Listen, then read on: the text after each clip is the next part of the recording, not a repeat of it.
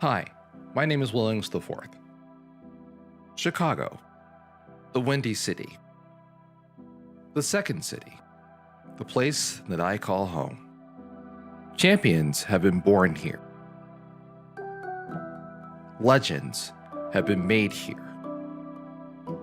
History has been captured here. I've been here for a long time, and let me tell you, it's amazing to witness history unfolding in front of all of us. When I created the Will English Invitational, I wanted to be a part of that history. I wanted to know who was the best Overwatch team out there. But not just the teams you see in the pros. I wanted to find the teams that you don't get to see on the Overwatch League stage. Teams that have heart, a story, a family, a community, a legacy beyond what you see and hear playing in the halls of competitive Overwatch tournaments. Thankfully, from the 20 teams that played in the first Invitational to the 40 plus teams that have played in the second Invitational, and finally our journey to the Overwatch Invitational 3, we get to witness that history unfolding in front of our very eyes and ears. For our North American champions in Lo-Fi AIM, now rebranded under Death Computer, they proved during the Invitational 2 that they were the best Tier 3 team in existence. But now they have to defend their title against one of the most dominant and strongest teams ever assembled in the ISU Redbirds. Our European Invitational Championship is vacant. Shoes Money Crew came in and showed the world where the top of the mountain was. With our expanded EU tournament, who's going to step up and claim that title? Well, fits to mention, an African Typhoon might have something to say about that. The road to victory is not going to be easy. It's a crazy, crazy world out there. Who's going to step up and claim victory in the Overwatch Invitational 3? Is it going to be you? Do you think you're the best? Well, guess what? The world is about to find out.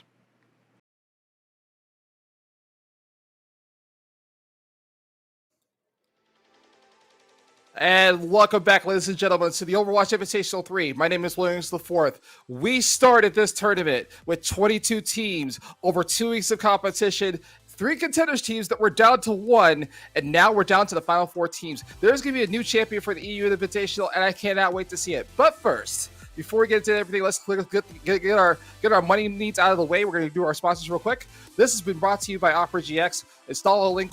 Install with a link in chat, Opera GX, so exclamation point Opera.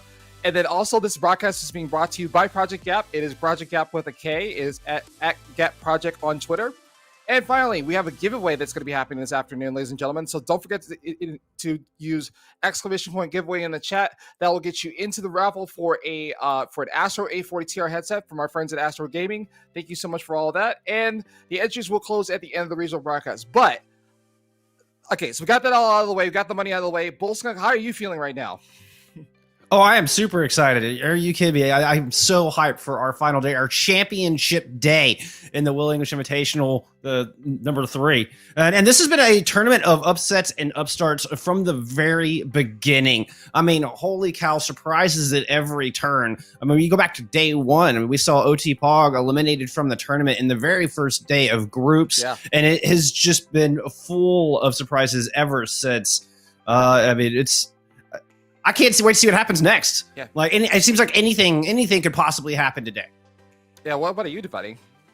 Yeah, I think if you asked anyone when we were starting out the tournament 2 weeks ago, which 4 do you think would still be standing on Championship Sunday? There is absolutely no one in the world that would have guessed the combination of Munich Esports, Ad Friend, Mind Goblin, and African Typhoon. But don't get it twisted. All 4 of these teams have absolutely earned their spot in today's matches, and I'm just super excited to see how it all ends. I mean, yeah, no one had this. If we had pick'ems, if we had like an actual bracket run, like bracket predictions, no one would have got it. And Ocean tried to steer this tournament into a certain direction, and it didn't happen. He had Ayad and Sheer Cold in the finals, and neither of them are here right now. So I mean, this is definitely going to be a tournament of surprises and stuff like that. But that's kind of the magic of this event, right? We started off with the round of 12, earlier like yesterday. It started off a little bit slow, right? But then it kind of heated up towards the end. The last 2 matches were definitely, kind of game changers. So, Bolska, which team impressed you most in the round of 12? Like kind of the first set of matches we had yesterday. I mean, it's got to be Munich so far. This has been a team that's scary enough that none of the contenders teams wanted to pick them. They got an automatic bye into today's matches, or into the semifinals, because they've looked that darn scary. And I mean, the script has certainly just been thrown in the bin here, Will. It is. We are off the rails. Nobody could have predicted where we're at today, and I'm really excited to see what Munich bring out. I mean, the quarters had their fair share of surprises as well, but I don't want to get ahead of myself here.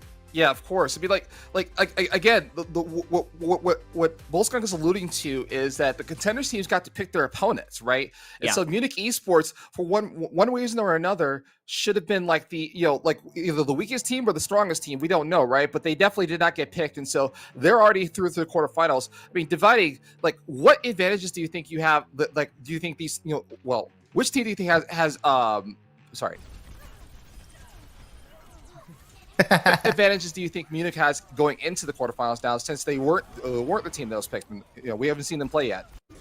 Yeah, if I'm Munich Esports, I really hope that they were keeping a close eye on the rest of the quarterfinal matches that were happening yesterday. You did not have to play in any of them, so you had a very unique opportunity to get an eye on every other team that was competing, try and get a feel for what they like to play, their certain play styles, different pocket picks to try and watch out for. I know that Alex2704, one of the most prominent off-tanks and EU contenders right now, 3-time contenders champion, has been leading this team very well, and hopefully their scouting has been on point, as honestly, they've been able to have an entire day of just stress-free game planning, and I can't wait to see what they're able to bring out. Yeah, absolutely. Well, go ahead. I just want to add on top of that, apologies for the interruption, but not only do they get this wonderful insight into the other teams and can kind of formulate their plan around it behind the great leadership of Alex, but they also get first seed. So they get to choose the first map when it comes to their semifinal matchups. And just based on if you win your map pick, if you take it to somewhere where you feel strong and it suits your play style, and these games continue to be as close as we saw through our quarterfinals yesterday, that means when you go to map 5, that is your map pick, and Munich would get to choose the map. I mean, if you're going back and forth, like I said, if you win your maps, but that something as simple as that little advantage could be the difference between them making it to the grand finals and a guaranteed 500, maybe even 1,500 in prize money, and going home in the semis. Yeah, absolutely. So we just talked about the round of 12, like kind of like just en masse, right? So we have our final 4 teams. Yeah, we have Ad Friend and African Typhoon, which is going to be the first match today.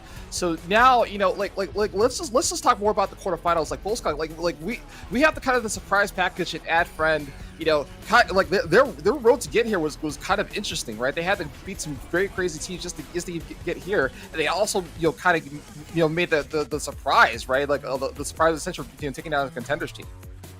I mean, you're talking about a squad that got knocked out in top 16 in the most recent open division. I mean, a good showing, but then to come in here and go all the way through groups, didn't drop a map. They didn't drop a map until they ran into their rivals in Aw Yeah. Aw Yeah beat them in a map 5 thriller in Contenders Trials back in September. And then yesterday, they got their revenge, went to map 5 again, but this time, Adfriend rose to the challenge. I mean, truly a surprise package. This team is always a joy to watch. Yeah, absolutely. And then divided, like, so we also had our other quarterfinal match is going to be Mind Goblin, right? Which is the other surprise, right? Because Mind Goblin made it through Contenders Trials, but came up just a little bit short into Contenders, and they had kind of had their demons in Sheer Cold, in Aw Yeah, and finally pushed through. And like it was a 5-map thriller yesterday, and it was almost a reverse sweep from Aw Yeah pulling it out, but Mind Goblin kind of pulled through. I mean, like. Dividing. What do you think about that? What about the other match? I think it's an incredible milestone victory coming out from Mind Goblin. As you mentioned, yes, indeed, they were able to make it into Contenders Trials in the last cycle of Tier 2, but they were not able to make it to Contenders. They got knocked out, including a loss to Aw Yeah. That getting so close to the Contenders brackets and falling just short has to hurt a lot for Mind Goblin, but obviously they have been practicing, they have been preparing, and able to get that win against Aw Yeah yesterday is so validating for them. They now know that they can hang with and even beat some of the best teams in these brackets. Yeah, absolutely. Anything is possible. And let's just also set the table on another thing too.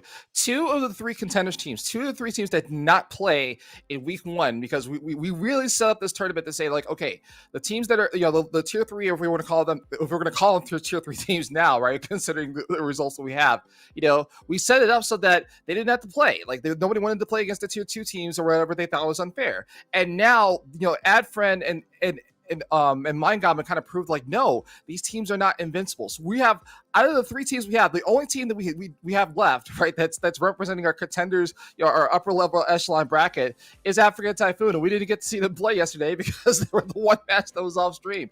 So now we got today. So like we got our first match is going to be Adfriend versus African Typhoon. Like, what are we expecting here, right?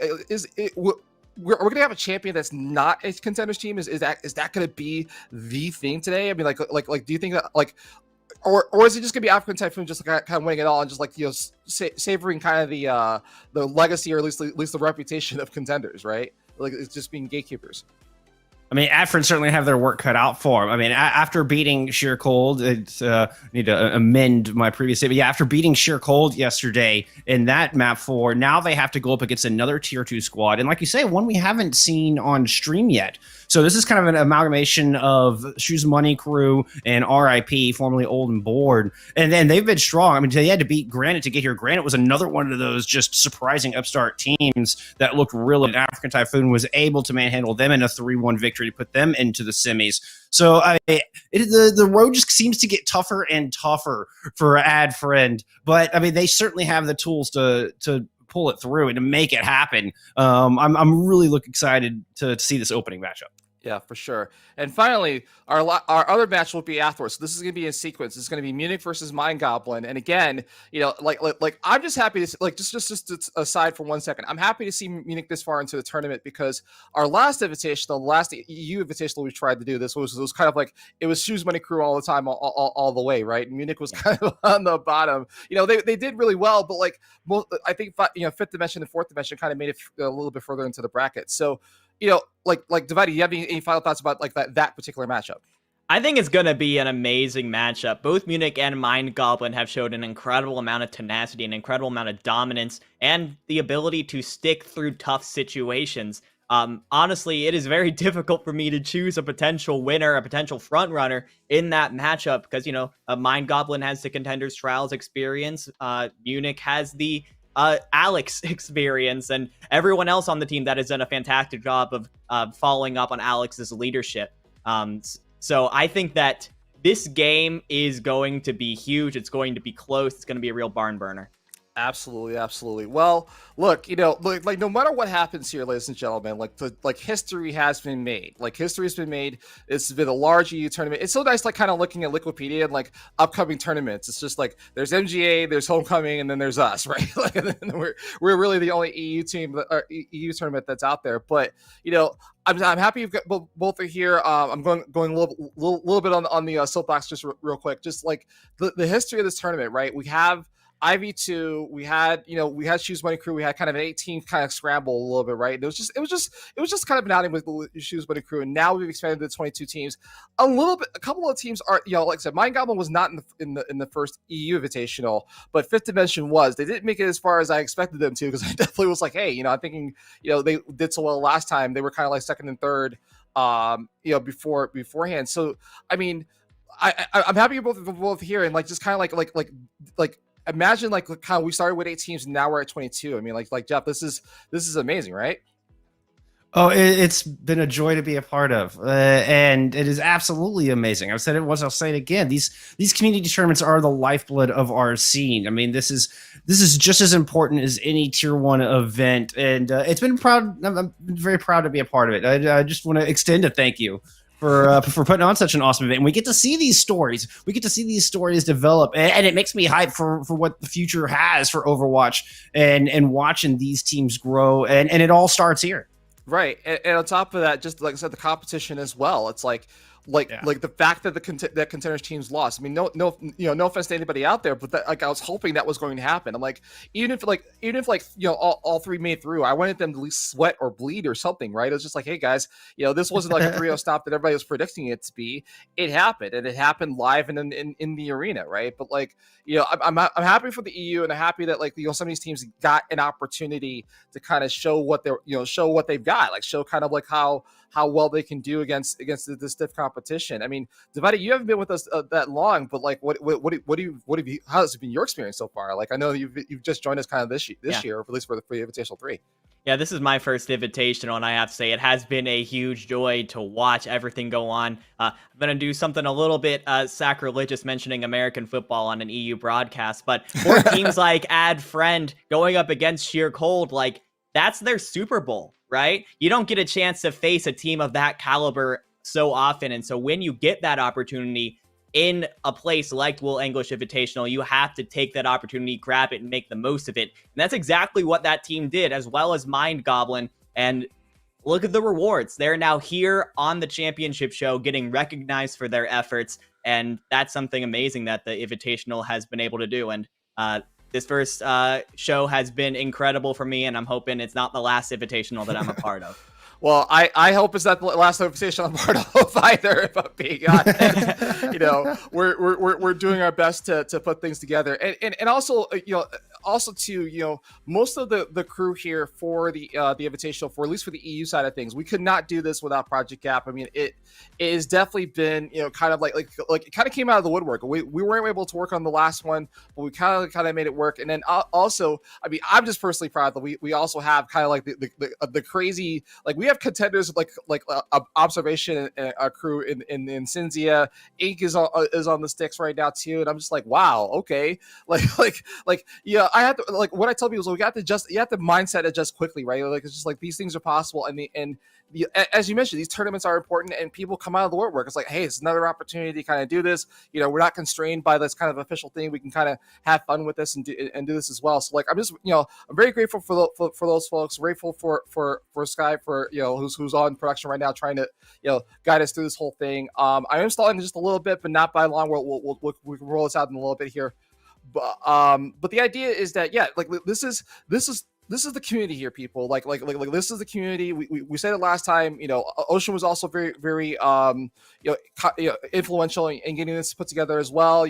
Like last time he took more of a back end role this time around, as opposed to, like, working 24 hours through the weekend in the event or whatever. So he got a chance to kind of cast and be calm, and he was more of a talent manager this time around. But it just we've come so far from that one, and and again, the future is bright. We're hoping that this is a staple of it. I mean, there was threats about actually us breaking into the APAC region as well, which I'm like, how the heck are we going to do 3 regions, as it were, and then we end up doing the World Cup. How about that, right? It's just we get Korea, like we get Korea and China, and then we end up doing the World Cup. That's it, right? Then where else do we go, right? What else do we do? I have no clue. Also, too, like this is probably one of the last big tournaments, right, for Overwatch 1, right? So like we're probably, I mean, IV4 might be the last tournament for Overwatch 1, but we're all expecting to be playing Overwatch 2 next year, right? So like this might be the swan song for Overwatch 1, right, Jeff? Yes, and it's another place I'd rather be. I mean, that's wherever we go from here. I know it's going to be handled with poise and class, and it's going to be great games and great time and great competition. I can't wait to see what the future holds. Cool. Well, it's time for me to get off my soapbox. I've been stalling long enough. So here's the drill. First of all, thank you to everyone that's tuned in. Thank you both, Bull Skunk and Dividing. I know you're going to have a great show and stuff like that. Thank you. Like as a backwards thing, I know they're not paying attention right now. But Nate's from Shoes Money Crew, like if they didn't start this off, this wouldn't have, this wouldn't even exist. So thank you for that. Thank you for Skyscraper and everybody in the background crew. I'm really glad you guys are all here. Again, history is in the making.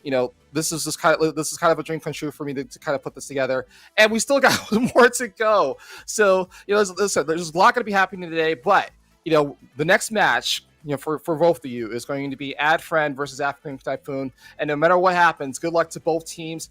And that's it. So we're gonna go cut to a quick break, and I wanted to use my voice, and I've been using my Troy McClure voice, but I can't work into it. So either way, we're gonna be right back after a word from our sponsors, and then we're gonna get right to this first match today. Good luck to everybody. Thank you all. I'll see you later.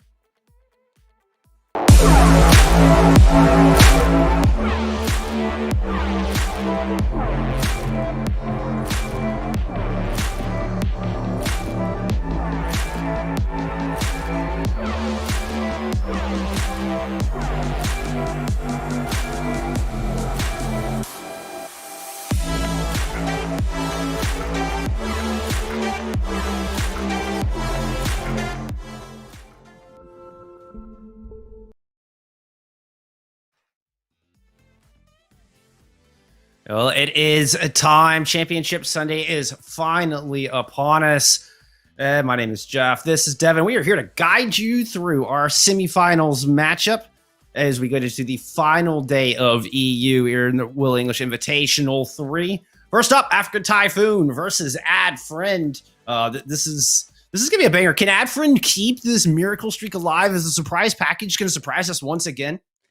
It is going to be tough, I have to say. African Typhoon, they are a bit of a wild card right now because we haven't seen them on stream yet today. But I mean, the names on this team are definitely not ones to discount. Players like Jaru, Sana, Watery, Sobek, they've all been back up here for a while in these high tier events, in these high pressure events. And I mean, considering they're the only contenders team still standing, they absolutely have the tenacity to hold on in these situations.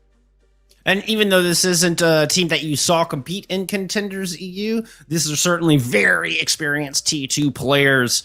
And I'm anxious to see what kind of synergy they bring to the table. But on the other side, Adfrin, led by Kiwi. Kiwi's Wrecking Ball has been an absolute tour de force through this tournament, just knocking every single opponent out of the way like bowling pins. And I mean, this is maybe their toughest challenge yet. Another one I'm keeping my eye on is, well, somebody that impressed me a lot through the quarters yesterday, I'm not even seeing in the starting six right now, and that's Reflection.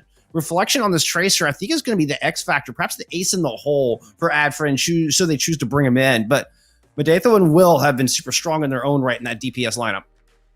Yeah, when you're playing the Wrecking Ball compositions, it's so dependent on making sure that you're able to follow up on the opportunities that your Wrecking Ball makes for you. The pile drives, knocking people up in the air. The roll throughs, knocking them out of position. And Reflection on that Tracer has done such an incredible job of being able to follow up on the Wrecking Ball. The synergy between the two so far in this tournament has been so good between them. It's a little unfortunate that we don't see Reflection in this starting lineup. Maybe we see him a little later, but hey, if Will is in fact better than Reflection, I mean, we're in for a real treat.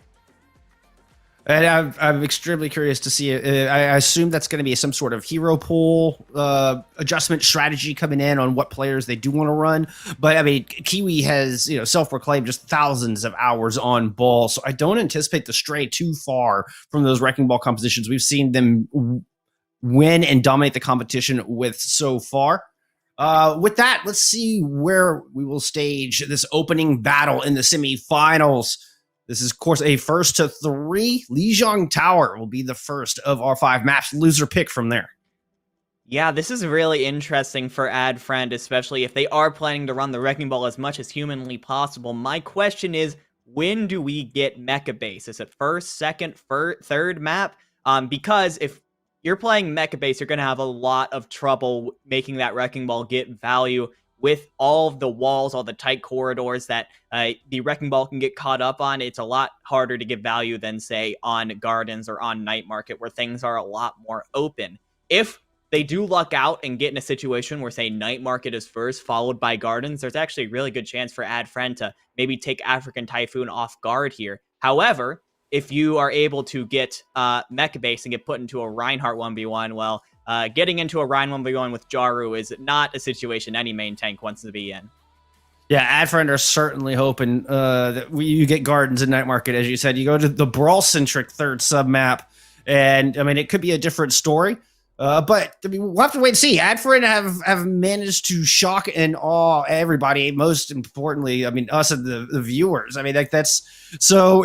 I can't put anything past them at this point. Devin, I refuse to underestimate this team again. I think it's happened time and time again through this tournament, and everybody who's done that has ended up now watching from afar, while Ad Friend have moved into our top 4 in EU. So I'm done underestimating them. I'm done trying to predict or say no, like this. They were a top 16 OD team. They're not gonna win this one, surely, right? They're not gonna beat this T2 squad, surely, right? Oh no. Sheercold already made that mistake. If African Typhoon are serious about winning this, they're not going to do the same. All right, and before we get into this, just want to let you all know that Caster's Nest is also doing a French broadcast for international viewers out there. So that's at Twitch TV/Caster's Nest. So this is going the world out. Ad Friend is impressing people all over the world with their performance so far through this tournament, and in multiple languages. I mean, what could be better? What could be better? This how far we've come, Devin. Yeah, they bring the hype for sure. Always love seeing the broadcast hype. Like you know, in Overwatch League, when sometimes they would have just some huge play and they would show the play in multiple languages and everyone's freaking out. It's so cool to see that kind of stuff. Even though I can't understand them, their emotion comes through the broadcast for sure. And it's so awesome that we're able to partner with Caster's Net to bring you that to the French-speaking audience. Yeah, much appreciated. Much appreciated. So many good friends and partners helping us out throughout this tournament. And one of those, just a reminder, don't forget to hit ! giveaway in chat for your chance to win that Astro A40 headset that will be given out at the end of today's broadcast. But with that said, I'm anxious to get into our opening map and see how this unfolds. Like, see what African Typhoon have. This is a bit of a mystery. And I think that's one of the benefits they have. There's not really any scouting on this squad. You can't even look back at previous months' competition. So Ad Friend are really just going to have to stick to their game plan and come out confident and play in their style, because there's a bit of an unknown on the other side in African Typhoon. Yeah, and that definitely hasn't stopped Ad Friend in the past. This is a team that has faced all sorts of adversity over the course of their tournament lives. They have not dropped the game so far. Of course, neither has African Typhoon, but this is a team that I think has only gained more and more confidence as this series has gone on. And look at this. We're starting off on Lijiang Gardens. This is probably the map that most benefits this Wrecking Ball composition. This is already a good start for AdFriend. Exactly. This is the draw they were hoping for. And there's another change I'm seeing up here. It looks like we got tossed a little bit of a curveball. Reflection is in this lineup. Let's go. Can't wait to see him. The synergy has been so good.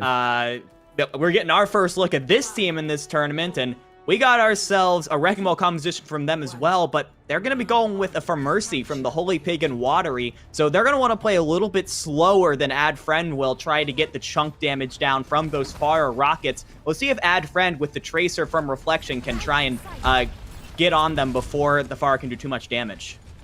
And this dictates a change in their support lineup as well. So you got to have that Baptiste down low, trying to keep the ground forces alive with the Mercy in the sky. And Holy Pig are going to try to just corral AdFriend into the areas that African Typhoon want to fight, dictate the pace of this engagement. This opening engagement, you got the Wrecking Balls going head to head. Sauna's got to be real careful. There's a turret in that back side, so Sauna's movement has been absolutely restricted, but the kill potential has not. Immediately finds Ghost, that Discord Orb off the table, and a strong start for African Typhoon here in the very beginning. Looking at a lot of low health bars there for AdFriend, as Jaru is going to go in and try to follow up on it. Beautiful directs on the back of that from Holy Pig. What a big 1-2 punch. It's going to give African Typhoon first control. Yeah, some great play from African Typhoon. They're able to withstand that early fight prowess of AdFriend's comp, and as soon as the Holy Pig is able to start getting some really good rockets into the core of their composition, it's already over. We see both the Holy Pig and Sana already have their DPS ultimates available, just showing how much work they're doing in this comp so far. However, AdFriend is coming up on several ultimates of their own, including made those Molten Core. Ooh, that pulse bomb was a little close, but it's the barrage able to open things up strong. And Soaks are already out of the fight. That's going to leave Ghost very vulnerable in the back line. And +2 advantage to African Typhoon, as they have managed to corral AdFriend into this white room. And that this could be the kill zone, I'm afraid. Like, deep water. As AdFriend are just going to go ahead and back out and try to avoid any more casualties. Yes, now African Typhoon now getting up now to 50% on the point. AdFriend didn't use very many ultimates in that fight, which is good. Kiwi just used the mine, so we're going to have all 5 of your other ultimates available, but you've got to get something done now before this round gets out of hand right now for African Typhoon. They're looking great, and oh no, Shira down early. Not having the defense matrix is so bad. Especially against this Pharah. Holy Pig has been picking this team apart, and now AdFriend have mines to worry about all over the objective. Adetho's gonna go down as Holy Pig just continues to wreak havoc, coming up on yet another barrage, demanding attention from Shira and Rufin, and still manning to dominate. Yes, AdFriend still didn't use any ultimates, though, to be fair. They used the Molten Core, and that was it. The fight ended so fast that they didn't get a chance to set up. They're going to go in with the rally now, so they have the advantage of the armor, but that's not going to save Ghost. Ghost didn't quite press that Transcendence in time. Holy Pig's going to get knocked off. Kiwi falling apart, and African Typhoon, well, for our first time seeing him on stream so far, I'm impressed. Yeah, and like we mentioned, this was probably the best role for AdFriend as well. Those Wrecking Ball compositions tend to do incredibly well on Gardens, but African Typhoon know this as well and ran their Pharah variant of the comp expertly. The Holy Pig was not contested on any point during that map. It seemed like AdFriend's strategy was to try and ignore the Pharah for as long as they could and just try and push in on the tanks. The rest of African Typhoon did a fantastic job. Especially focusing down Ghost in the back. Soax couldn't quite get the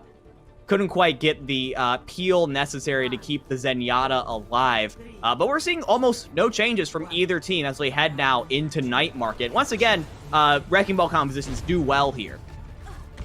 And, we started off the top of the map saying, Adfriend, we're hoping for these two maps to start. With the showing from Holy Pig on the far, I'm not so sure now. Adfriend may be looking at Night Market and going, uh-oh, wait a minute. Maybe we should go to Control Center, because Holy Pig is just going to have all the room in the world to work. African Typhoon have already made their way onto the objective, and now are slowly branching out and searching for weaknesses in Adfriend. Yeah, but African Typhoon have been able to take up positions on the point thanks to the shield of their Sigma. NKZ is able to allow African Typhoon to take first point control. So now it's up to Adfriend, who have to try and push into this. And as we just saw, Shira tries to push in, immediately loses their mech for it. And that's such a disastrous start. That defense matrix against the Pharah is one of the best tools. And now Holy Pig feels a lot more confident to just have free reign. And they've managed to pin Adfriend all the way back into these tiny rooms. You see, slowly but surely, Adfriend are just losing space 1 inch at a time as African Typhoon are just wrestling it away. Now they're moving in for the kill. Finally cornered. Shira will fall. And the pursuit coming through onto Kiwi and Medetho as well. African Typhoon just continuing to build up percentage. Yeah, we haven't really seen Kiwi be able to get off one of those successful engagements that we saw so often from this team yesterday and in week 1. They need to get something, and that's going to help. NKZ is down. Sauna's pulse bomb's eaten. This is the best chance Adfriend has had all day. Yep, now Reflection with Pulse Bomb in hand. Ops out of the duel against Sauna and heading back to the point to help the rest of the team reinforce. They managed to devalue Ardian's amplification matrix and just run African Typhoon away. Adfriend finally finding some stability. Yeah, and Ghost has been such a juicy early pick target for African Typhoon so far on the Zenyatta, but that shows why you keep the Zenyatta. The damage potential of that support hero along with the Discord Orbs allow them to come out ahead in the fight, and now Ghost has a Transcendence for the next one. Oh no, Soax goes down, which means Ghost is super vulnerable once again. NKZ throws down the Flux, but gets interrupted out of it. Not able to slam it down. Ghost is going to go ahead and invest that Transcendence as Adfriend also invests Molten Core. Heavy investment from Adfriend. They had their pick of the litter of the war chest and just threw the entire chest at African Typhoon right here. But the Typhoon have managed to weather the storm, and NKZ picks up a good kill, allowing Typhoon to get better control over this courtyard area and really start to press back. What a great counterpunch from African Typhoon. Yeah, African Typhoon played the objective beautifully. They were able to just get onto the point. They had to force Adfriend to try and respond, and they were not able to do so. So now 85% and counting for African Typhoon. Adfriend has to get something done with this bomb, with this rally, or else it's going to be a quick first map win. He manages to dodge a bullet, nay, a bomb in the very beginning. Unfortunately, Ghost falls early. The extra armor was not enough. And Shira falls again. Shira has just been under so much pressure, under so much fire. Oh no, and Holy Pig with the conch blast. Sends one off the side, drops the barrage in. And it is enough. Holy Pig back in spawn. But should be watching this overtime wick burn down from afar while the rest of their teammates clean up the stragglers. This is looking like a 2-0 victory for African Typhoon. After taking care of those stallers, NKZ will do just that. African Typhoon open up with a 1-0 lead. At the beginning of the series, it was all about Adfriend to start. Their Cinderella story, they were the King Slayers, the Giant Killers, getting ready to go up against yet another contenders team, but it was all African Typhoon, and all this man right here, the Holy Pig on this Pharah, he was never touched the whole game. He had infinite room to work. The rest of the team could not kill the other team's tanks fast enough, and because of that, the Holy Pig was just able to rain rockets the entire way on the Lijiang Tower. There seemed to be no answer for Holy Pig on the Pharah. It was Shira was probably the biggest threat, but got taken out early in a lot of the fights. Holy Pig and the able to focus down the Diva, and without the mech, there wasn't a whole lot to contend with. I mean, and everything Adfriend tried to do just seemed to fall a little flat. Send a couple people to engage the Pharah, and it just takes up too much time, and the rest of the team is getting run over 5v6 on the front line, or 4v4 on the front line more accurately. They try to ignore the Pharah, and Holy Pig is just able to pepper down everyone, find the angles, and put in so much damage that the Ad Friend were just on the short end of the stick, no matter which way they tried to approach it. Yeah, it just seemed like there wasn't enough adjustment coming out from Ad Friend in that matchup. It feels like, we hyped up Reflection's Tracer at the start of this match, and it definitely is great, but the ability of Reflection to impact that fight was very much minimized. He very much depends on Kiwi being able to go in and get those engagements so that he can follow up on them. And so when Kiwi was shut down, so was he. At some point in that map, I think there had to be a bigger adjustment, more direct hero swaps from the side of Ad Friends to try and deal with this Pharah, with this Tracer a little bit better. Maybe a Cowboy, a more longer range DPS to be able to deal with the Pharah and also deal with Sana in the back.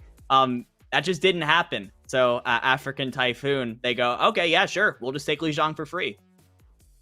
And I mean, absolutely on Reflection. I mean, has had a fantastic performance so through this tournament, particularly yesterday. But up against the mighty Finn Asana, Reflection has got their hands full, and certainly, I think, lost that duel.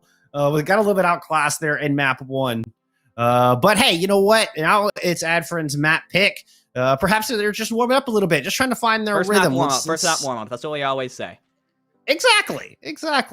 So let's take a look at our map full screen and figure out where they want to take us for our hybrid map. And we are headed to Eichenwalde. So another great option for the Wrecking Ball Tracer duo.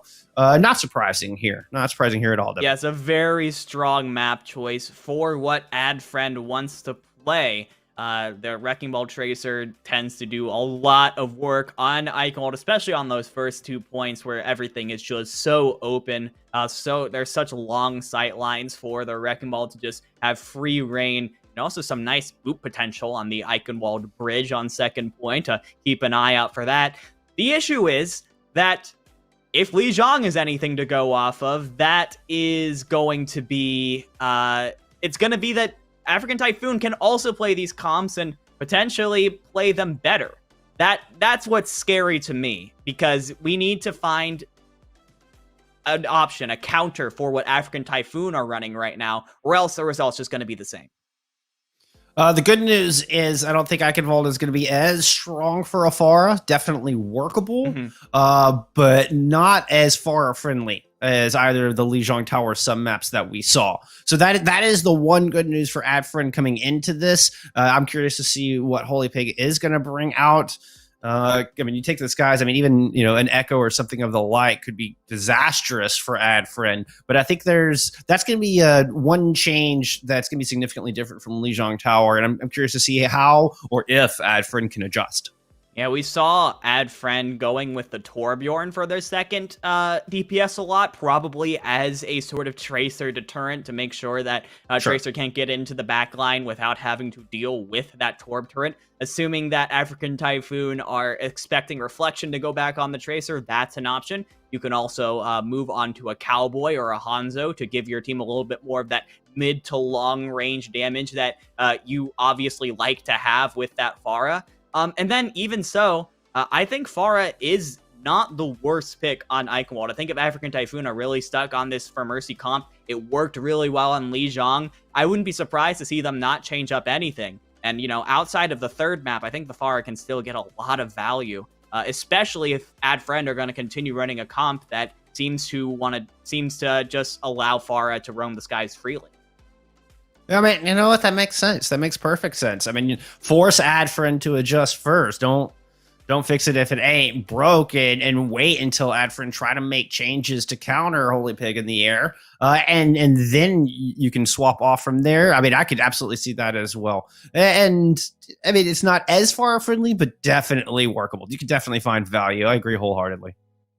Yeah, should be heading in momentarily here, hopefully, as I really hope we get to see some good adjustments here from Ad Friend. There gotta be, they have to be cognizant of what happened in that first map. What went wrong? Pharah totally wrecked us. Why? Our Wrecking Ball couldn't get the engages in time. The Pharah was above, getting almost no counter. Was able to just rain damage into us. And as a result, we weren't able to get those fast-paced engages that gave us so much success in the past. It seems like African Typhoon have finally found the counter to Add Friend's playstyle. So now we have to see them do something we haven't really seen them do yet today, which is adjust and counter what has now countered them. Because that's what Overwatch is all about at the end of the day. It's about picking and counter picking heroes and strategies to play against what your opponent's doing. And if they want to continue with the Brig Zen, they at least need to adjust how they're doing the rotations. It's the Zen kept getting punished, and the Brig kept getting punished on the rotations. Perhaps, I mean, you have to play even safer, which means your tanks have to adjust their timing on their engagements. And it's, I mean, if Shira tries to focus in the sky, then it leaves the supports vulnerable.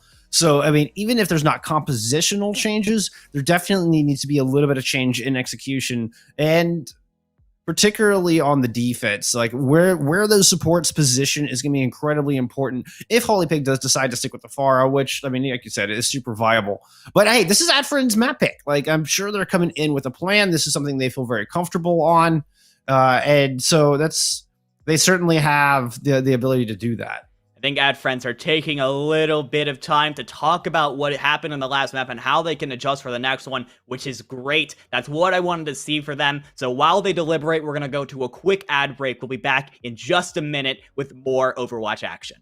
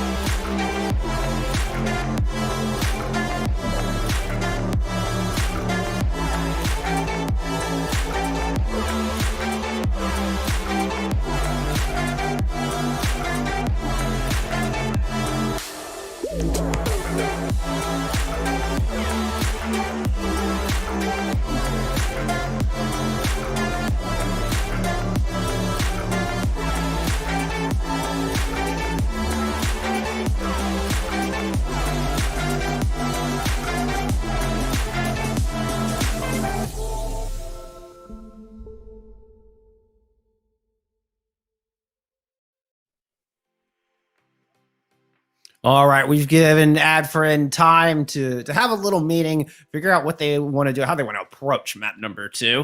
Again, they have chosen Eichenwalde as our hybrid map for today, and then trying to come back. And hey, they're not strangers to this. AdFriend are used to being the underdogs. They're used to having to claw their way back, and then they got to do it again now.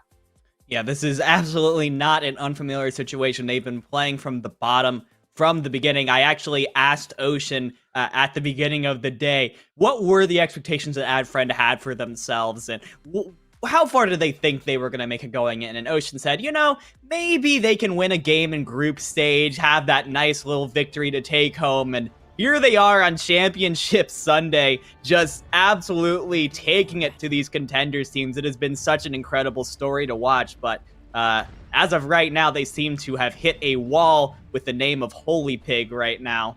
They need to try and figure out a consistent strategy to get around the Pharah that he is continuing to show for this map. We mentioned Pharah maybe not the best pick on Eichenwalde compared to some other things you could run, but it definitely can work, and the Holy Pig has decided, well, it worked so well last time, may as well just keep it up. Yeah, the pharmacy is back. They're going to put the Otis onto AdFriend to make their adjustments. So we'll see what that is. We're still seeing the the BAP Zen backline coming out of AdFriend. I can't help but think that the Baptiste would be a better choice than the Brig Zen that we're currently seeing. Maybe have a little bit more pressure in the sky. But as it stands, they're going to trust in Soax to keep that Zenyatta alive. But look at that. Ghost is already eating direct rockets. Sauna with the finish. They're still getting punished on these rotations. A little bit sloppy to start things off, and African Typhoon pounce immediately. They've already shut the door on this first attack. Yeah, it's so tough for Ghost to stay alive in these kinds of compositions. It is usually on Soax to be able to use the stuns, use the shield and the whip shots to try and defend the Zenyatta, but you can't do very much when you're getting shot from 50 feet in the air. Yeah, they've got to stay, like, holding hands on those rotations. Ghost needs to just crouch behind that shield. And look at where this fight's taking place. Kiwi and Reflection in the back trying to create some space for the team to work. But NKZ is just holding down fort, not allowing anybody to even really buy any kind of percentage on this point. And slowly but surely, African Typhoon able to whittle down those health bars. Now, with Arden going down, could be an opportunity for Adfriend. You can see him starting to make the way on the point, but they still have a Holy Pig to contend with. Yeah, they do, and Water is able to get in and get that res onto Ardeon. The healing is there, and then it's gone as Mabetho gets the second kill onto him, and Adfriend are actually able to take the point. There's no one alive except for the For Mercy, so there's no touch. And Adfriend actually, after what was looking really shaky, they're able to use their engagement tools to keep everyone alive, keep everyone afloat, and they take first point pretty quickly. That's a shocking turnaround, but hey, that's what has been happening with Adfriend all tournament long. So, I mean, good start. It was better adjustments on their second approach. Kiwi and Reflection pulling the team way back, and look how far forward Reflection is here, putting a lot of shots down on Sauna. Heals come through. Reflection with the recall. Now it's Kiwi's turn, moving up to the top. And just taking a little bit of individual duels at the moment, trying to use this molten core to reclaim this high ground. But it will eventually fall as Holy Pig has their number. Force out immortality has field, to back though. out of the fight. Yeah. Yeah. I mean, it's an important cooldown to get out. Yeah, but here comes the Dragon Strike coming in from Sauna. So much damage on the point. Holy Pig drops down. Ghost and Soax had absolutely no chance. The peel was not there. And so with that, the Holy Pig and Sauna are able to get Adfriend off the point with that quick 1-2 combo, the Dragon Strike and Barrage. But it wasn't an expensive fight for African Typhoon. They used a lot to hold on to that one. Let's do a quick replay there as, yeah, the Holy Pig is just doing so much work right now. Shira needs to get locked in on this Pharah. There's just no way around it. You're going to have to really keep your head on a swivel, and I do not envy what they have to do, because Holy Pig is very elusive, very good at getting on top of the supports. And there it is. I mean, Shira's already out of mech. Now, Soax did drop the rally, trying to bolster this team, but Holy Pig's still just running rampant through the skies. Yes, it's the Brigida and the Wrecking Ball currently on point, trying to keep the cart moving. As Ardeon gets taken down, it seems like Adfriend have identified Ardeon as the main dive target. He doesn't have much peel from other members of his team. Maybe NKZ can get back, but the other support, Watery, is going to be sticking with the Pharah the whole time. So if he can get on Ardeon early, get him down, force him to waste Immortality Field, well, not necessarily waste, but use it early to save himself, that's a big cooldown that you don't have to worry about in the future. But with Watery on this Mercy, you typically have to kill Ardeon twice. I mean, we've seen it done, but that's... Adfriend haven't been able to act quick enough because African Typhoon are diving the backline in their own right, eating pulse bombs, taking Mabetho out of the fight early, and it's African Typhoon in complete control of this higher ground. Adfriend are trying to work from the lower level, but just cannot seem to get up the stairwell. It's so difficult. There's just so much damage coming out on the side of African Typhoon, and Adfriend, even when they have both support ultimates online, they have trouble finding the support necessary to hold through it. Mabetho, Reflection, Kiwi, just getting chunked down to low health over and over and over again, and Ghost getting so low, you need to stay up, you need that last 10% to the Transcendence. They're trying to throw a cheeky turret up top. And you can see Shira kind of watching the Pharah, but there's so many threats. Shira's trying to spin in all directions to keep everybody alive. There it is. The defense matrix finally eats a little bit of the barrage, but not before Casualty falls. Reflection's able to get the kill, but the res is there, and Holy Pig is right back in the sky.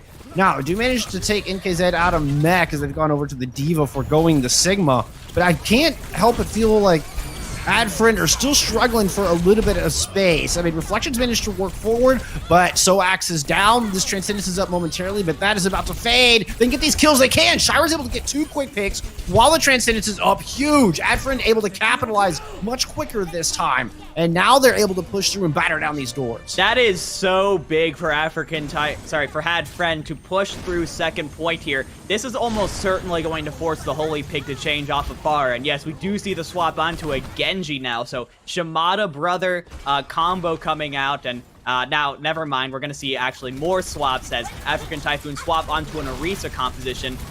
So now Adfriend have the potential to really try and use their engagements to try and run over this Orisa. This matchup actually bodes pretty well for them.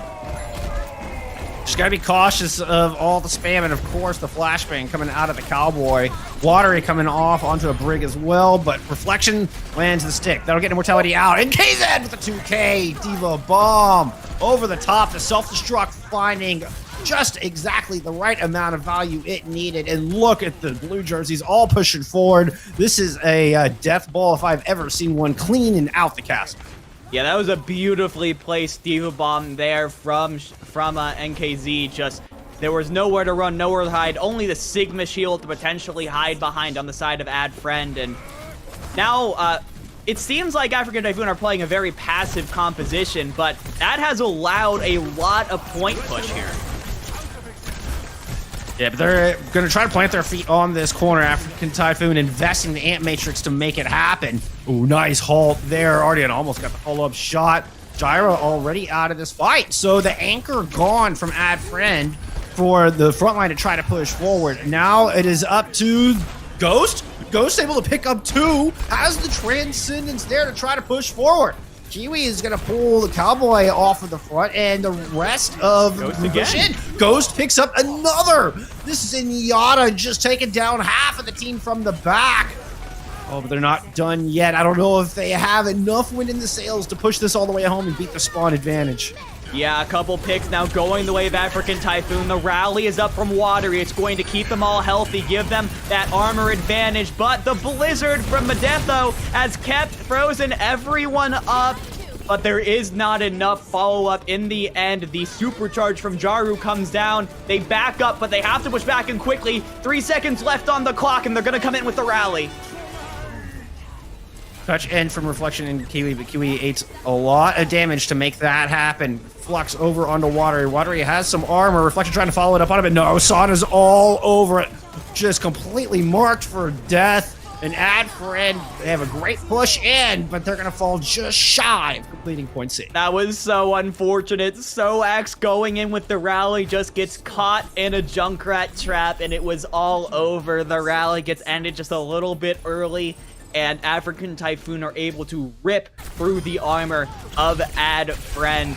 Some beautiful stuff here from African Typhoon, but Adfriend showing a lot more life than they did on Lijiang Tower. I think they're playing a lot more decisively than they were before. They're getting on the back line of African Typhoon. They're making sure that they can't be super comfortable and forcing potentially Watery to get off of his Pharah for a little bit to make sure that Ardiant is still alive for a couple more seconds. I think the adjustments coming out from Adfriend have definitely benefited them here.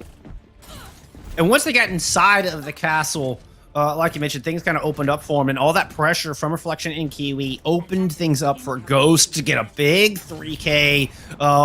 What a point C Ghost had. Fantastic stuff. Finally able to show their wares once we got to that final point, and a big reason that Adfriend got as far as they did. I mean, and this is still certainly winnable, but like you mentioned, the pharmacy is back in the sky. Holy Pig and Watery looking for that air domination. At least that's what they're showing us. Still 7 seconds to change their mind, but I don't think they will. Yeah, considering how much African Typhoon have been coming out on it, Holy Pig should probably not switch. And if I'm Ghost, I think the second that I see that far in the sky, you are hiding behind a wall. You're breaking up the line of sight, doing everything you possibly can to make sure that the Holy Pig cannot find you. Because so far, the second that he does, you have been dead.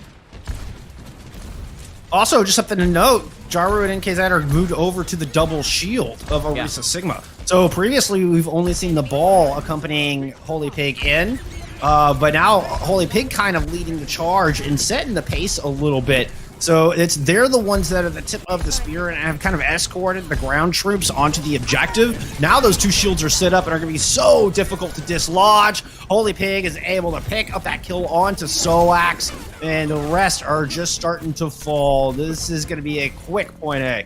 Yeah, it's so difficult for Ad Friend to try and deal with this. You try and put resources towards making the Holy Pig back up. Jaru and NKZ are going to push in with their double shield. You try and get some damage onto the tanks, and the Holy Pig is on top of you in an instant. You can't deal with one of these threats without the other one becoming such a big problem. As now African Typhoon, with over 5 minutes on the clock, get to start pushing into point B. NKZ is just a little bit away from that all-important gravitic flux, and I see a potential pulse bomb or even barrage combo that could be pushed into that. I mean, look at NKZ just holding down the top, but built a bulwark on this high ground. Here comes the flux out. That's going to demech Shira. And Holy Pig now has a free barrage ready to use. There's nothing to eat up those rockets, nothing to stop the salvo of justice. Nice stick from Sauna. Goes down, building up that transcendence. Could have been the one hope. And Sauna recognizes and eliminates that threat. The barrage comes out fairly unimpeded, able to take down the other support.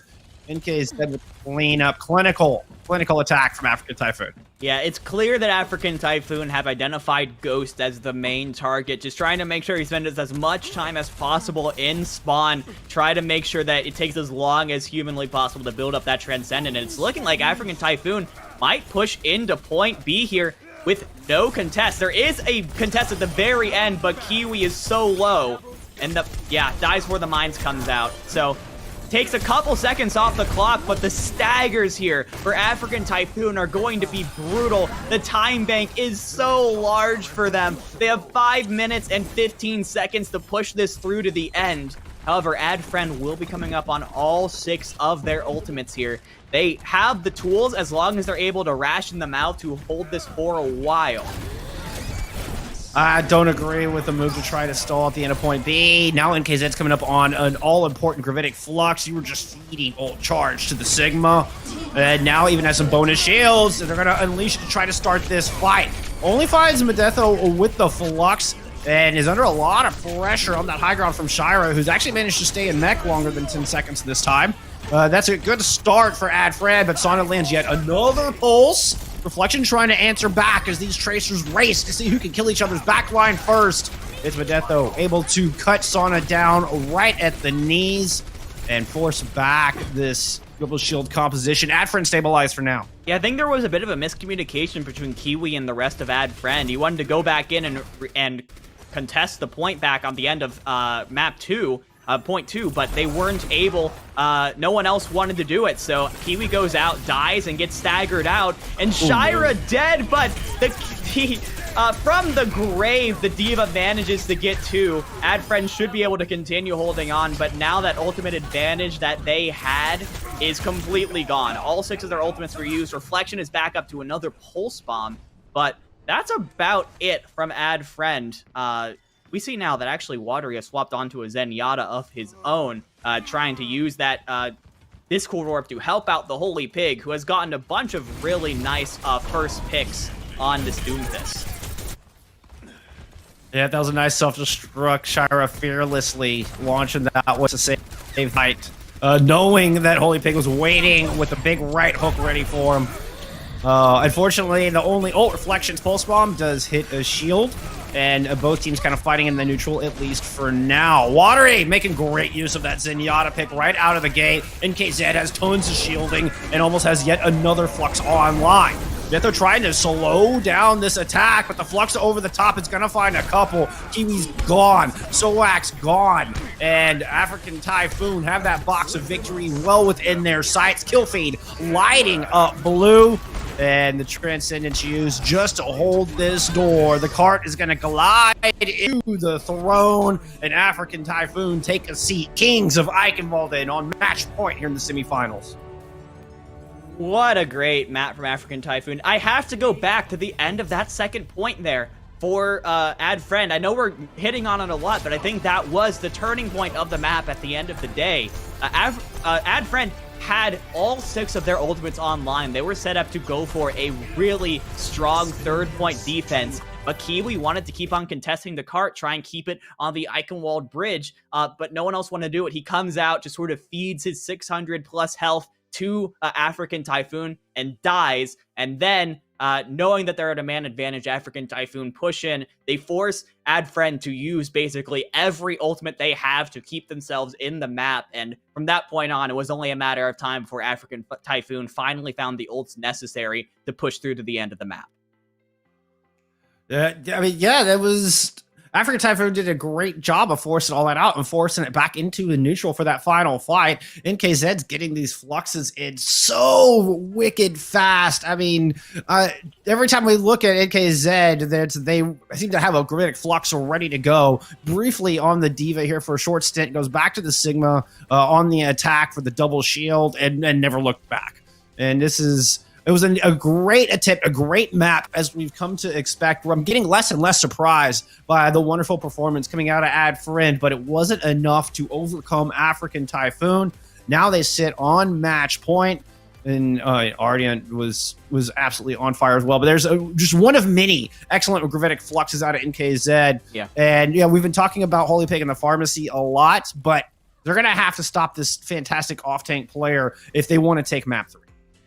Yeah, absolutely. I do believe that Ad Friend were much improved from their first map. I think they did a good job of being a lot more decisive with their dives and their engagements with Kiwi. They definitely made Ardion's life terrible for a while there. But in the end, the tank line and the DPS line of African Typhoon were able to pick them back up and give them what has quickly become match point, series point, finals point for African Typhoon. Ad Friend, their backs are up against the wall now. They have to pull off the reverse sweep, or else their incredible Cinderella story is going to come to an end.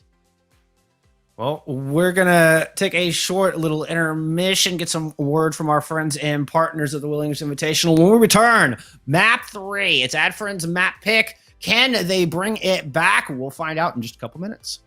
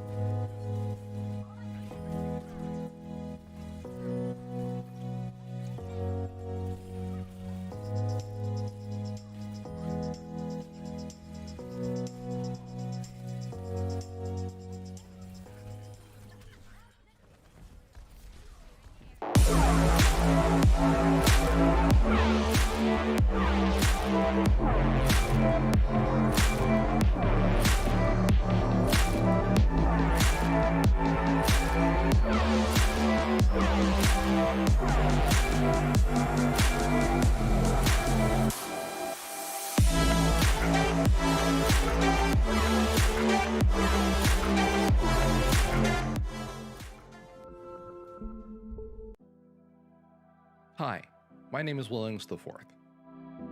Chicago, the Windy City. The second city, the place that I call home. Champions have been born here. Legends have been made here. History has been captured here. I've been here for a long time, and let me tell you, it's amazing to witness history unfolding in front of all of us. When I created the Will English Invitational, I wanted to be a part of that history. I wanted to know who was the best Overwatch team out there. But not just the teams you see in the pros. I wanted to find the teams that you don't get to see on the Overwatch League stage. Teams that have heart, a story, a family, a community, a legacy beyond what you see and hear playing in the halls of competitive Overwatch tournaments. Thankfully, from the 20 teams that played in the first Invitational to the 40 plus teams that have played in the second Invitational, and finally our journey to the Overwatch Invitational 3, we get to witness that history unfolding in front of our very eyes and ears. For our North American champions in Lo-Fi Aim, now rebranded under Death Computer, they proved during the Invitational 2 that they were the best Tier 3 team in existence. But now they have to defend their title against one of the most dominant and strongest teams ever assembled in the ISU Redbirds. Our European Invitational Championship is vacant. Shoes Money Crew came in and showed the world where the top of the mountain was. With our expanded EU tournament, who's going to step up and claim that title? Well, fits to mention, an African Typhoon might have something to say about that. The road to victory is not going to be easy. It's a crazy, crazy world out there. Who's going to step up and claim victory in the Overwatch Invitational 3? Is it going to be you? Do you think you're the best? Well, guess what? The world is about to find out.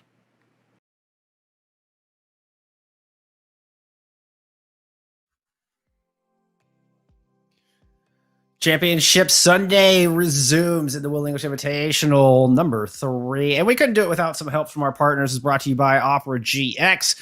Be sure to use the link in chat using Command Opera to install it. It really does help us out here. Also, production and broadcast brought to you by Project Gap. Follow them on Twitter at Gap Project. That is with a K. So big shout out and thank you to those guys. Also, don't forget about our giveaway. We are giving away an Astro A40 headset from our friends over at Astro. And hit the exclamation point giveaway in chat. Get your entry in. We'll be giving that out at the end of our broadcast today after our grand finals. But with that said, we are headed into map number 3. Add friend with Matt Pick. They are taking us to Rialto, Devin. Yeah, they are. This is a really interesting map pick coming out from them. It's not really what the escort map I would expect from a team that wants to play the comp that they have played so far. It's very similarly set up to a map like King's Row. A lot of tight corridors with all the buildings on the map. A lot of 90-degree turns for the cart to go around. So Wrecking Ball has trouble. It makes me wonder if AdFriend are just going to completely swap things up here in African Typhoon. Maybe go for a Reinhardt or an Orisa comp to try and just throw something completely out of left field at African Typhoon and see if they can catch him off guard. I mean, African Typhoon showed us a strong double shield and a strong Pharah. Taking that to Rialto, I'm concerned. I have concerns, Devin. But hey, maybe Adfriend can answer. African Typhoon are going to actually come out with the Wrecking Ball composition, it looks like we're getting a little bit of trolling. We're getting a little bit of some trolling. swaps coming through. A little bit of roll swaps coming through. This is, just a teeny little bit of trolling coming out from African Typhoon, deciding that we're going to try and see if we can beat him on off rolls. But this is now a great opportunity for Ad Friend, I have to say. African Typhoon have clearly discounted them, and that is when they have done their best work throughout this entire tournament, Bullskunk. This is an incredible opportunity for Ad Friend to get back into this game as they roll out on pretty much the same thing, except now we see Lucio and Moira out of Ori and Ghost respectively. They're going to be moving so quick. Yeah, this is a rush support line. To where you expect everybody to just press forward in a big death ball. Kiwi already finding first blood, is able to push it into the back, and Holy Pig is not going to land that hook. The one thing Kiwi had to watch out for, clearly able to avoid that. And now there's really no big beefy body to hold down the defense. African Typhoon have to back all the way up to the point A archway. NKZ tried to challenge Reflection, but is losing this duel fairly handedly. Reflection just barely a scratch coming off of that duel. And look at the double kill coming out of Ori. Yeah, the double kill off of the Rialto bridge. Some beautiful stuff out of Ad Friends, Lucio, and this squad is going to start marching their way down the first point of Rialto. I'm not sure if Ad Friend have the players to go for a big recontest here, but they're going to try. Well, Reflection just took out one of them with Jaru falling to that pulse bomb. Reflection is looked to have turned up the dial. Like, they are kicking it up a gear right now. Look at that. Ardian falls. Not a chance against Reflection's Tracer. Now there's a Blizzard to contend with. Point A, done and dusted.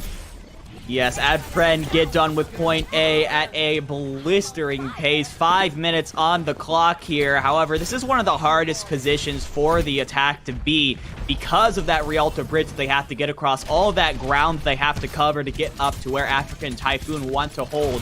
And they're going to have both support elements coming up soon, but that is a beautiful Maywall. Ardian just sectioned off from everyone and doesn't have a chance. Well done from Medatho. It's been kind of quiet so far today. I love this change onto the Mei. Not something you would typically see in this composition, but they're playing this very rush-like, very fast and furious. Everybody pushing in together. Now with Ghost going down 2% to that Coalescence, no less, it may slow down this pace a little bit as Ad Friend are looking to take what I consider the most difficult corner in the entire game to try to attack on. You can see, look at all his high ground. Ardian's trying to work with it, being forced back as Ghost returns, pops that Coalescence, moves around the corner, but Ori falls also so close to their ultimate. It's a dangerous trend from Ad Friend. And unfortunately, without that sound barrier, they're not going to quite be able to muscle through the second point just yet. Yeah, and that's tough. Kiwi does decide to use the mines to try and push through here. Does get one pick out of it, but nothing else. This card is still going to stop right under this choke point, which is going to be so difficult now for Ad Friend to be able to push through. Because, I mean, look at all this ground they have to cover and all this room that African Typhoon has to just keep on poking in onto the Ad Friend core. The sound barrier and the defense matrix to protect against NKZ's whole hog. Big push off the back, and they forced out the Transcendence. That is huge. That is exactly what Kiwi needed to do, worth the sacrifice. Unfortunately, it takes a turn for the worse. Nathan gets taken out. The opportunity to put in a great Blizzard now off the table. Reflection still investing, trying to pull things back, but decides to go ahead and back out and reset. All right, Ad Friend is able to get a little bit of point progress, though. We're able to get past that choke point, which is nice for them. And also, Watery just decides to throw in the high noon at the end there, maybe trying to go for some stagger kills. Does not happen, so that's a big ultimate that you don't have here. Gonna be the attack visor coupled with that to try to punish Ad Friend as they cross, but Ad Friend are pretty quick.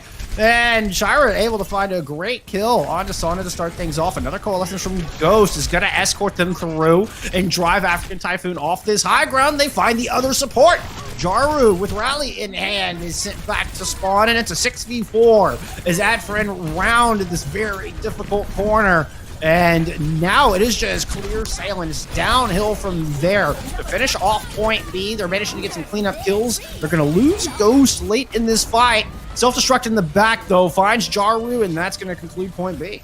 Yeah, and they finally force NKZ to get off of Hog here. Goes on to the Reinhardt, of course, immediately sacrifices his life for the cause to just try and get a couple more seconds off the clock. Adfriend still have a very healthy time bank here. Over 3 minutes on the clock, but Shira has pushed forward to try and get the Zenyatta. Loses the mech, but also Luke gets a Transcendence out of Sauna. So that, I think, is a trade that you're totally okay with. Oh, yeah, Adfriend are definitely happy about that. As they work up to another round of ultimates. Oh, Reflection gets caught out. That had to be the flash headshot, finishing off Reflection. And it's just going to be a bit of reset on the back of that. You need your Star Tracer player to push this third point. Yeah, you really do. But that Star Tracer player does have Pulse Bomb for this next fight, as well as Diva Bomb. Oh, wait, no, that's not Diva Bomb. That's Remake. Never mind. But they all do have the beat coming up from Ori, which is going to be massive, especially with potentially that Shatter coming up from NKZ, the High Noon from Watery as well, who is hitting around in the back. Gonna be looking for something kind of sneaky here, I think. Ooh, nice Shatter up on the high ground. Ori, I believe that interrupted sound barrier. I didn't see the shields come out, and I think that got absolutely canceled by the big Shatter from NKZ, and the Deadeye from Watery is able to find some value as well.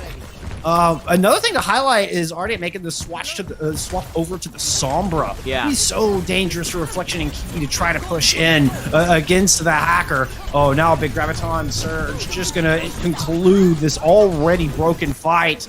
Trying to counter with Blizzard. Adfriend's not done. They're limping through, but they've walked themselves right into an EMP, and that is just curtains for this attack. It is curtains, but I think a little bit of an overcommitment here from African Typhoon. Ardeon throws in the EMP at the end there when African Typhoon were already up in numbers by quite a bit. The Blizzard had gotten a little bit of point push, but it was going away. African Typhoon was pushing back in. I don't think you needed it. I think you could have saved it up for this next fight, as now Adfriend don't have to worry about it. But Water here in the back on that Doomfist. He's got his eyes on Medeth, though, and he gets him. That's a massive pick for the Doomfist. Against the Tormior, no less. Not the easiest target, just because of the extra armor and the turret you got to concern with, but lands the shots. Gets the alt fire down. Oh, big hack on the Reflection. Reflection's in trouble. Adfriend are in trouble. Cornered and just splattered up against the wall. This is going from bad to worse. The Primal Rage coming out of NKZ. Yeah, now this is getting getting a little bit sillier right now, as NKZ is still back in the spawn of Adfriend. Finally gets taken out. African Typhoon forced to fall back here as the picks are now coming through from Adfriend, but this is their last shot here. 15 seconds left on the clock, and oh man, Sana caught in a really bad situation there, is forced to use the Transcendence just to get out. Did African Typhoon get a little bit too comfortable here? EMP found 4, but there's not really a whole lot of fall up on the back of it. Reflection lands the pulse and finishes off NKZ. Adfriend with a real opportunity to push in. Unfortunately for them, Reflection is down. Sound barrier up, trying to counter the Graviton Surge. Out from Holy Pig. And Watery doing their best dance, but not going to be enough to avoid all the damage. Molten Core now on the point, and Adfriend have spent a lot to push it as far as they have. They're on the precipice of completing their first map of the day, and the cart drifts in. It's in overtime, but that is 3 points on the board as they complete Rialto. And African Typhoon, they're just letting their feet off of the gas pedal right now. They're going off rolls. They are trying to flank. They're touching the spawn doors. They're acting like a team that is just better in every capacity. So they say, it doesn't matter what we do or what we play, we're going to win anyways. But Adfriend has been dealing with this all tournament long, and they are going to punish you for it every single time. You cannot let your feet off of the gas against this team. They will take advantage of it. So Adfriend now have finished the map and are one successful defense away from getting themselves right back into the series. I mean, such a defensive favored map. I feel like Rialto is one of the hardest maps to push through its entirety, not just that point B that we were discussing earlier, but just as a whole, this courtyard is very defendable. Point C is very tough to push. You have a long stretch of road you got to get past before you can even get to fight in the close corners of the cathedral. This is absolutely winnable for Adfred, making no changes as they head on the defense. Yeah, I mean, why would you? It has worked fairly well for you here. We do, however, see the For Mercy come back out, but this time it's going to be Watery and Jaru taking the Pharah and Mercy respectively. Those are some cursed images that you can send in your group chats for sure. But what I will say is that this is like an actual comp coming out from African Typhoon. They're still off-rolling, but you have forced them to go onto a comp that makes sense. So they're taking this a little bit more seriously. Yeah, a little bit. I don't think entirely, but hey, you know, Water is able to get work done right out of the gate, and the Pharah might be the Achilles heel of Adfriend. Still a little early to say that, as that duo gets taken out of the sky and Reflection just dancing across this high ground. Adfriend with a good first fight on the D. Yeah, that's unfortunate. Or just needed to swim, you know, it was just get a little warm, and Rialto needed to go cool off with a nice bath. This is just an absolutely scrappy fight. I mean, of course, Typhoon have the close response, and they're starting to push back a little bit, but they haven't even made it into the courtyard yet. No, they haven't. However, Kiwi going down, the main spearhead of the Adfriend composition, is probably going to allow African Typhoon a chance to push back into this here. NKZ needs to get healed up first, though, very low, but now Ardeon has the EMP. Oh, Pulse Bomb just narrowly makes it out. Immortality Field nicely timed there from Sauna. And Reflection is the one that ends up falling. Kiwi trying to get aggressive, manually hacked, falls back, wants to push in front of that Ant Matrix, now using Molten Core to devalue this Ant Matrix. Adfriend really don't want to give up this corner. But Ori's going to fall again. We'll see if the Coalescence is enough. Kind of a last bastion of hope for this engagement. Adfriend looking a little worse for wear on this one, though. They're going to push into the lower level, get everybody topped off, and they at least claim this bottom section. African Typhoon have rotated around to the top. Yeah, now 2 minutes left on the clock for African Typhoon, and they have had a lot of trouble getting around this corner here. The mines from Kiwi are going to make things even harder, and NKZ just goes right into him. He's down. They do have self-destruct and a rally coming up.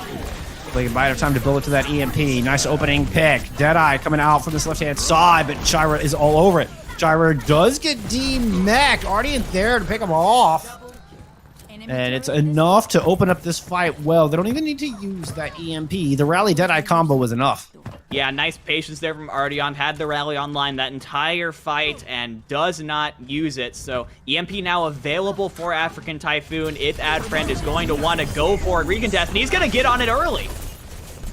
Ardeon's like, no recontest for you. It's an EMP in the back. Ant Matrix up as well. And yeah, the tanks managed to make it through, but their supports have just all been cut off, split up from the pack. Sauna with a nice 3K. That's what happens when you put a DPS player on Baptiste right there. Yeah, Sauna with that fragging mentality here. That was a beautiful heads-up play coming up from Ardeon there. Just using the EMP before Adfriend even has a chance to set up for the recontest. It is going to allow African Typhoon a time extension now. 3 minutes and 20 seconds on the clock, and a second point unlocked for them. They will have the mines and the high noon with them. This is a really important fight for Adfriend. They need to win this and get stabilized on this point. This is the difference between African Typhoon pushing into point C with a monstrous amount of time, or if African Typhoon have to fight until the very end. And so far, AT are running away with it. A couple of early picks, another Deadeye out of water. He finds Ori, and they will manage to round this corner. Things are looking dire for Adfriend. Yeah, African Typhoon, they have the momentum on their side now, and with that, it is, they've already pushed to the end of point B. Our wonderful observers coming through that quick little top down, just showing us the positioning on the re-engage. That was wonderful, but unfortunately they engaged right into an EMP, and Watery continues to impress with the Peacekeeper. Accurate is all get out. Yeah, so after a bit of a shaky start here, African Typhoon now have almost 4 minutes on the clock to push this cart into the end. It's almost as much as Adfriend had at this point in the map. However, Ardiant caught in the back by Medetho is going to slow down this progress just a little bit as African Typhoon are forced to push back and respect Kiwi, who is coming in with the mines.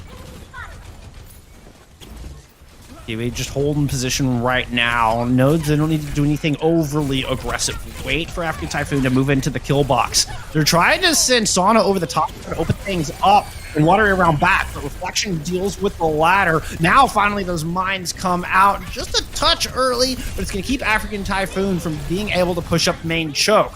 Trying to send the Holy Pig up high. Self-destruct is going to come out into the back, buy that space necessary for the rest of the team to get around this first corner. But now the floor is lava, and Adfriend are pushing back with a nice counterpunch. Yeah, they have pushed back indeed. Just got to deal with NKZ here as the Discord is down, and Adfriend are playing very, very efficiently right now. They're coming into this next fight with a nice dagger onto Watery. That's going to delay African Typhoon even further. But they're coming into this fight with Pulse Bomb, Diva Bomb, the Rally, and probably Transcendence as well from Ghost in the later stages, which is going to be big. You got to build up that last 25% quickly because Ardiant has that EMP. You cannot get caught in that if you're the Zenyatta.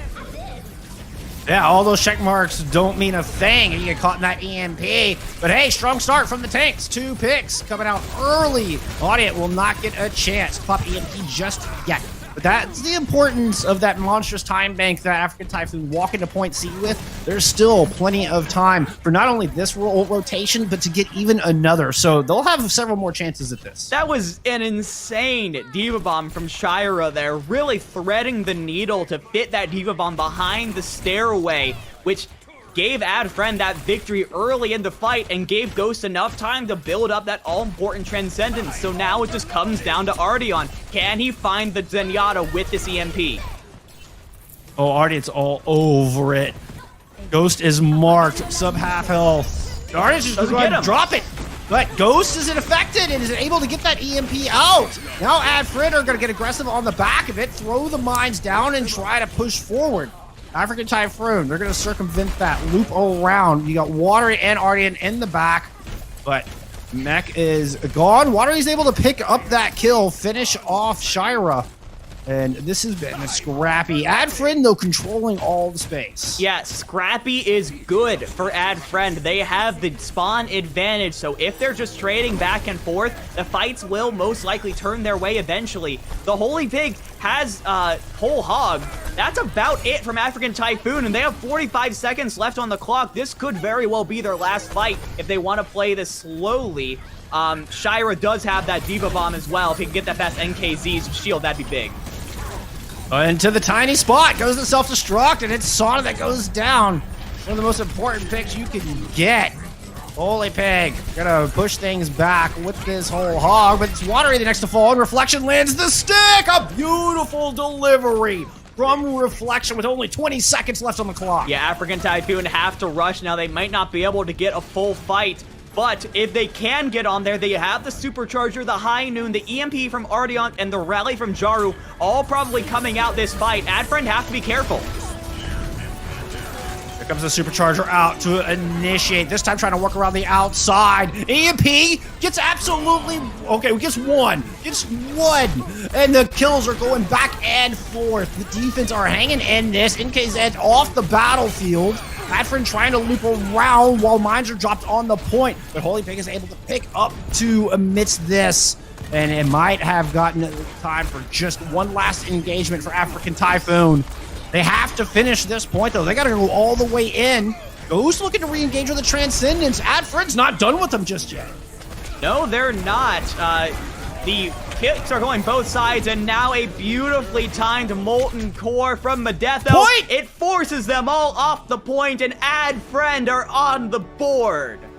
They are not done yet, Devin. We have been impressed time and time again with this upstart squad. The surprise package surprises everybody once again. They get a 1 in that map win column and win on their choice of Rialto, punishing African Typhoon for their hubris.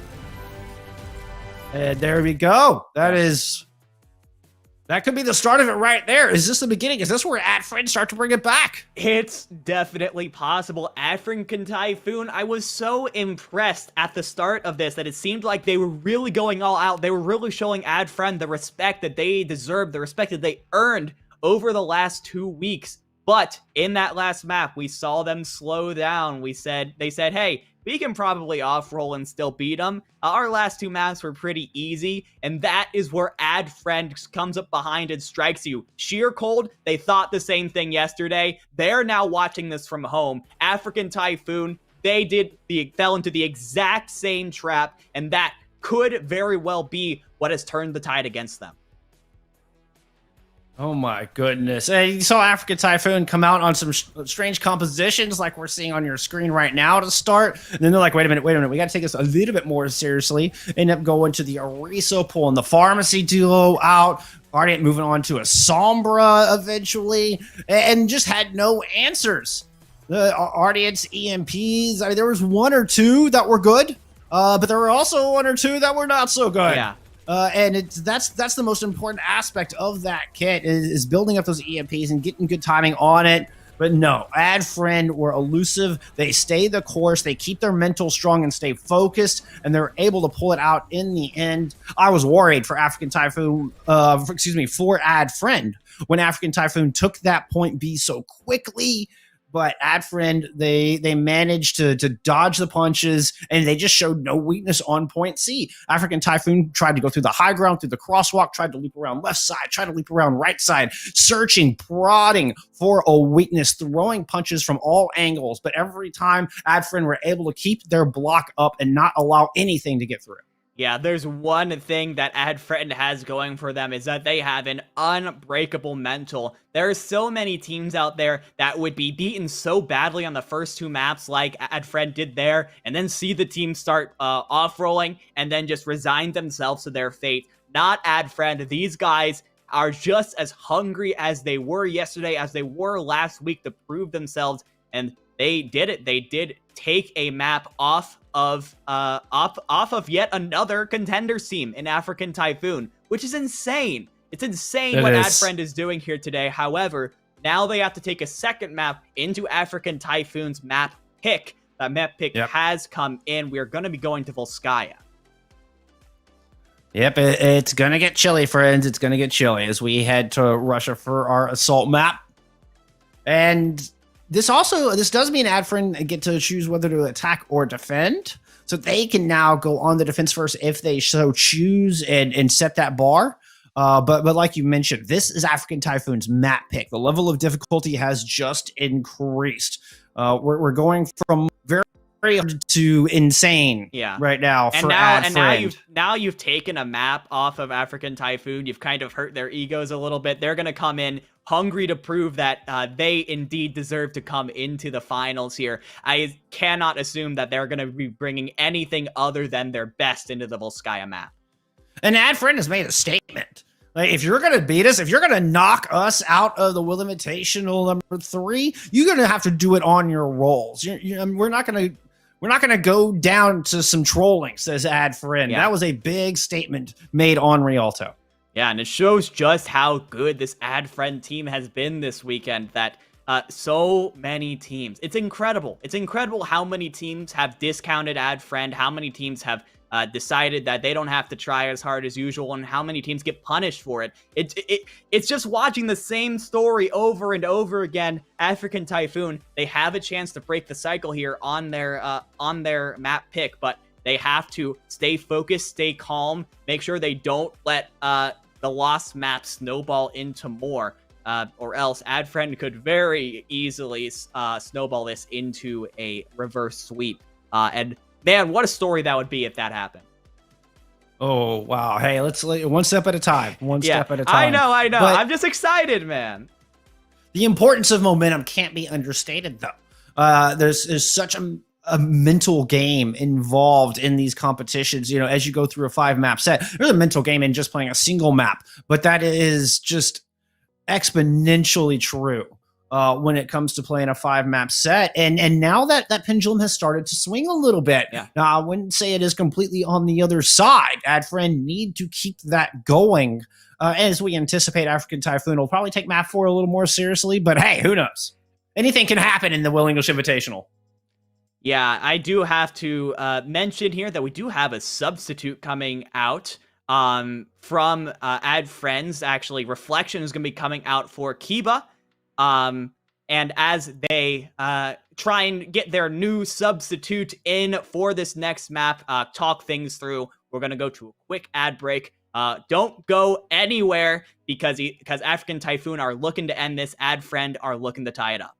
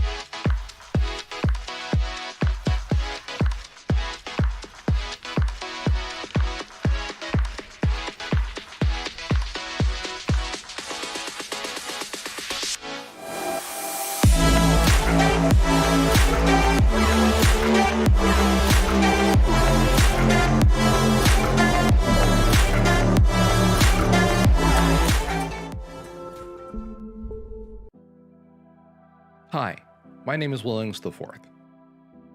Chicago, the Windy City. The second city, the place that I call home. Champions have been born here. Legends have been made here.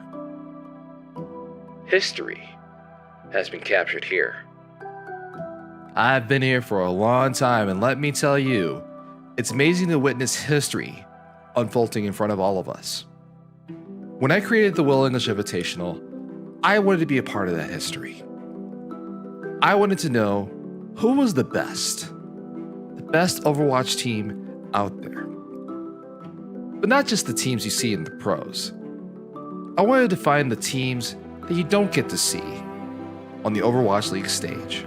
Teams that have heart, a story, a family, a community, a legacy beyond what you see and hear playing in the halls of competitive Overwatch tournaments.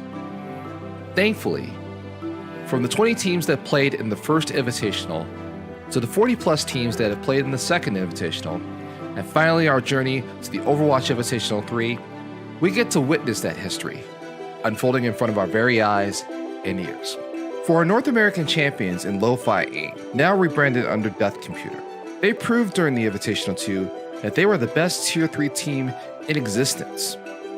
But now they have to defend their title against one of the most dominant and strongest teams ever assembled in the ISU Redbirds. Our European Invitational Championship is vacant. Shoes Money Crew came in and showed the world where the top of the mountain was.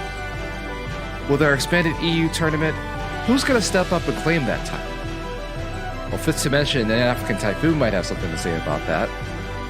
The road to victory is not going to be easy. It's a crazy, crazy world out there. Who's going to step up and claim victory in the Overwatch Invitational 3? Is it going to be you? Do you think you're the best? Well, guess what?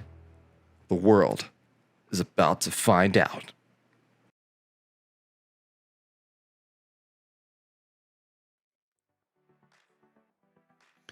We appreciate your patience, but we continue on to the semifinals in the Will English Invitational 3. And this wonderful tournament would not be possible without our friends and partners over at Opera GX. Hit the command Opera in chat. Follow that link and install the wonderful gamer-centric OS system today. Also, our friends over at Project Gap handling our broadcast here. And be sure to go give them a follow on Twitter. That's Gap Project on Twitter. Project spelled with a K. And don't forget to enter your giveaway if you haven't already. At the end of today's broadcast, after the grand finals, we are giving away an Astro A40 headset. Command giveaway in chat. Get your entry.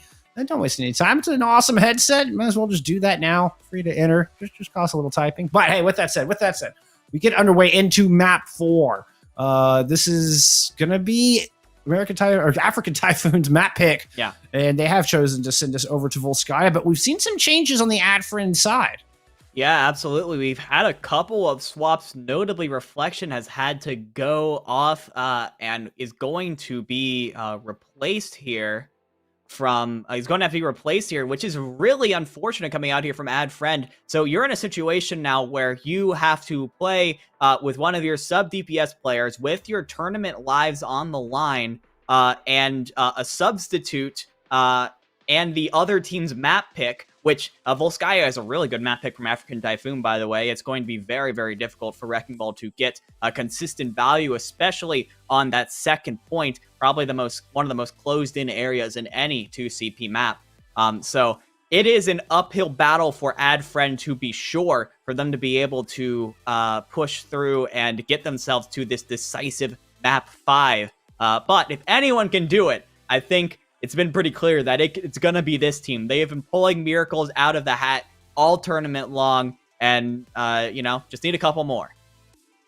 And it will be Kaiba coming in to substitute for Reflection. And I can't help but worry. We're talking about the importance of momentum, and I feel like that momentum has just been sucked dry just by having to make this change. An unfortunate IRL event, which kind of indicates to me that Adfriend almost surprised themselves. Yeah, they weren't expecting to make the yes. beach he'll be playing today. But I mean, it can't help also wonder how this affects the mental game. We've talked about their rock solid mental fortitude, but now one of the most standout players we have seen from this squad is not here when the team needs them most. It's Kaiba picking up the Tracer, and can they maintain? Can they maintain this perseverance and the sheer will that has gotten them so far? I mean, it's in the tournament name, right? Yeah. I mean, it takes an iron will to push through into our grand championships later on today, and now AdFriend get to really show off their mettle in what looks to be a very difficult circumstance, especially running into this double shield composition. No more trolling from African Typhoon. Yeah. It's NKZ back on this Sigma Holy Pig taken to the skies. Yeah, and AdFriend with a distinct strategy change here with Kaiba in. We're going with an Echo Mercy to try and directly counter the Holy Pig, who was back on that signature Pharah that did so much damage in the first 2 maps. They have to try and play a little bit more slowly to make sure that the Echo and the Torbjorn can get some damage into the American Typhoon tanks. And Shira's on the Sigma to try to battle the ground game, which means Kaiba's not going to have any real help at all in the skies. And it is going to be the aerial duel, a bit of a dogfight coming out. It's Holy Pig landing the directs. Kaiba has to drop in out of LOS. And look at those health bars on AdFriend. The ground forces are losing their battle. The air force is not faring much better. Holy Pig get chased down, but nice conch blast avoids the sticky bombs coming out. Oh, look at that! There's Medetho waiting in the wings. And the pharmacy, they have been cut off. Unfortunately, AdFriend have lost their tanks. They don't have the sustain to continue this fight. Yeah, a bit of a disconnection there between the Holy Pig and Watery.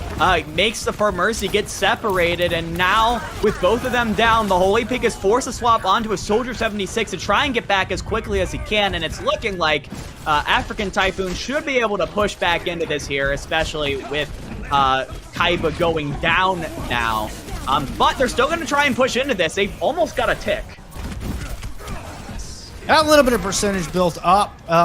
Ghost is going to go ahead and drop that transition. In fact, we're getting double support ults coming out on the attack as AdFriend look to try to push in with that resurrection. They're back at a full 6, but Holy Pig quickly regains the player advantage for African Typhoon.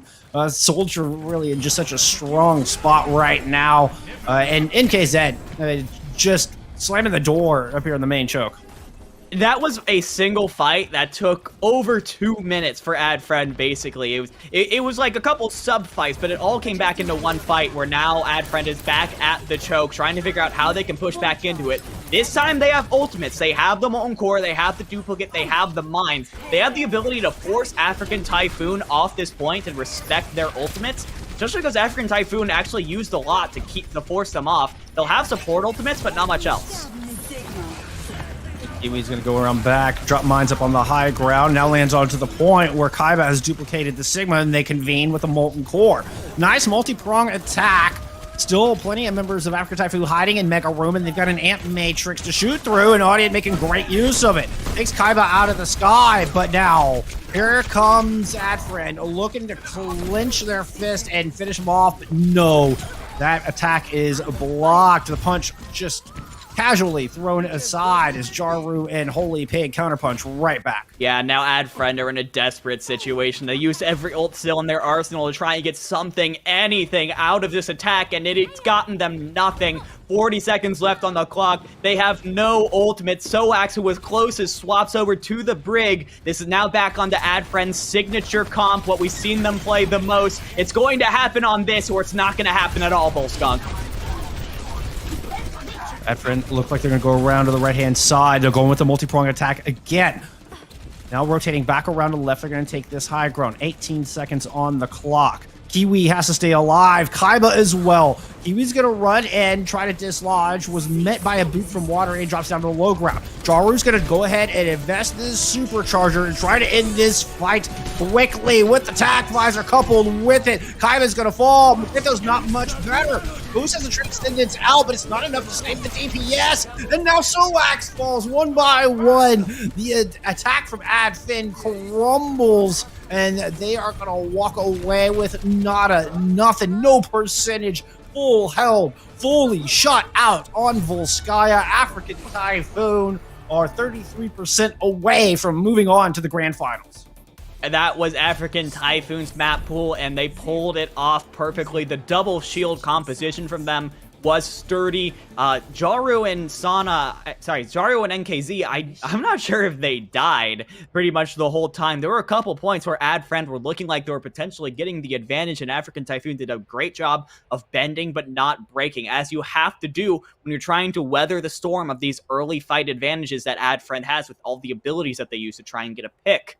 So now, African Typhoon, they had a little bit of a scare on Rialto, but yes, now they are 33% away from securing a spot in the grand finals. They just have to make sure that they can get one good fight off of AdFriend here. And hey, I have to admire the determination from AdFriend here. There are no swaps, there are no hero changes. You are staking on this Torb Tracer comp till the bitter end, or maybe, just maybe, it can carry you through to a 5th map. AdFriend are just playing for the draw at this point. Yeah, this is going to take a Herculean effort, but, you know, hey, I feel like a broken record here, Devin. This is something we've said time and time again. Every other time AdFriend have risen to the occasion, but this is one tall mountain to climb to try to hold African Typhoon and equalize with just as good a defense. Holy Pig gonna go on to the Widowmaker. It's Sauna taken to the skies with the Egyptian Flyer. Yeah, once again, African Typhoon showing a comp that is a little bit rough to do. You see the Holy Pig only has a couple of different places that he could possibly play from, and the sight lines are pretty minimal, so it's going to mostly come down to Sauna, but the early pick onto Medetho is big. However, AdFriend pushes in response and wins the fight in the close range engagement. So even though Medetho is down, it's going to take him a little bit of time to get back to the point, especially if they can get the pick off here on the Ardeon, and they will. AdFriend will be able to reset here. Yeah, that was an important pick to make sure to just slow down African Typhoon so they can't take advantage of the power play. Look at you got Sauna all the way on point B, trying to not allow Medetho to get back in this fight. Kaiba's got to go help them out. And look at the point! You've got tanks looping around onto this objective. Iwi trying to force them off, but more reinforcements are showing up for Jaru and NKZ. Sauna's able to win that duel in the backline and force AdFriend to fight from a deficit. Now the DMEC comes through, and African Typhoon looking like they will take this. Progress starting to come through. Kaiba desperately trying to move on to the point, trying to make something happen, but Holy Pig is right there with a flashbang and a Peacekeeper to send them awry. Recall already used, discorded. No match for African Typhoon on this attack. It has been a wonderful run, a joy to watch from AdFriend, but their journey ends here. African Typhoon making their debut on stream, and an impressive debut at that. They solidify their place in the grand finals and guaranteed a minimum $500 of the prize pool. Yeah, I mean, African Typhoon, they played a fantastic game. We're just going to, like, ignore Rialto. You know, it didn't happen. Those other 3 maps, the 3 that African Typhoon won, they were incredibly clean. They played a bunch of different compositions, whether it was Wrecking Ball based, whether it was Orisa based, whether it was Rhine based, and they performed extremely well on all of them. I think whoever ends up going up against African Typhoon in the grand finals, whether that is Munich or whether that is Mind Goblin, are going to have quite the climb to face up against this against this last contenders team remaining in the EU bracket. I feel like that has to be mentioned. And I mean, it's the African Typhoon, you know, are the story of the semifinal, at least our opening semifinal matchup of the day. But I don't want to. We can't stress how impressive AdFriend has been enough. And yeah, it ended up being a little bit too tall of a mountain for them to climb this time. But holy cow, what a squad. Going from a team where you're going, who? Who is this? I mean, unless you played them in early open division, you know, you probably didn't even know any of these players, didn't even know who AdFriend was. Now they have made their name known worldwide with a astonishing showing in our 3rd installment of the Will English Invitational. They have been an absolute joy to watch. I can't wait to see what Kiwi and Reflection do as we, you know, get to some of our latter tournaments, year closing out Overwatch 1. Furthermore, what they do as we head into Overwatch 2 and what the new era of this game has for us. I have a feeling we have not seen the last of this squad. Oh, absolutely not. I think it was incredible throughout this entire weekend how many times teams discounted Ad Friend, how many times they thought it was an easy win, they didn't have to bring their best, and then Ad Friend punished them for thinking that they could get away with not taking them seriously. It felt like we were almost about to repeat that in this matchup, but unfortunately, 2 contenders teams is too much for Ad Friend to handle. But yes, you're absolutely right. Kiwi, Reflection, Medetho, Shira, Ghost, Soax, and Ori as well on the Lucio. This squad has been such a joy to watch over these last 2 weeks, and I can't wait to see how they continue to progress, because, I mean, I think you have turned the heads of some potential Tier 2 scouts. I think you've turned the heads of the entire Path to Pro community. I mean, what an amazing showing. At the end of the day, the experienced Tier 2 squad do win over the top 16 finishers from Tier 3. I mean, like, all is right with the world again. It kind of starts to make sense again. But holy cow, Ad Friend had turned it upside down and threw the script out, coming into this weekend. And, oh man, I mean, that Rialto, Reflection on just Tracer. Definitely has a bright future ahead of them, no doubt. But we can't discount the winners at all. African Typhoon with this amalgamation of Shears Money Crew and RIP. That's some wonderful synergy, especially when we got to see the double shield with the Pharmacy in the Sky, like we saw there on Volskaya to close out the series. That was a very strong-looking comp, and I mean, it looked like these players have been playing together for years. It did. I mean, these are guys that have all been very familiar with each other for a long time, and it really did show. These guys have a lot of synergy. They have a lot of experience, and they're putting it on full display here. It almost seems criminal that we haven't seen them on stream until today, because, man, they put on an exciting show. And it's going to be so good to see them again in the grand finals later on today. And that is our first semifinals match in the books. But we have more great action coming at you. Coming up next, we will have Mind Goblin taking on Munich Esports. Munich has been another one that has been extremely impressive, that maybe not been familiar with prior to this tournament, but you know their names now, going against Mind Goblin, who are out with equally as much to prove. The joy continues. The great games move on. We're going to take a little break, hear from some of our wonderful sponsors that have helped make this tournament possible. When we return, another semifinals match. We'll see you in a few.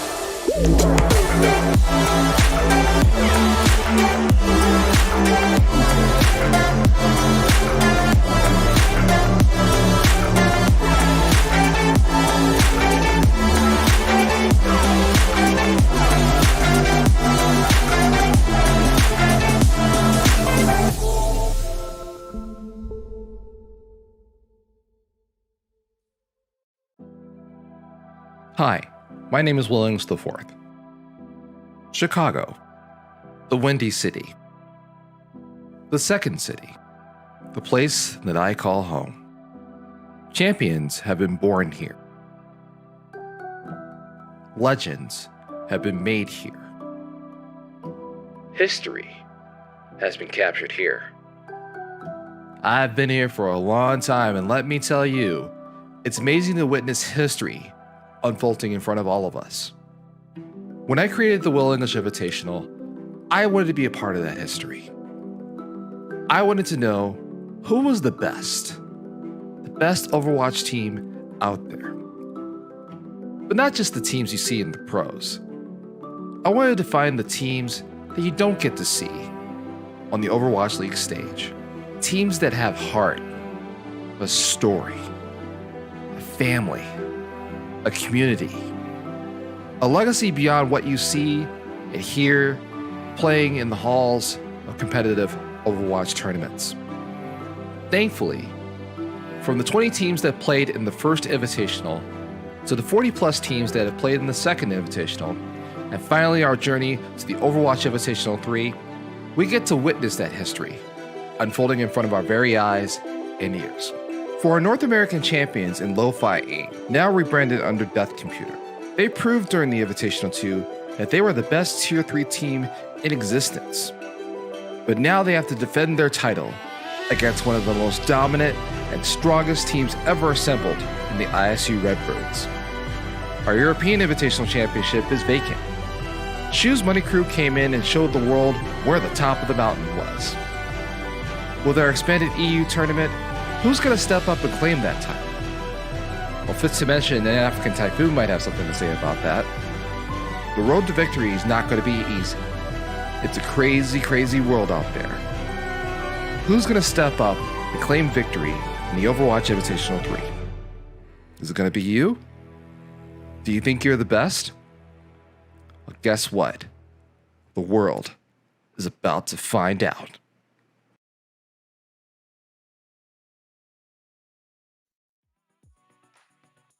It is time for our second semifinal matchup. We already have one team moving on to the grand finals. Now we get to find out who African Typhoon are going to face in the grand finals of the EU and the Will English Invitational 3. And we got to give some thanks to our sponsors, because this wouldn't be possible without them. Our friends over at Opera GX. Hit the command Opera in chat, get a link, install this gamer-centric browser system on your computer. It goes a long way to helping us out. Also, Project Gap, handling all of our broadcast stuff. Go give them a follow on Twitter. It's at Gap Project spelled with a K. And big shout out and thank you to them. Also, hey, we've got a great giveaway going on today from our friends over at Astro. We're giving away an Astro A40 headset. Just hit command giveaway in chat, get your entry in, and we'll have that one concluded at the end of the broadcast after our grand finals. Give away some good gear. But hey, with that said, let's get into the meat of this thing. It's Mind Goblin and Munich Esports in our second semifinal matchup. What are your thoughts on these two teams? Oh, I'm so excited for this matchup, Bolskunk. This is going to be such a good one. Mind Goblin got the validation that they needed yesterday with the upset win overall, to get themselves to this point. And Munich Esports, they got to watch because they actually didn't get picked by any of the contenders teams in the quarterfinals. They got a straight path straight through the semis because all the contenders teams just didn't want to go up against this team that is led by 3-time contenders champion Alex on the off tank. I mean, that's about as good of a resume as you can get, short of being in the Overwatch League. So Munich have such an incredible person leading the team, and the rest of the squad has been so good as well, following up and really putting this team in a good spot. And the story of EU contenders all year long has been Falcons Esports and Alex, one of the leaders of that squad, and have been doing a fantastic job heralding this Munich Esports team through the Will English Invitational. And I mean, a name that we've talked about over and over again. I mean, one of the best off tanks in the entirety of Path to Pro. But another name that you may not be familiar with coming in that's really impressed me has been Melio. Milo on this hit scan role has been absolutely fantastic and really stepping up their game, kind of punching above their weight class, so to speak. For sure. So, I mean, Mind Goblin have had their work cut out for them, but we've got a similar story on the other side. Theomatic is a fantastic leader in their own right, and has led this nice kind of revenge story we've seen out of Mind Goblin. A very clear and concise comms. One of my favorite players to just go watch their streams and I learn something every time just from watching his comms in game, and continue that stride here today. Also, their DPS player Condi, both of which South African, by the way. It's awesome to see some more representation in the Overwatch scene from the South African community, but Condi has been super impressive. Now, we didn't see him in that list, but has been an absolute X Factor star player from Mind Goblin. One of the big reasons they were able to get that revenge win overall, who's the one who 3-2'd them back in Contenders Trials. And then yesterday, Mind Goblin took it to a map 5 again, almost got reverse swept, but said, nay, and put their foot down in map 5. Both of these teams have been amazing to watch. I can't wait to see them clash. Yeah, absolutely. As the first map coming into this matchup, we are going back to Lijiang for the second semifinal in the row. Teams just can't get enough of this map. Understandable. And you were talking about how nobody wanted to pick Munich Esports to play in the quarterfinals. Well, as a result of that, Munich get to choose this first map. Yeah. So they get to start off where they think they have the advantage, and Lijiang is that pick. Now, you're not going to catch anybody off guard with Lijiang Tower. I mean, it's kind of the King's Row of control maps, if you would. But you can absolutely play to your strengths taking it here. Yeah, 100%. I think Munich have a very, very strong rush comp right now, which can work very well on Control Center. Can also work quite well on Night Market. One of the most fun sites in Overwatch, in my opinion, just in general, is when two teams run the rush comp with Symmetra on Lijiang Night Market, and they both do those teleports up to the high ground, and you get to see them all teleport up and drop down at the same time. That's just so cool. I'm hoping we get to see something similar from Munich and Mind Goblin here, two teams that definitely exemplify the EU mentality of rush, brawl, go in. It would surprise me. I mean, it's equally valid on Gardens even as well, where you just fight over that center pillar, and all that open space becomes really the center of the fight, the center of the battleground for Gardens, and then you just kind of move on to the objective from there. So I assume we are going to get those rush compositions, whether Reinhardt or Winston based, but I anticipate more of the Reinhardt variation. Alex has been just unbelievably good on the Zarya. Can just dish out so much damage. Looks like he's going to opt to go on to the Diva here, but still plenty of time for our teams to get situated, change their minds on their compositions. Yeah, absolutely. As we are going to be starting off on Garden, so this is the most the most advantageous for a potential FAR. SXJ currently showing it. I'm not sure if he's going to stick on it. There's no Mercy as well. Strebber might go for the speed boost and then swap to Mercy. But no, we are going with straight up Brawl 1v1s on both sides. But Munich has the Sim TP to potentially get there even faster. And they're going to stick on that Sim too. And then you have Trust Me on this Doomfist. The Doomfist really sets the pace. It adds a big wrinkle into the rush composition, the kind of rush brawl, but taken care of quite quickly. Trust Me is down, but have they done enough? It looks like they created enough space. Munich are able to follow up on that, and their sacrifice will not go in vain. Munich able to claim this all-important center pillar area, and he'll pick up first control directly. Yeah, even though Trust Me goes down early, the rush coming in, but the shatter from Theomatic. Exo did not see that coming. Knocks down everybody, but a clutch immortality field from level 1 Crook keeps people alive, and Munich will hold on, but man, that gets the heart pumping. Yes, it does. Unfortunately, Trust Me makes it back into the fight in time to deny any of the follow-up. Look at that, 2 kills with a seismic slam. Oh man, Trust Me just avoids the shatter and there to save Munich Esports from certain disaster. And now you don't have that Exo shatter. has one of their own. Yeah, now you don't have the shatter for the next fight. You're playing into Shatter, Simwall, Diva Bomb, and Ant Matrix. The teleport, stunned out of it. No shatter there. Condi with the massive brain outplays Exo to the T. Just read that one coming. It went in slow motion for Condi on that one. Oh, wow. What a play to save them from that big shatter they were playing into. Yeah, insane from Mind Goblin. They were at such an ultimate disadvantage, but they were able to get the win just by playing fast and pushing in before Munich could get the chance to even have their ultimates online. So now Mind Goblin, they have control of the point, and they have both DPS ultimates. Actually, every ultimate except for the Amplification Matrix is probably coming up in this fight for Mind Goblin. Going to be this Blizzard, I think, that is sticking out to me. There's the wall. Tanks are up front. Charge onto the Diva. May not even need it. It's the Deadeye to start things off. Taking Alex out of the mech. The Blizzard does eventually come down. Shatter there. Now, Ozzy's able to get the sound barrier out, but it cannot protect you from that self-destruct. 900 DPS of pure havoc thrown in by Juzo. And Mind Goblin maintained control in a big ult fight. Yeah, an expensive fight from Mind Goblin, but it is worth it as the team is now going to tick up in percentage above Munich Esports, 50% and counting. Mind Goblin have the Ant Matrix and the Blizzard to work with. Self-destruct over the top. Oh no! And it just forces Juzo off the side. They ran out of boost at the last possible second. SSJ has another Blizzard, getting these up wicked quick. And it's enough to overcome the deficit with the Diva being off the battlefield. And now Exo in a lot of trouble. Mind Goblin, hang on. They only have to defend for one more fight. They'll take this first sub-map. Yeah, 80% now on the board for Mind Goblin, and it feels like the Doomfist from Munich Esports. It's a very risk and reward sort of, high risk, high reward sort of pick, and as of right now, it has just been the risk side. Teleporting in, immediately dropping an Ant Matrix down, trying to catch Mind Goblin off guard. But they rotate nicely. LOS, the double damage. Connie using Deadeye just to keep Munich Esports from pursuing.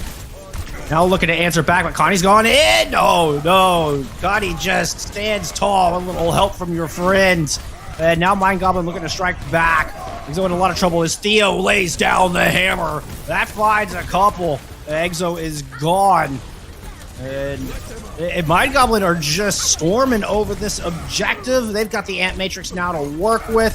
Melio tried to invest that photon barrier, but it's not going to be enough to keep him at bay. Trust Me looking to bring this thing back. It's just Trust Me and Alex left on this point, and there's a self-destruct. So there's plenty of stall potential here coming through from Munich. They're not done yet. Yeah, that's incredible and very patient from Munich too. They had ultimates in the bag. They didn't use any of them to lock down the point, which means with 50% and counting, Munich Esports have everything other than the wall coming up online right now. And if you can ration that out over these next two fights, that could be so big. That could be the potential round one winning decision to hold on to those ultimates for these fights. And that is just the threat of that Doomfist. Winning that in the neutral, you don't have to invest all those ultimates to pull that fight back from a losing scenario. And now the ult rotation is in Munich's favor. I expect level 1 Crook will open up with this Ant Matrix indeed. First to throw down. Shatter comes through, finds 2, and Alex eats the Blizzard. What an amazing opening to this fight. Trevor's trying to counter back, throws the sound barrier, and Mind Goblin are looking to hang on, but trust me, still going uncontested in the back. Now Condi is trying to overcome the just immense power Trust Me is bringing to this fight, but Trust Me will not be denied. Pool continues to run gambit with this pugilist and take over on Gardens. Munich Esports bring it back.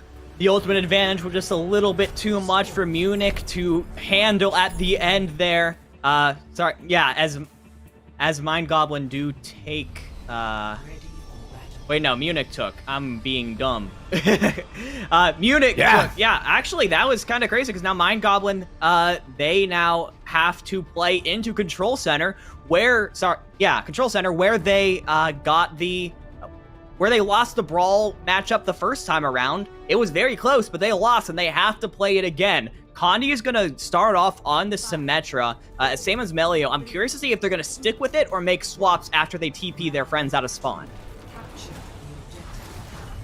Everybody coming out real quick. Both teams will stick with the Symmetra.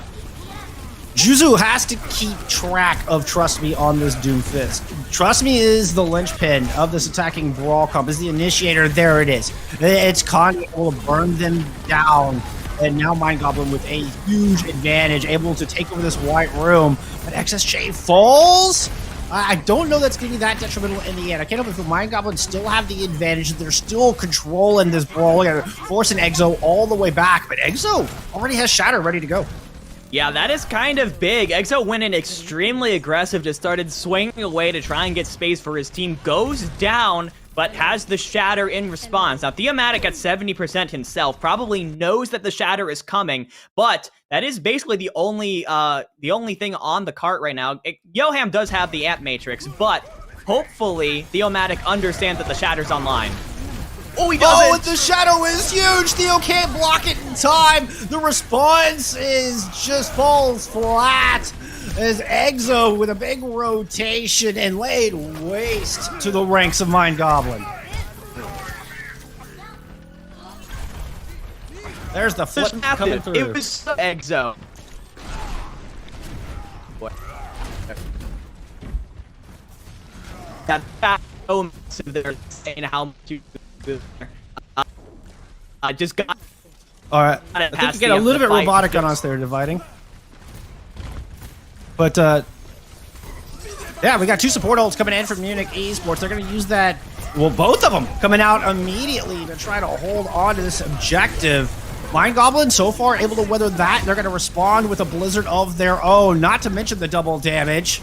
Juzo even throws in the self-destruct. A heavy investment from Mind Goblin just to get through the front door. So far, no casualties from either side as we get into kind of the neutral aspect of this fight. But the big difference, Melio has this photon barrier up and is able to protect Exo long enough to win the all-important Rhine duel over Theomatic. And without that Reinhardt, Mind Goblin just starting to fall apart at the seams. Yeah, now this is looking so good now for Munich Esports. They have control of the point. They have 60% and counting, and they have ultimates. They have the bomb. They have the shatter. They have the amplification matrix. So many tools to keep Mind Goblin at bay, who really are only working with Condi's Symmetra wall. As if this shatter can land, that might just be the map, considering Mind Goblin are taking their time to make sure that they're set up for this next fight. Exo with the fattest Shatty we have seen all day long earlier in this round. This Earth Shatter, not so much. Double block, 2 shields in the way. But the self-destruct in the back takes Yoham down. Immortality Field, not enough. And that is a +2 to Munich on this objective. And they are just rolling with it as Trust Me takes to the skies. after landing the kill on the Condi. Now looking for more. It's going after Juzo. Juzo will get demacked, and Mind Goblin just cannot seem to bring this one back. Munich Esports will hold on. Yep, the trickle starting to come through. XSJ going over to a Doomfist of their own, but Trust Me wins the heavyweight duel. And the time fades for Mind Goblin on this first map. A little celebratory sound barrier from Aussie, and just a few more stragglers to clean up. Yeah, the beat from Streber is going to keep himself and Juzo alive for just a couple more moments, potentially crucial moments, as the Reinhardt is starting to come back in. But the pick's still unfortunately, going in Munich favor. Yeah, they're still just trickling. Not quite long enough. The Wrecking Ball and the Sound Barrier held on longer than I expected. They did a great job of staying alive, but just narrowly not enough to buy time for the Reinhardt to get back into the fight. Munich, they hold on to take map 1 in our semifinals.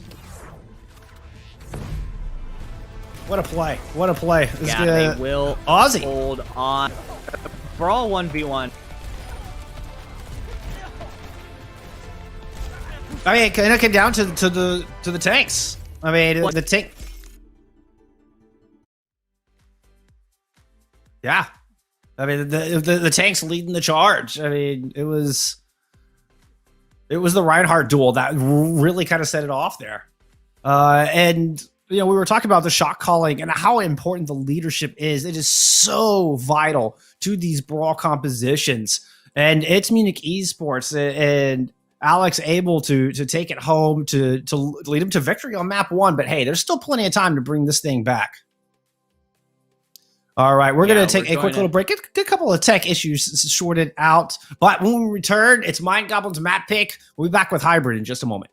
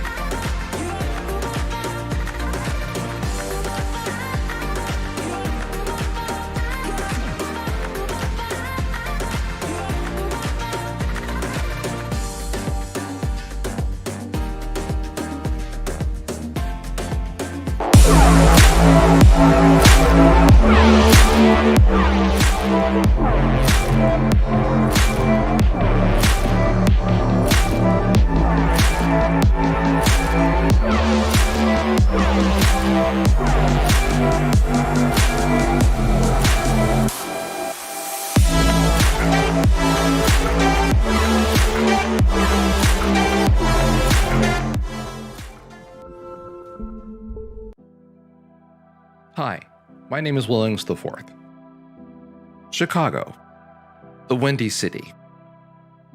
The second city, the place that I call home. Champions have been born here. Legends have been made here. History has been captured here. I've been here for a long time, and let me tell you, it's amazing to witness history unfolding in front of all of us. When I created the Will English Invitational, I wanted to be a part of that history. I wanted to know who was the best Overwatch team out there. But not just the teams you see in the pros. I wanted to find the teams that you don't get to see on the Overwatch League stage. Teams that have heart, a story, a family, a community, a legacy beyond what you see and hear playing in the halls of competitive Overwatch tournaments.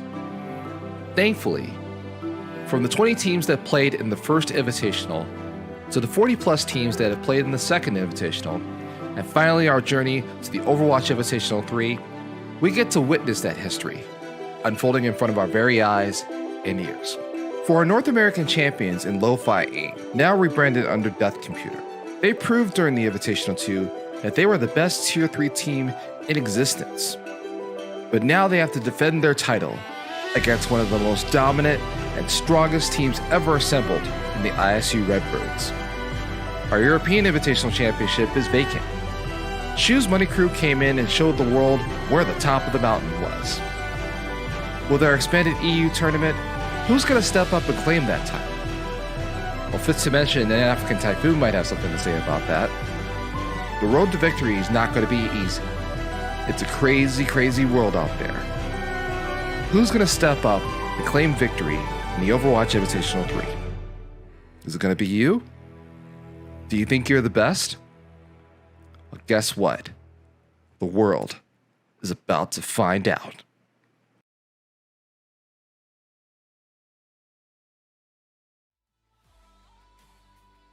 Munich Esports able to take Lijiang Tower here in our semifinal match, the Will English Invitational.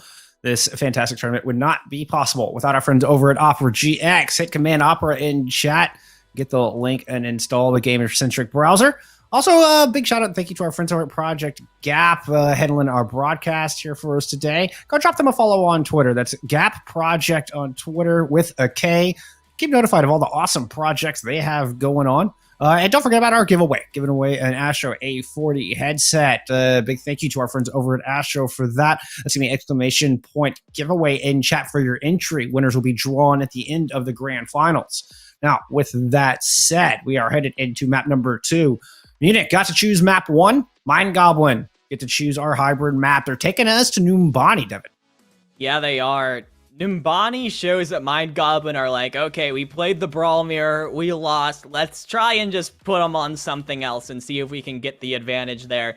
Numbani, with all of the high ground that's around the map, that's around the point, all the high ground that you can take advantage of, especially on first point, that opens the door for double shield comps. It opens the door for double bubble, dive, wrecking ball comps. Brawl will have trouble unless they try and take that tiny little staircase up to the left side point and try and engage from there. So it definitely makes Munich's life a lot more difficult if they want to continue running Brawl. I imagine they definitely have more tricks up their sleeves, though, as we head into our second map. And I can't help but notice, trust me, on this Doomfist was a force to be reckoned with there on Lijiang Tower. And particularly attacking point A, the Doomfist, has to spin cooldowns to get up on that high ground or to cover the caps to try to reach the defense. So not a hero we typically see running on Numbani, but I agree with your point. I don't think this is a one-trick pony here. Munich Esports, I'm sure they have more things they can show us to counteract the high ground advantage that the defense will have on Numbani. Yeah, as now we head into the beautiful streets of Numbani. What a gorgeous map. Yeah, and honestly, it is one of my favorite maps in the game. Just on looks alone, I'm not gonna lie, the futuristic vibe of it is super cool. Like those buildings have dragon heads. How is that not insane? That's so cool. The monorail looks terrifying. I don't know how I don't it like makes, heights. I don't know how it makes sense from an architectural standpoint, but it looks so cool. As don't question the logic, just enjoy the beauty. That's absolutely. That is a great mantra for life in general, I'd say. As Mind Goblin on this defense here, showing the Orisa composition, but other than that, it's actually most of the same. We see a lot of pretty much Brawl comp, except it's the Orisa instead of the Rhine and a Brig instead of the Lucio, so it's a little more stable. Munich, on the other hand, are going with the same thing. It is another Brawl comp coming out from them. They are going to live and die by this rush. And heading up to that left stairwell, pathing also important for this composition. We'll see if Exo and Alex can lead this team to a map 2 victory, looking for match point, but already they run into that wall. Immortality Field is out, temporarily keeping them alive, but the health pools looking a little weak there for Munich Esports as they try to pounce on Theo and the rest of Mind Goblin, but XSJ gets caught too far forward in front of the rest of the team. And Exo with a beautiful fire strike, able to take out the Brig. With that, Munich, they are able to push through. It looked dire at first, but beautiful plays from level 1 Crook keeps the team alive and standing. Yeah, the engagement from Munich was absolutely beautiful. I think Mind Goblin were expecting for Munich to go something a little bit different, like a dive or a bar comp, that it seemed like their Orisa was much more equipped to deal with. As it was, Munich called their bluff and said, we're gonna go Brawl anyways. I don't care what map you pick. And when it comes to that, the Orisa just gets run over every single time. So Munich take first point and force a couple swaps out of Thematic, who swaps onto a Rhine of his own, and Exo has a massive advantage in Shatter ult charge. Oh, but I love this. We're getting the Rhine v Rhine matchup yet again. And without the Doom, it is way more focused on these two German Crusaders going hammer to hammer, shield to shield. Exo holding on to that shatter for now. It's the defensive DPS ults coming out and dominating the battlefield, slowing this battle down to a snail's pace and allowing Mind Goblin to focus fire individual targets who were caught in the wrath of XSJ's Blizzard. Yeah, Mind Goblin now get to a hold here thanks to a very well-placed Blizzard from SXJ. But Munich Esports do have the ultimate advantage as they try and push back in here. Melio used the Symmetra wall, but that's about all. Munich Esports should have every other ultimate online in this fight, including the Blizzard from Trust Me, trying to answer back for what SXJ did the last time. Munich Esports gonna run in, force defensive Mind Goblin around Green Bus. Mind Goblin, are you going to back up or are you just going to hold your ground here? You got two choices and you got a shadow to watch out for as Theomatic falls under the weight of that. Immortality Field and Ant Matrix up from Yoham. Denies a whole lot of follow-up, but now there's a Blizzard to contend with. Strayboard not caught in it. Gets the sound barrier out, but it's not enough to save Theomatic. Yoham falls thereafter. No Baptiste, no Reinhardt. Left for Mind Goblin as they try to hold this corner. They're able to get that one kill onto Exo, but I believe Exo's job was done. Munich Esports will continue to press through the streets. Yeah, second point in Mbani is so difficult for the defense to hold, as it is shown right there. There's just not a ton of room for you to play with, so the Brawl mirror was valiant from Mind Goblin. Munich Esports are going to take point B, especially with a nicely placed Maywall, to really just dissuade any ideas that Mind Goblin had there. So, 4 minutes and 30 seconds on the clock to push through to the end. However, we have seen many a long hold here on Nimbani third. Mind Goblin, are you going to try to... Okay. I thought they were going to like push through and go in from behind, but no. They take a more sensible approach. Hold this first corner under the point C archway. Oh, no, gets the shatter interrupted. Exo beats them to the punch. Wicker with the hammer and finding 4 on the floor. Exo winning the Reinhardt battle this time.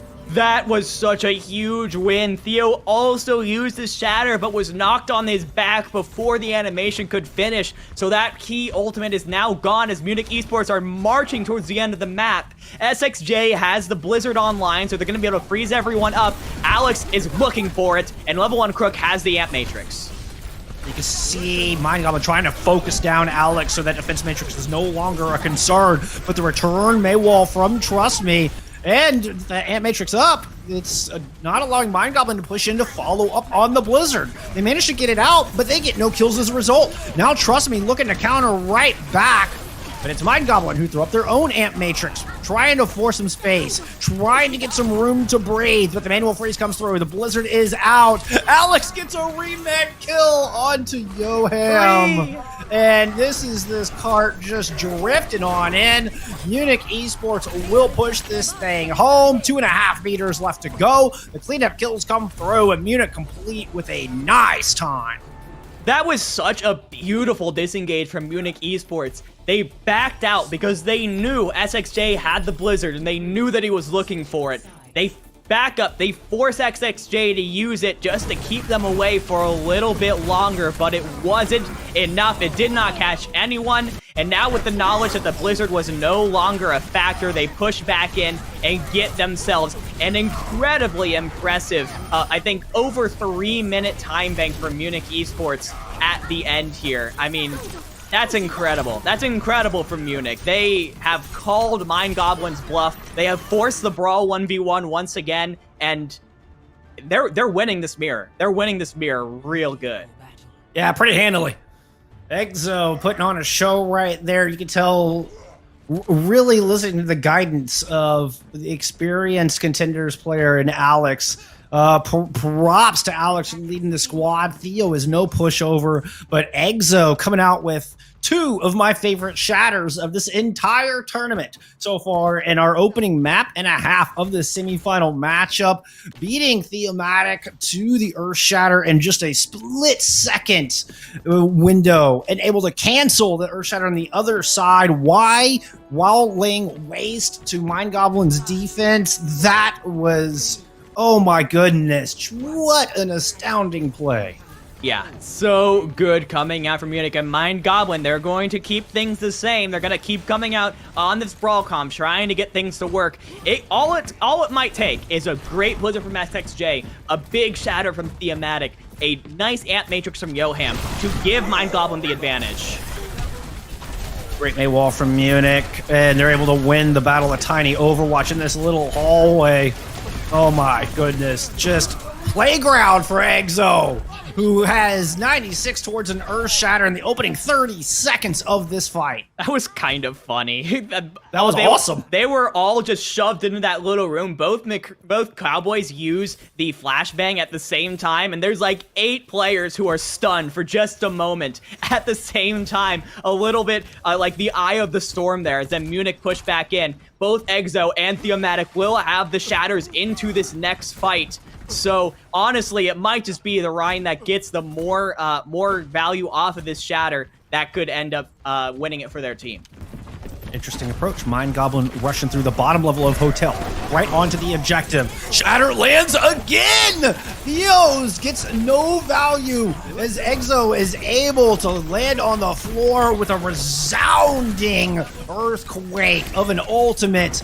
Oh, and once again, just finding max value with this Reinhardt and leading the squad to another fight win. Yeah, I mean, there's no other way to say it. Exo is just winning this Rhine battle against Theomatic. The shatters have consistently been way more valuable from him than from Theomatic so far in this matchup. Mind Goblin now down to 2 minutes, and I think they might have to take a bit more of a drier fight as they're at a pretty significant ultimate disadvantage. They'll have the support ultimates, but that's probably it, playing into 4 ultimates on the side of Munich. Unless Juzo can eat this Blizzard, it's going to be up to Straybor to get this sound barrier up. Amp Matrix out to start things off from the defense. Aussie's going to rip spawn barrier from Munich Esports. And I just dropped from Maleo. Not going to find much. Aussie able to get in there and build it up. The sound barrier is there. Straybor able to get it up in time. Able to protect against the Blizzard, against the Earth Shatter, and Condi finds 2. The hit scan hero stepping up for Mind Goblin, but I don't know if it's going to be good enough. We're down to it. Looks like a 3v2 on this objective, Devin. And trust me, just whittled down those odds, giving Munich Esports the advantage in this fight once again. Yeah, Mind Goblin now trying to push in. They know Munich are down a couple of players, but Munich have absolutely no fear to push back into this, force Mind Goblin to back up. Now a minute left on the clock, but this is probably Mind Goblin's best chance. Munich were forced to use a lot of ultimates in that last fight to hold on, and now Mind Goblin are coming in with the bomb, with the Ant Matrix. Self-destruct into the back to start off the fight. Wall was there, but it doesn't cordon off the defense quite enough. Trust me, throws out the Blizzard. This is looking disastrous. Theo goes down. Juzo's gone. Yoham can't get the Ant Matrix out in time. The immortality nullified, frozen, and Snowball is the hero of the match or the engagement that last fight. It absolutely was. Trust me's Blizzard froze everyone up. It forced Mind Goblin to stop on their approach, and Munich took advantage. Now, 30 seconds left on the clock. This really is Mind Goblin's last chance. Theomatic, he's got to have a Shatter land here. He has to find value, or else this could very easily be a full hold. Ant Matrix on the low ground trying to keep Munich from dropping down, but they fearlessly land right in front of it anyway. Throw down the sound barrier, the Shatter gets nothing! Theo struggling on this Reinhardt, this map. But it's not done yet. Condi's still there, able to put some shots down, and Theo gets a kill. +1 to the attacking Mind Goblins. They move on to the objective, and Condi's able to win the McCree duel and follow up with a great kill onto level 1 Crook. With Condi still alive and standing with this, Peacekeeper Theomatic finally gets the better end of the duel with Exo. Yeah, Alex goes in really far there, maybe trying to chase a stagger on the side of Mind Goblin. Ends up being the killing mistake because as they realize that Alex was nowhere near the point, SXJ just drops down the Blizzard. And there's no Diva there to try and protect the Reinhardt. The Maywall came in to try and do what it could, but it was not enough, and eventually Mind Goblin do get the cart rolling. However, it was an overtime, so just 2 minutes on the clock right now for Mind Goblin, already basically guaranteed a lesser time bank than Munich, even if it's perfect from this point. Self-destruct into the back, but Mind Goblin just continue to press forward into it, and they run right into Trust Me's Blizzard yet again. What a 1-2 punch. You stay in the back, you die to the self-destruct, you push forward, and you're frozen stiff by Trust Me's Blizzard. Yeah, but Munich Esports are able to take that fight with a lot of ultimates. Mind Goblin do have the advantage here. SXJ has swapped back onto the Doomfist here, which is very interesting. I feel like you want to have that utility that the Mei gives you in this kind of situation, but the one-shot potential of the Doomfist cannot be denied. There comes SXJ, stunned up. Did get a lot of shield, and now the sound barrier is there, but the Shatter's there from Exo. Fortunately, Straybor able to drop down the sound barrier, and now Mind Goblin continue to push forward. Condi with a huge pick takes Exo out of the fight and could just start the dominoes of fallen for the defense of Munich Esports. Yeah, Mind Goblin using the using SXJ as basically an engagement tool. He goes in on a seismic slam, it hits the entirety of the Munich Esports backline, and after that, they've put in enough damage and enough disruption into that comp that the entire thing falls apart. And looks like they're going to do it again. As the Doofus is a perfect engagement tool for this brawl composition. Into the back, Aussie sound barrier fades, and Exo goes down. Theo finally landing a quality shatter, and not even Trust Me's Blizzard is enough for it to hold on this time. Mind Goblin are finally getting a little momentum here. Yeah, this adjustment from Mind Goblin, putting SXJ on the Doomfist, has been fruitful so far. He's gotten these engagements, and while he might not have gotten any direct kills out of it, it forces Munich Esports to use resources to stay alive, and therefore keeps Mind Goblin in an advantage for the rest of the fight. So SXJ, I question the swap, but it's working out well. And it's up the tempo nicely, kind of put Munich on the back foot, but XSJ is dealt with that time. Got in a little bit ahead of Theo and gets focused down. And this could be bad. Mind Goblin needs to be basically perfect here. They need to finish with time on this attack. Otherwise, the best they can hope for is a draw on map 2. Yeah, absolutely, and there we see the other side of the Doomfist coin, where you use all of your abilities to try and get value, you don't get any, and you die, and the rest of your team are forced to play a 5v6. Juzo actually left outside of his mech. That's insane, and trust me, very smart to get that stagger kill off. that is going to delay Mind Goblin even further, to the point where now with 40 seconds left on the clock, this is probably their last really good chance. They do have a lot of ultimates coming up, to be fair. Actually, every ultimate should be coming up on the board over the course of this fight, but for the moment, it's just Juzo's self-destruct, and so you're going to need that as the engagement tool. Look at the big brain on Alex here. Just had this scouted out, keeping tabs on Mind Goblin, and now Unique Esports are able to engage up here. Throw down the Shatter, find 2 with that, but Strayber's not one of them. Strayber gets the sound barrier off. XSJ goes in, able to triple commit, and then throw in the Meteor Strike. Eventually able to burn down Exo. Drop it down to the low ground. Mind Goblin with an opportunity here, but the overtime wick is burning, and the odds are stacked against him. Gandhi able to finish off Alex up top, and is going to rotate around for a flank into the back. But Johan gets caught out! No, you can't have that happening. Not here, not now, Mind Goblin. They are getting close to the end, but it's not quite done. As if Munich Esports can hold on. Yeah, reinforcements are starting to show up here, Devin. This could be disastrous. XSJ trying to bring it back is able to land one good punch, and Mind Goblin are not going down without a fight. A huge push off the point, and Exo's Shatter goes to nothing. Killed out of the middle of it. XSJ does fall. There's an Ant Matrix up from the defense, but Juzo doing a good job at devaluing that. Munich looking to hang on, but Mind Goblin, they're weathering this storm. They're finding the picks. They might at least be able to finish the round. It is very possible, but the game still hangs in the balance here, especially with Juzo now, Alex now out of mech. Munich Esports find themselves in a very rough situation. Mind Goblin pulling ahead. SXJ very close to that Meteor Strike. That might be the ultimate that could finally end this. Strayber with a clutch sound barrier as we get to the back end of this fight has kept Mind Goblin on top, allowed room for reinforcements to get back, and now they're just handling the stragglers, the stall coming through. They eventually deal with it, but that time deficit might just be too much to overcome. Yeah, we have to see some huge defensive adjustments coming out from Mind Goblin here. It's either hold for 3 minutes, or they go down 0-2 in the series. Munich Esports put themselves onto match series grand final slot point. And the first time they were on defense, it did not go well for them. They got run over from the very beginning, and Munich Esports did not look back. The cart barely stopped moving for the entirety of their attack.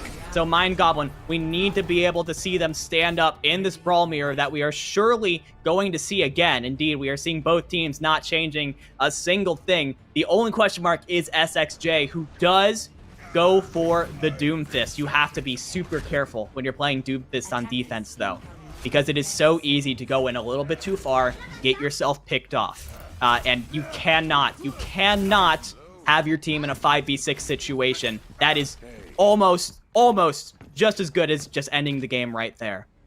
Yeah, that's pretty much certain doom. But hey, you can't, and really no pun intended in that, by the way, but you can't blame them, right? They almost get full held, and Mind Goblin adjust. I mean, SXJ going on to the Doomfist, I think, just to get back into that final fight as quickly as possible and come in with that one pick potential, and it worked out. And they're able to complete and get all 3 points despite losing 4 minutes on their point A attack. But that wonderful defense is what has put Munich in this very advantageous position. We'll see if SXJ can have the same success and hold this Munich squad for 3 minutes.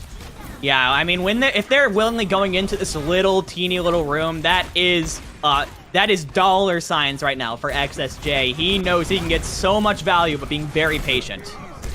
But the Reinhardt of Exo doesn't have Reinhardt's mortal enemy of May to worry about. Theo going in, swinging for the fences, finds 3. The Reinhardt of Theo showing that they have what it takes to stand toe-to-toe with Exo right now. Yeah, and with that, Theomatic actually has a near 40% advantage over Exo for this Shatter. He's almost certainly going to get it up first, and that could be huge, especially if Exo isn't expecting it. Munich Esports still have to get one more fight before they really get any ultimates online. They're going to push through this high ground portion once again. Trust me, looking for a tank player to section off, to separate. There it is, the charge from Theo, but Theo has an Earth Shatter. Trust me goes down. Immortality field up, and Exo doesn't get inside of it quick enough.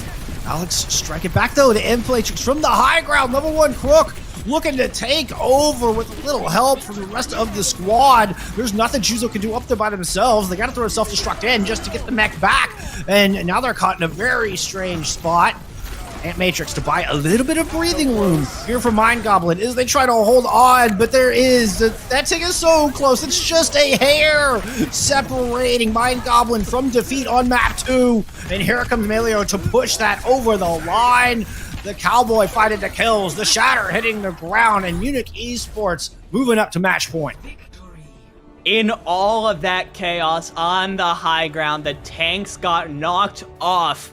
And without the Reinhardt, without the D.Va able to provide those shields to the rest of the team, the squishy members of Mind Goblin were as good as dead. Even though it was looking good for Mind Goblin at the start of that fight, it is Munich Esports who pull ahead and get themselves onto match point. They are now just one map away from earning the right to face African Typhoon in our grand finals.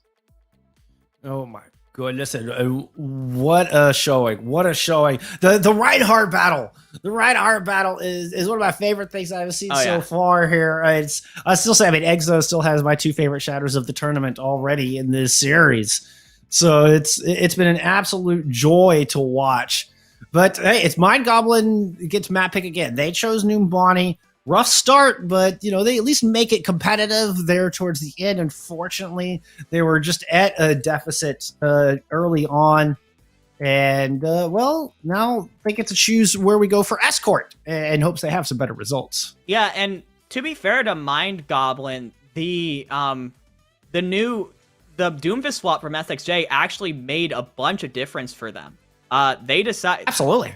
Having that engagement ability from the Doomfist, those seismic slams, those punches, putting in some extra damage onto the members of Munich, it ended up doing a lot of work, and it caught Munich off guard there for a while. I think Mind Goblin showed the ability to adjust and break into this brawl comp that Munich seemed to be unbreakable up to that point. But this guy right here, SXJ. You see how much Munich had to invest to keep their player alive, and that allowed Mind Goblin to eventually push in and win that fight. However, Munich adjusted back way quicker, way faster than I think Mind Goblin expected. And they had that Mei on the attack. Like you said, the Doomfist is such a high risk, high reward, particularly on that defense. And tell you, Mei is just Reinhardt's worst nightmare. And so when you have Melio on the Mei, it was just disastrous. There was one good wall, forced everybody out of position, and Munich Esports able to control the flow of battle from there. Yeah. But hey, on the other side, for Mind Goblin, the matches, the engagements where they look their best is when XSJ and Condi were able to hit shots, had the time and the resources to land their shots and to get work done. If they're popping off, Mind Goblin's winning fights. Yeah, and it took a lot of the pressure off of Theo at the front line. Exactly. When the Doomfist is getting up ahead of him, doing a bunch of work, that then allowed the Reinhardt duel to get a little bit more even. Theo, we saw coming alive near the end in the second half of that map, really coming back to bring their teams to an advantage there. So super excited to see how Mind Goblin continue to adjust because I think they have shown the ability, the capability, and the tenacity, and other describing words to really stand up to this Munich squad. And of course, they do have map pick as we head into Escort. Yep, and taking a moment to kind of figure out where exactly they want to go. I'd love to be a fly on the wall in those comms right now, and how Mind Goblin are choosing to compose themselves after this 0-2 deficit they find themselves in. Yeah, yes, they were able to beat a super strong squad in yesterday. Who took third place in September contenders. A very strong squad. But in that series, Mind Goblin won control. They won the hybrid map, and they had the lead going into Escort. Now they find themselves staring down the barrel of this 0-2 deficit and are going to be forced to win on the maps that they lost on yesterday. For sure, but I think because they have had that trials experience, they have had that experience in map 5 situations before, I think Mind Goblin are a team that could potentially dig themselves out of this hole, because they have been in these kinds of situations before. They are able to keep their composure when their backs are up against the wall and still pull off clutch plays, clutch wins, clutch match victories, as we saw yesterday versus All Yeah. Meanwhile, Munich Esports, they haven't really been under a lot of pressure throughout this entire bracket. They pretty much rolled their way through groups. They won the round of 12 matchup pretty handily, and then got a bye to this matchup here. So I'm curious if Mind Goblin are able to come back, take a map off of Munich, if that might affect how they play for the rest of the game. But they have to get that first map win first. Munich Esports currently rolling their way to the grand finals. And Munich Esports have only dropped one map in our entire tournament. Yeah. So and I mean, and that streak continues halfway through the semifinals matchup. They have been extraordinarily strong, behind the leadership of Alex, off-tank player from Falcons. So I mean, so far it has been that leadership given Munich the edge and has kept them on top throughout the Will English Invitational. Looks like our map pick has finally come through. Mind Goblin have made a decision. Let's take a look. Let's see where we're going for Escort Dead. Looks like we are headed to Havana. Havana is a very interesting map pick for Mind Goblin to send us to. It is definitely plays into Brawl, which is what we've seen so far. I would be surprised if either of these teams decide to swap things up completely at this point. We do see some more Rhine Sigma come through in this kind of match because of the sniper presence on Havana. One of the best sniper maps in the entire game due to the long sight lines that a potential Widowmaker or Ashe can have on the high grounds of these points. I mean, there's a spot on first point where you can literally just look straight into the defender spawn. It is so good for a potential Widowmaker to start popping heads. But we haven't really seen that come through from either team right now, and that might be what Mind Goblin are aiming for here. I'd be curious to see if we see those kinds of sniper compositions, maybe a double shield composition, still in that Brawl style, because we'd still have Ryan, we'd still have Lucio, but just swapping things up enough to force Munich out of their comfort zone. Perhaps. I feel like for Munich's defense, I doubt we're going to see any of the snipers. I expect them to bring that May and hold that front door for as long as possible. Oh, yeah. And frankly, I'm kind of anticipating the same thing from Mind Goblin on their defense, which means this is going to turn into a battle of who can eat more time off that clock with that initial close hold, where it is all about the May walls. It's all about the timing of your engagements and the rotations to try to get out of that spawn. Mind Goblin, I think, are more likely to throw some caveats into that and maybe, bring out a sniper, bring out that Sigma like you were talking about. And, I mean, they've started us on the defense last time. It is Munich Esports' choice, whether they want to attack or defend first. They chose to attack first on Numbani. I don't anticipate that'll change. Yeah. I mean, you have the ability to make any adjustments necessary right there out of the spawn. So, on the defense, you have to feel like you have a really good sense of your opponent's composition to come out and defend first, because your attackers can just go counterpick you. Yeah, absolutely. And you get the chance to set the pace on the attack if you're Munich. That's fair. That is fair. I think the fact that they got to attack first on Numbani and set such a blistering pace on that initial push, it really set the tone for the rest of the map for Mind Goblin. You get rolled like that on your first attack, and you're just sitting there like, man, that sucked, and it affected them for the entire rest of the way. But it did not affect them enough to change anything. We are still getting the same good old Brawl compositions coming out from both of these teams. Mind Goblin for sure going for that close hold, because of course you do. Of course you've got to go for it here. Oh man, we're still going to get that in-your-face left hook, right hook kind of gameplay. The Rhine 1v1s are still here. The Blizzards are still here. The Maywalls are still here. And I can't wait for it. Yeah, this has been all attack, right? I feel like it's two heavyweight fighters just throwing haymakers back and forth to see who has the strongest chin. And Mind Goblin, they're not even quiet about it. Sometimes you crouch and sneak up. No. Mind Goblin just running up at the doors. Munich are going to rotate out from the left.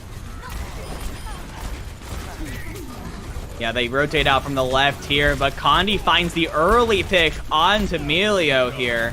The Symmetra going down early is so huge for Munich. That was such a big part of their damage. So it now comes down to Trust Me to try and get the damage, and it is just not going to happen. Munich Esports continue to push forward, and look at that ult charge from Trust Me. Such a assassin with the icicles, has the blizzard up super early. It isn't enough to get their team the fight win to start off, but it is going to be huge coming into this next fight because Trevor is still a decent amount away from that amplification matrix.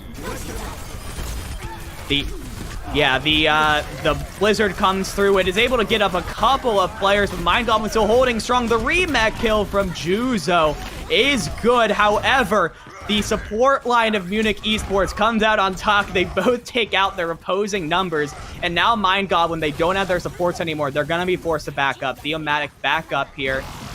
Theomatic backs up. The cart will start moving here. Munich Esports now fully in control of the cart. They've got themselves time. They got a minute off the clock, Mind Goblin did, and a lot of ultimates as well. Yohem used the amplification matrix to get to try and hold on to the point there, but Mind Goblin should have everything else coming up into this next fight. Now, Munich are trying their best to push back into this with the amplification matrix. Akandi sneaking around the corner with the high noon, and it's beautiful. They wait just long enough for the immortality field to go away, and Condi comes alive here when his team needs him most. A 3K, two of them from the high noon, and that is going to send Munich back to spawn again. 2 minutes on the clock, and this is a brutal stagger on the Alex now. They're going to take him for a ride, Theomatic is. They're going to drag this out for as much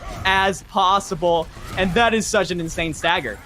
Munich have to just wait for another 15 seconds for their diva to come back into this fight, and Condi goes down. Are you kidding me? What is happening? Mind Goblin is just getting so many picks. They're not allowing Munich to come back and get anything. They finally will have 6 coming up into this next fight and 5 ultimates available. Everything but the Amp Matrix with Juzo setting up for the bomb, and it gets to the back, but it does not get much thanks to Alzi's beat. And Theomatic finally pushed forward, taking down the main tank. The main source of aggression is gone for Mind Goblin. This finally allows Munich Esports to push ahead, push forward, and it's looking like they have a very good chance to take this first point here, especially as Mind Goblin used just about everything to try and hold on to it. However, Juzo is going to go for this close hold. Mind Goblin, they're going to go for it, and Juzo eats the blizzard, but it doesn't matter. They got off the cart. Munich Esports, they take point A, and now they push forward. That is so unfortunate, especially after such a good eat coming out from Juzo. Munich Esports will push back here, and that was a crazy first point, but Munich do eventually get it. Oh my goodness, my power went out.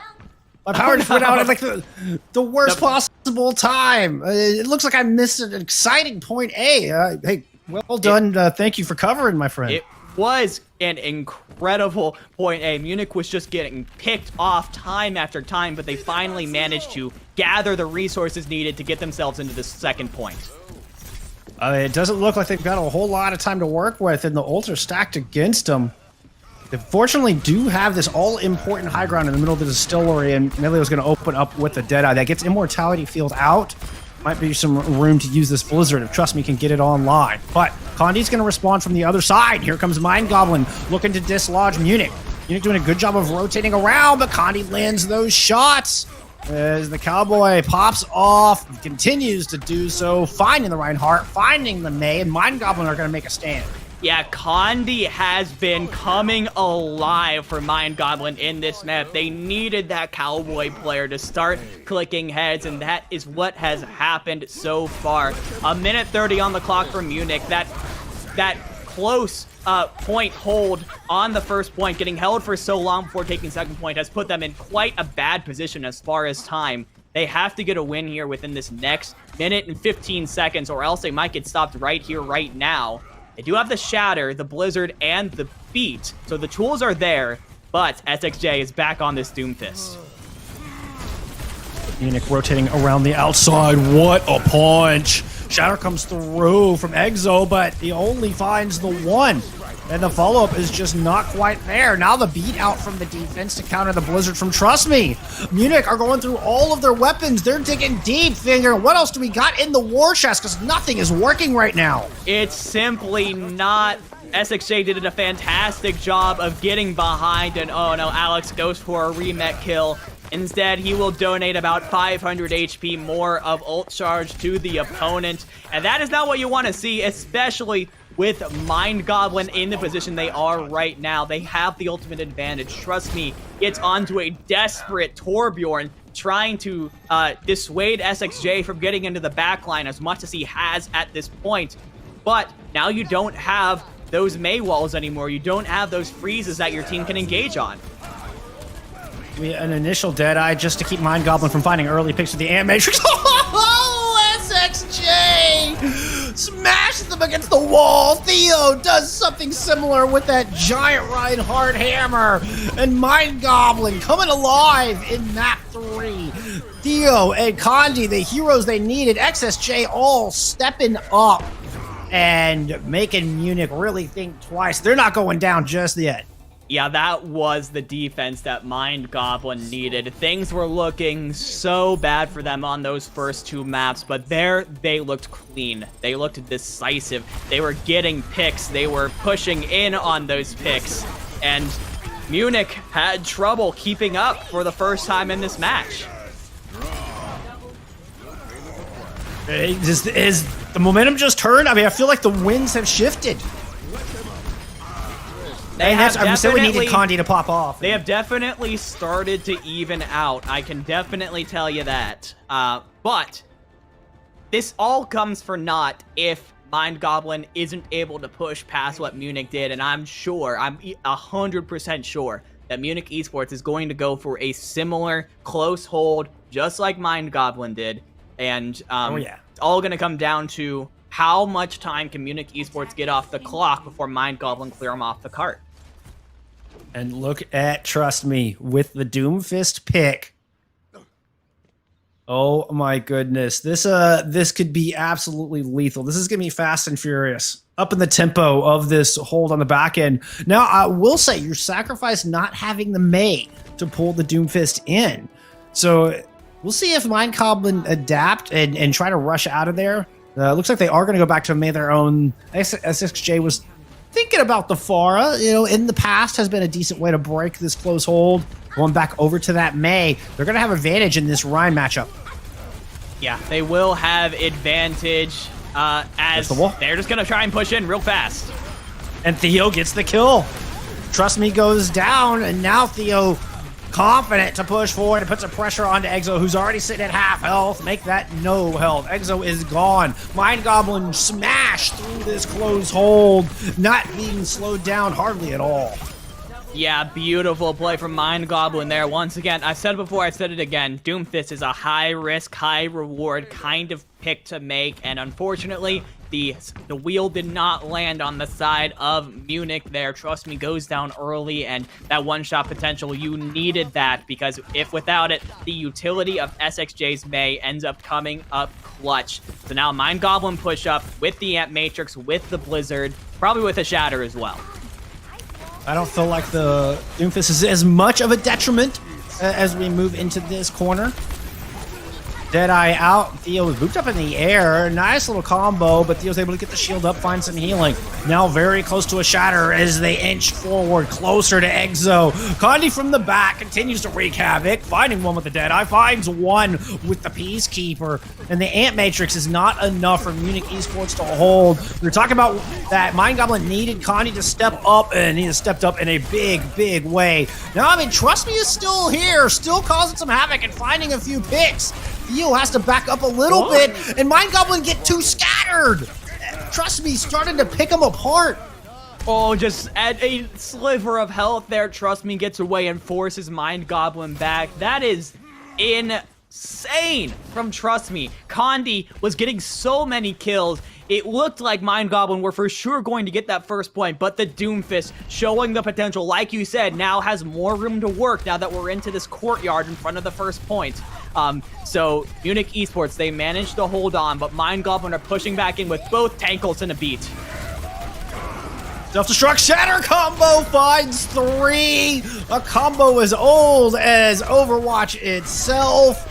And you go with an oldie but a goodie from Mind Goblin. They pull off the classics and rock and roll their way into point B. The punch from SXJ was perfectly timed onto Exo to take that Rhine shield out of the fight.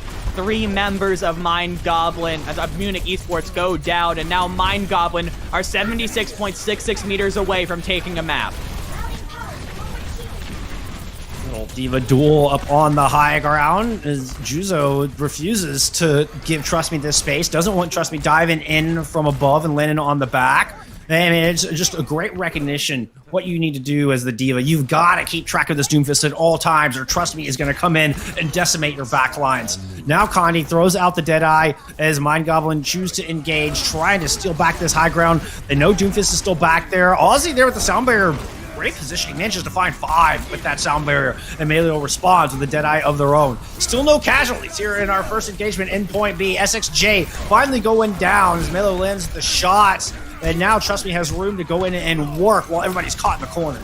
Yeah, the meteor strike from Trust Me was key. It was so good. All members of Mind Goblin were so bunched up that it didn't get any kills, but it put so much damage onto Mind Goblin. Here's a nice replay of that 3K bomb from Juzo, coupled with the perfectly timed punch from SXJ. They need another combo like that. Juzo is very close up to another bomb, as well as the Meteor Strike from SXJ and the Shatter from Thematic. All of these things could be what Mind Goblin need to push through to the end. SXJ trying to hold the store right now. It's going to go ahead and drop the Meteor Strike into the back as a target. Immortality Field is down, but the Shatter comes through from Theo! That one is huge, and the cleanup comes through as well. Mind Goblin, they control this alley. They send Munich Esports packing as they escort this cart oh so close to that box of victory. Is there time for a contest? Alex is in position, but he's by himself and is already at half health, and is going to be forced to use the bomb early, and no! Exo is not there in time! Mind Goblin just push it in casually, and they take a map in this series. Of course it's not gonna end in a 3-0. This is Will English Invitational Finals Day. There's no way we're gonna end in a 3-0. We go to map 4. And it will be Munich's map pick this time for the first time since map 1. And oh my goodness, what a clapback. What a clapback. Hey, we posed the question, could Mind Goblin win on Escort, which they hadn't done, which they weren't able to do yesterday. And they've answered question number 1. Now the question is, can they win on Assault, the other map they lost to Alya in our quarterfinals? They're going to have to if they're going to send us to that elusive map 5. Yeah, and I mentioned this before, Munich Esports are a team that has not been challenged very much so far in this tournament bracket, and Mind Goblin just took it to them super, super hard. It was, look, they needed this kind of map to get their confidence back up, get the mentals back up into the grind as we hunker down for a potential reverse sweep. And Condi, I mean, he's all over this highlight reel. This guy was insane this map. Just popping heads left and right, the rest of the team following up on his damage beautifully. And it's exactly what Mind Goblin needed. They needed their stars to rise to the challenge, to rise to the occasion. And Condi certainly did that in spades. Like you say, I mean, this is just one Condi clip after another. Yeah, it's just the Condi-tage. The Condi-tage, I like that. Yeah. I like that. Hey, and that's it. Condi pops off. Mind Goblin won a map. Boom. I mean, done. End of story. Okay, it's more complicated than that. But hey, it's a good storyline we're gonna run with. Yeah, absolutely. As Mind Goblin are now finding themselves right back into this series, but they do have to win a map now on Munich's choice. This is now going to be where they want to take things. And I assume we haven't seen Munich swap off of the Brawl at any point during this match. It's probably going to stay the same. So as far as what you can pick, that pretty much takes Anubis out of the equation, I would think. So it's pretty much a decision between either Volskaya or Hanamura for our assault map. Oh, that's a tough call. I'm thinking we're probably going to get Hanamura. Just throwing up a guess. We've seen a lot of the sim strats today. Yeah. A lot of work with May and the Cowboy, and clearly tons of Reinhardt, which doesn't hurt my feeling. Always love a good Rein v Rein matchup, and this is certainly not disappointed. So, I mean, Hanamura would be my guess, but we will have to wait and see until that map pick comes through. But yeah. Munich Esports trying to step up. I mean, now they're on match point. Now they're one map away from punching their tickets to face African Typhoon in the grand finals, and they get to choose the battlefield. Like, all the cards are in their favor. Yeah, it definitely is. Munich definitely just have to make sure after a loss like that to not get rattled, not get scared. They got this far by playing aggressive, fearless brawl play, and they have to keep on doing that if they want to win. Sure, Condi started popping off in that last map, but sometimes you just can't control stuff like that. Sometimes a player just decides, I'm going to win this game, and just starts killing everything. And that's how Overwatch is sometimes. You have to just shake it off and move on to the next one, because Munich has absolutely showed the potential, showed the ability to get themselves a spot in our grand finals. Hey, and I mean, Mind Goblin just doubled the map losses that Munich have experienced for the entirety of this Will English Invitational number 3. And we have gotten word down the pipe. Munich have made their decision. And, we were right. Devin, we are headed to Hanamura. Good prediction there. I mean, you were right. You were the one that said Hanamura. I'll give you all the credit here. Great team effort. Great pick from Munich here to play into the defensive power of their brawl comp.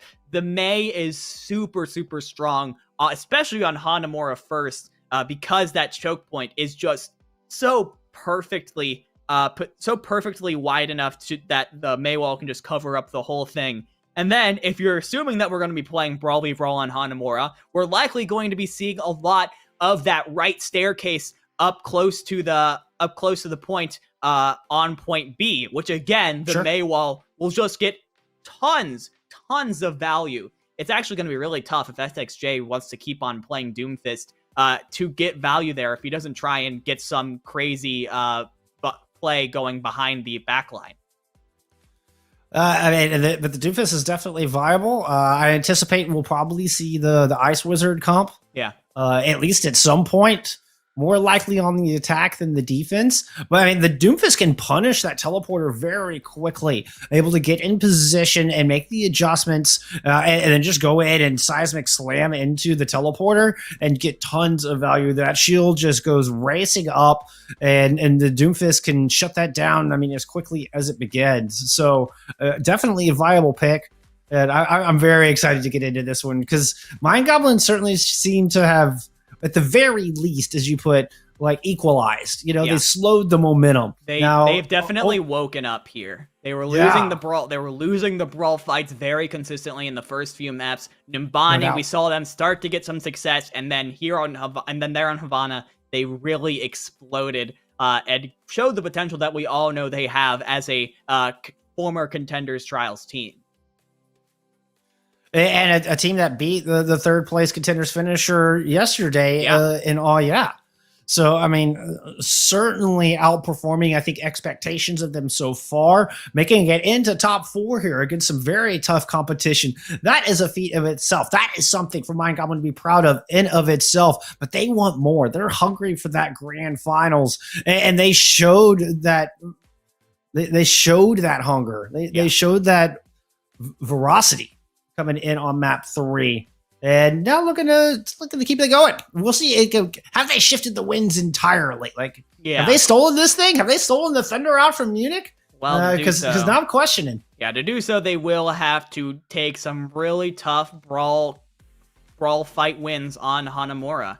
I mean, that is just what we're going to have to see from them. We need to see them, especially if we're sticking on the same deal where, well, actually, Mind Goblin was on the defense first. Munich really likes setting the tone. So you've got to be able to use either the Mei or the Doom, whatever you decide SXJ to be at, as your main initiator perfectly. Make sure that you can't allow Munich Esports to go into a fight on their own terms. You have to disrupt them. You have to separate them. You have to make sure they are not comfortable. Because if they're comfortable, they just start rolling.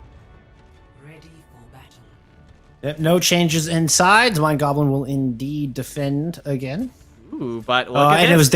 it was their choice. It was their choice, and Mind Goblin are currently showing something very different. Look at this coming out. A double shield comp with Ashe and an Echo Mercy. This is going to be really interesting. Munich going Brawl, of course. They have not swapped from it the whole time, showing the Symmetra currently, but Mind Goblin are playing a long-range comp. Their goal is going to be to poke into the Munich Esports core before they can close the distance. The question is if they can disrupt that key moment when Melio puts down the Sim teleporter. But that's one of the strengths of running the Mei alongside that Symmetra, is you can use that wall to safely guide everybody through the teleporter. Then we'll see how Mind Goblin can respond.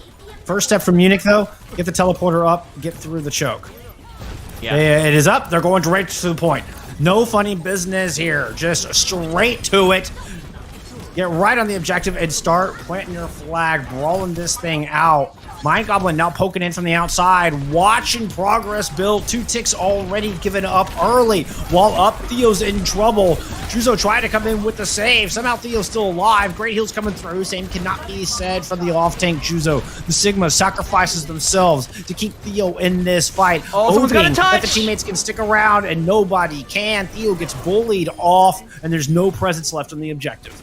I mean, that was just so well played from Munich, and you're going to get the stagger off onto Kandi. Of course, he's going to be back up in just a second because of the reduced 2 CP spawners, but Munich are not taking their feet off of the gas. They're going to push right into the second point. They have the Ant Matrix from level 1, Crook, and the Blizzard up soon. That Matrix thrown out immediately. Theo swapping over to the Winston here for this point. Trying to control some high ground, but it may put you in a deficit, especially with this Blizzard online. Alex also has the self-destruct. Blizzard comes out, and Juzo's frozen up. Strebor is gone. +2 with percentage coming through. Tick's already picked up from Munich, and they're threatening to grab the third in a blistering fast pace. Theo's gonna fall. There's the rest of the progress, and my goodness, wow. Look at that time bank. Wow. Mind Goblin gambled and they lost. They tried to go for a double shield long range comp to catch Munich off guard, and Munich capitalized on it. They did not have the tools to contest the first point after they teleported onto it, and after that first point was captured, Munich did not let up. They just teleported straight to that second point, pushed in, got the kills once again thanks to a great Ant Matrix from level 1 Crook, and wow, there was any question of if Munich Esports were losing steam after that loss on Havana. They have been answered. They have not lost any steam. No, when fully at their back right now. And look at this composition. Now, they're going to set up all over this objective. Oh, yeah. High mobility. And no matter where Mind Goblin choose to teleport to, if they do decide to roll out with that sim, it looks like Kandi is still deciding on that. But Munich will be able to quickly get to any location and position to deny everybody coming through that teleporter. Yeah, but this is completely new for Munich. We haven't seen this style of comp from them at all today. It's in a very similar situation right now of this brawl versus something else. It's different than what Mind Goblin did. Like you said, very high mobility with the Wrecking Ball Diva instead of the Orisa Sigma. But will they be able to deal with this Symmetra teleport from Kandi better than Mind Goblin did with them before? The big difference is obviously they're way more versatile. They're way more adaptable to positioning because of that high mobility. whereas the double shield composition really stagnant, really just wants to set up shop on one place. So Munich are already kind of starting to surround this objective. Mind Goblin teleported directly to it, and Munich are filling the gap from all sides looking for a pick. So far, there's none to be found. In fact, it is Mind Goblin coming up with first blood, first and second for that matter. They're going to lose Condi, but there's still Symmetra turrets on the point to deal with. Even from afar, Condi having an impact on this fight. And just the final 0.3%, trust me, he's going to try and stall, but it doesn't last long. And once again, Mind Goblin have taken the point super fast. Munich was not any more successful at stopping the Sim TP than Mind Goblin was before them. However, unlike Munich, Mind Goblin are going to take a second to catch their breath, make sure that they have all the swaps that they want before they move back in. Condi is going to swap over onto the Cowboy now for a little bit more long-range damage, which is going to be big, but trust me, very close to that duplicate. They take a traditional approach up to the second floor. Trust me, keeping a sharp eye out. Drops down. Oh my goodness! The double damage fire strike just rips Aussie in two. Mercy gone. It's only Zinheel's left, and Transcendence is far off. The duplicate comes through, but trust me, he's immediately frozen up. D-mech'd, taken out of both duplicate forms. And Mind Goblin drop a sound barrier in, have plenty of sustain to hold on to this point. They have a Blizzard to find the kills to keep Munich Esports from stalling out for too much longer. Although we do have the big Omnic Butler who's able to pick up one. Oh, and Alex picks up two. Oh, what a comeback there from Melio and Alex. Theo trying to invest the Shatter, but I worry it's too little too late. Oh man, that was such good patience there from Munich. They wait for the Blizzard to fade away from SXJ, and they find the supports a little bit out in the open, a little bit confident that Mind Goblin were going to win that fight. And now, for the first time so far this map, the defense had stabilized. Munich now has a sizable time advantage if Mind Goblin were able to push it over here, but they used every ultimate they had to try and push this over. Condi is very close to the high noon, but that's about it. Munich Esports are working with Transcendence and the bomb from Alex. And Munich Esports now on a Lucio Zen backline. Very little sustained, very little burst healing. But Tranquility is out. That's that's one way to counter that back, and able to take down Theo as they try to approach up top. Melio picking up two, and after just using Bob in that last fight, is already 90% towards another. Yeah, I imagine we probably see level 1 Crook going back to Switch now that the Transcendence has been used, because yes, it is such a low healing composition right now that Munich is running.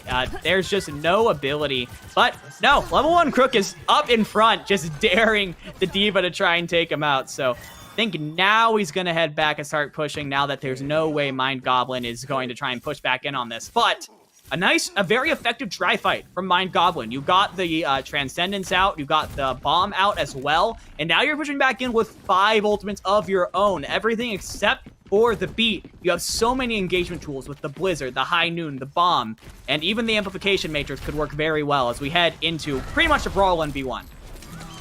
Yep, Exo's going to go over to the Rhine, so we're back to the Rhine v Rhine. A lot of tools from Mind Goblin to work with. Deadeye, the first of those to hit the battlefield, and that's going to get a D-Mech immediately. Trust me, trying to come in. But the Blizzard is out from SXJ. Nevertheless, as everybody scatters and tries to make it to the point, the rotations from Mind Goblin are punished by Munich. They are able to pick up a couple of kills, but with so many casualties in that fight, there's just not enough to fend off the respawns. You need a full fight win for, you need a full fight, a clean fight for Munich for Mind Goblin if you want to take this point. And trust me, that's disrespectful, man. Come on, they've been playing you close so far, but Munich ends up holding here, and now all of a sudden, this time bank that was almost at 6 minutes is now down to under 2. Mind Goblin only have a couple more good chances to push in on this point, and Munich are holding strong. Mind Goblin, they have the Shatter, they have the Amp Matrix still from the last fight. Munich will have their own Amp Matrix pretty soon, but they're not really working with much in the ultimate department. Munich do have Trust Me on this Doomfist. The Doomfist last time, huge impact. There it is again, immediately finds Condi. Shatter comes down from Theo, but Condi's gone. There's not a whole lot of follow-up on it. And trust me, just continues to make their life oh so difficult, forcing rushed rotations, pulling out cooldowns, pulling out ultimates, and finding picks. Yeah, some beautiful play from Munich. They noticed that Mind Goblin left their supports on the high ground when they all went to the point, and trust me, went, ooh, free kills, and just went up and destroyed all of them. Without the supports, Mind Goblin could not sustain. And now, all of a sudden, Mind Goblin find themselves with their tournament lives in very real danger. Less than a minute left on the clock. Alex is down, but there's still a long trek to the point. As a solo shatter on SXJ. Get it back on their feet, and SXJ throws down the Blizzard up top. Trust me, gets out of there with a Meteor Strike, drops in and out. And back to the point, but SXJ still manages to chase them down with an Icicle. Condi with free reign over the high ground now, throws in the Deadeye, gets some damage done, and Joham's able to follow up and finish off Exo. Reinhardt is gone, 88.6% captured as Munich Esports throw down a sound barrier to try to at least hold on for 20 more seconds. Self-destruct up, takes Juzo down. Munich might not just hold on for 20 seconds, they might just win this fight. It started off so good for Mind Goblin, but they're not able to finish their dinner. It doesn't seem like they will. Juzo trying desperately to get in for the touch, but it's not going to happen. Munich Esports take the series 3-1 and will face African Typhoon in the grand finals. Munich continue to impress with their run.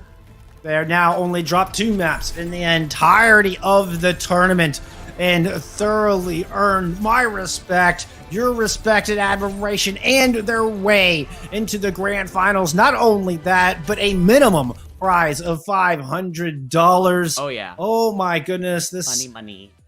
This squad, holy cow. It's impressive. Anything can happen in the Will English Invitational. Anything can happen. Your grand finals are set. African Typhoon versus Munich Esports. Holy cow. Yeah, what a fantastic game from Munich Esports, I have to say.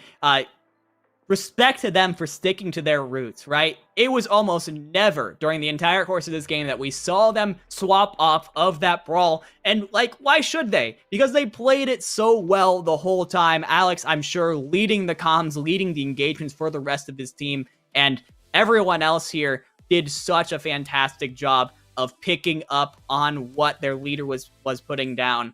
And, man, I mean, I have to give respect to the guys at Munich Esports.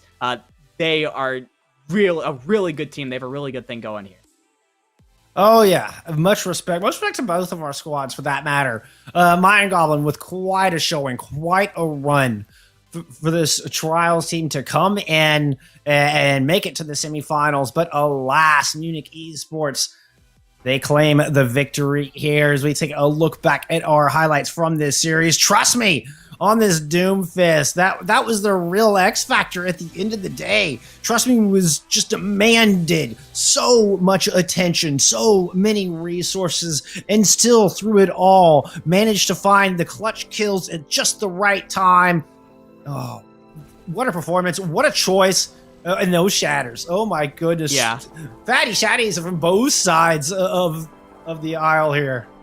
Yeah, and the creativity that came out from both of these teams was so cool. The Symmetras on both sides, Melio and Condi, both had their moments indeed. Certainly. Where either just getting a bunch of damage with those ramped up Symmetra lasers, or look at that. There were like 10 people that were stunned up at the same time. That's so funny to me.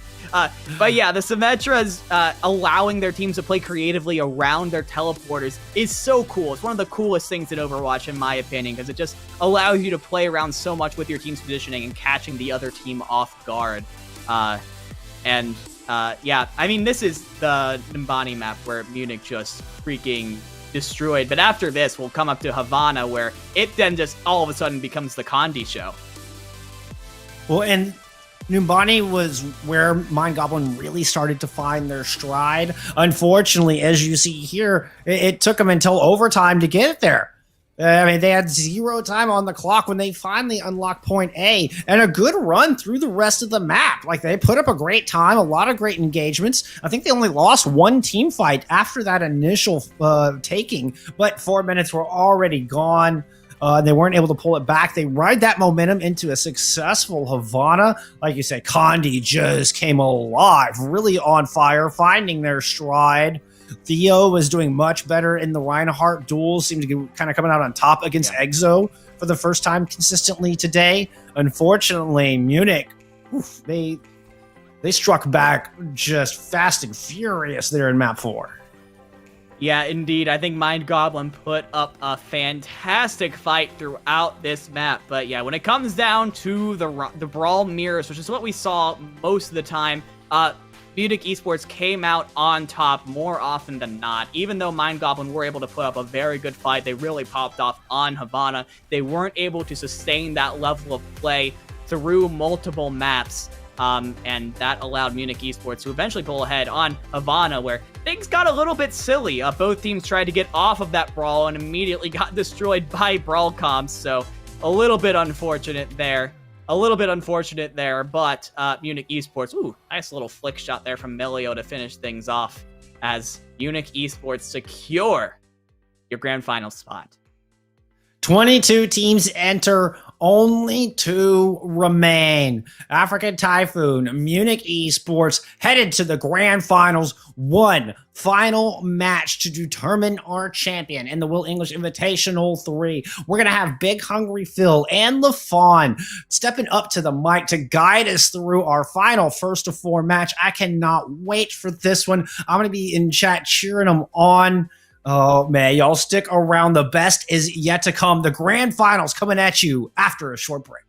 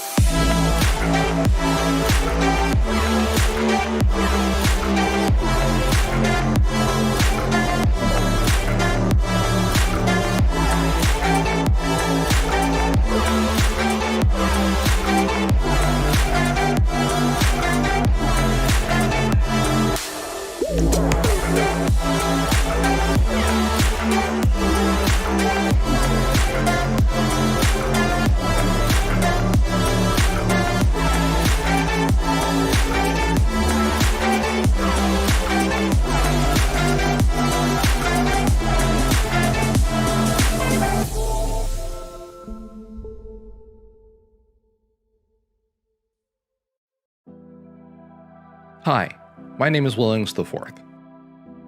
Chicago, the Windy City. The second city, the place that I call home. Champions have been born here. Legends have been made here. History has been captured here. I've been here for a long time, and let me tell you, it's amazing to witness history unfolding in front of all of us. When I created the Will English Invitational, I wanted to be a part of that history. I wanted to know who was the best Overwatch team out there. But not just the teams you see in the pros. I wanted to find the teams that you don't get to see on the Overwatch League stage. Teams that have heart, a story, a family, a community, a legacy beyond what you see and hear playing in the halls of competitive Overwatch tournaments. Thankfully, from the 20 teams that played in the first Invitational to the 40 plus teams that have played in the second Invitational, and finally our journey to the Overwatch Invitational 3, we get to witness that history unfolding in front of our very eyes and ears. For our North American champions in Lo-Fi AIM, now rebranded under Death Computer, they proved during the Invitational 2 that they were the best Tier 3 team in existence. But now they have to defend their title against one of the most dominant and strongest teams ever assembled in the ISU Redbirds. Our European Invitational Championship is vacant. Shoes Money Crew came in and showed the world where the top of the mountain was. With our expanded EU tournament, who's going to step up and claim that title? Well, Fitz to mention an African Typhoon might have something to say about that. The road to victory is not going to be easy. It's a crazy, crazy world out there. Who's going to step up and claim victory in the Overwatch Invitational 3? Is it going to be you? Do you think you're the best? Well, guess what? The world is about to find out.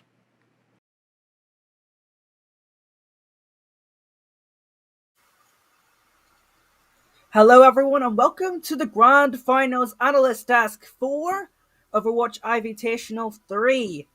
My name is Ocean. I've got some great people alongside me. Before I introduce them, let's talk about some of our partners who have helped make this all possible.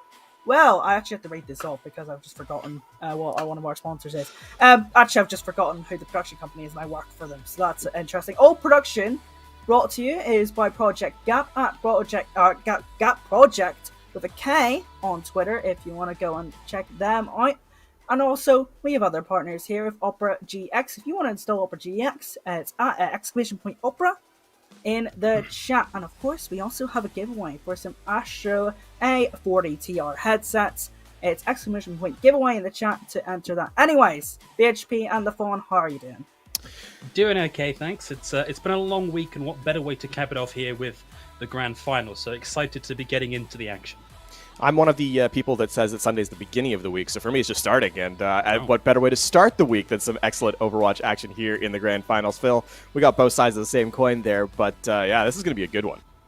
Yeah, and you know what? This has been the tournament of upsets so far. It started off with OT Paul going out in the group stages right in day one, and we had a lot of upsets yesterday. We're going to start a talk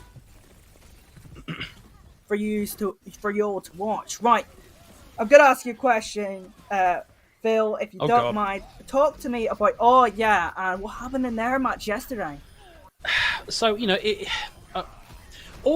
a team that if you look at their contenders' performance, particularly in the past 6 months, like they've consistently been top 3, top 4, the upper end of the bracket. But by and large, the organization that is and their previous iterations of the the EMEA one trick teams. Like, they are not a team that has always taken stuff like this particularly seriously, and I don't want to accuse them of sandbagging. That's not what I'm saying here at all. What I'm saying is that they are here largely for fun, and sometimes that attitude can kind of trip you up if you're against a team that is very much definitely not in it for fun. And so I think it might just be a little bit of a disconnect here in like how much they are expecting or how much they want to get out of a tournament like this. Of course, a little bit difficult to say that for certain without getting deep into the psychology of the team themselves, but that would be my guess based on what we've seen from them. Right, LaFawn, you gotta got the tougher question here. Sheer Cool going out yesterday to add friend was probably the biggest shock I've ever seen in an Overwatch community tournament. They made some roster changes beforehand. Do you think that had an impact on that particular match? I mean, roster changes always have an impact, right, for any team that comes in. So for Sheer Cold, I'm sure it played somewhat of a part. Can't discredit their opposition, stepped up in a big way. I know for Sheer Cold, right, a lot of this conversation we have to kind of have about teams at this point in time, specifically with teams that were in contenders, is how much of the end of the season has affected sort of their practice regime, especially with upcoming higher echelons of Overwatch kind of come calling. Is that going to be playing somewhat of a role as well? So for Sheer Cold, I mean, yeah, absolutely. It is a surprise that they're not here, but you have to give credit, I think, to their opposition to take them down, who took them down, in such a fashion. Yeah, and just to keep going on that, contenders teams, they also have the possibility of not knowing that if there's another contenders for the end of the year. Of course, we know there isn't, and they don't really have a particular goal in mind to practice for. Phil, do you think that also has an impact in Sheer Cold and Oya's performance? I think it's hard not to have some kind of impact, right? Because people have looked to the future and gone, well, Overwatch 2 is a thing that is in theory happening inside the next few months. Certainly Overwatch League level, it's going to be a thing. We don't know for certain whether or not that we're going to get an Overwatch contenders tournament, or we just stop until we hit Overwatch 2 in the competitive scene. And it's a long off season. It's a long time to be out in the cold without anything really to play for. There are a few third-party tournaments coming up in the next few months, but there's nothing there that would keep a team together where you have a definite, here is the next predicted payday, right? And so people just start to drift. They start to change their focus. Some people starting to move games. I think Wamaimon is maybe one of the players we can talk about that a little bit, who announced recently on Twitter that they're going to be looking to move into other games here with a swap to Overwatch 2. And yeah, there's just so much uncertainty at the minute that teams probably don't have a regular scrim. They're just relying on what they're getting done on the ladder or streaming or however else they get their daily injection of Overwatch. So yeah, it's hard for it not to have an impact. And I think the more of these third-party tournaments we see over the season, the more difficult it's going to be for teams to keep this cohesion together because of the length of time since the last official. Okay, so also in this tournament, we have seen some tier 3 teams and some teams you wouldn't expect get some awesome results, and some players as well that you haven't seen before. And we always usually see that in these community events. LaFawn, how important are these events to the Overwatch community? There isn't, I think, a specific word that gives how much impact they have, right? Because the lifeblood of any scene anywhere in anything you do is sort of that grassroots, community aspect of it. If you can get players, if you can get fans, if you can get production, everyone kind of working at the same level and building that pipeline. Yes, the end goal obviously is the top end, but you have to start somewhere. And I think these tournaments kind of give you that starting position, especially, and that I think speaks to a lot of how much variation we've seen as well in this tournament. Right, we've seen names step up and kind of perform in ways that a lot of people may not have necessarily expected. So yes, they are exceedingly important, as we've kind of seen so far over the weekend.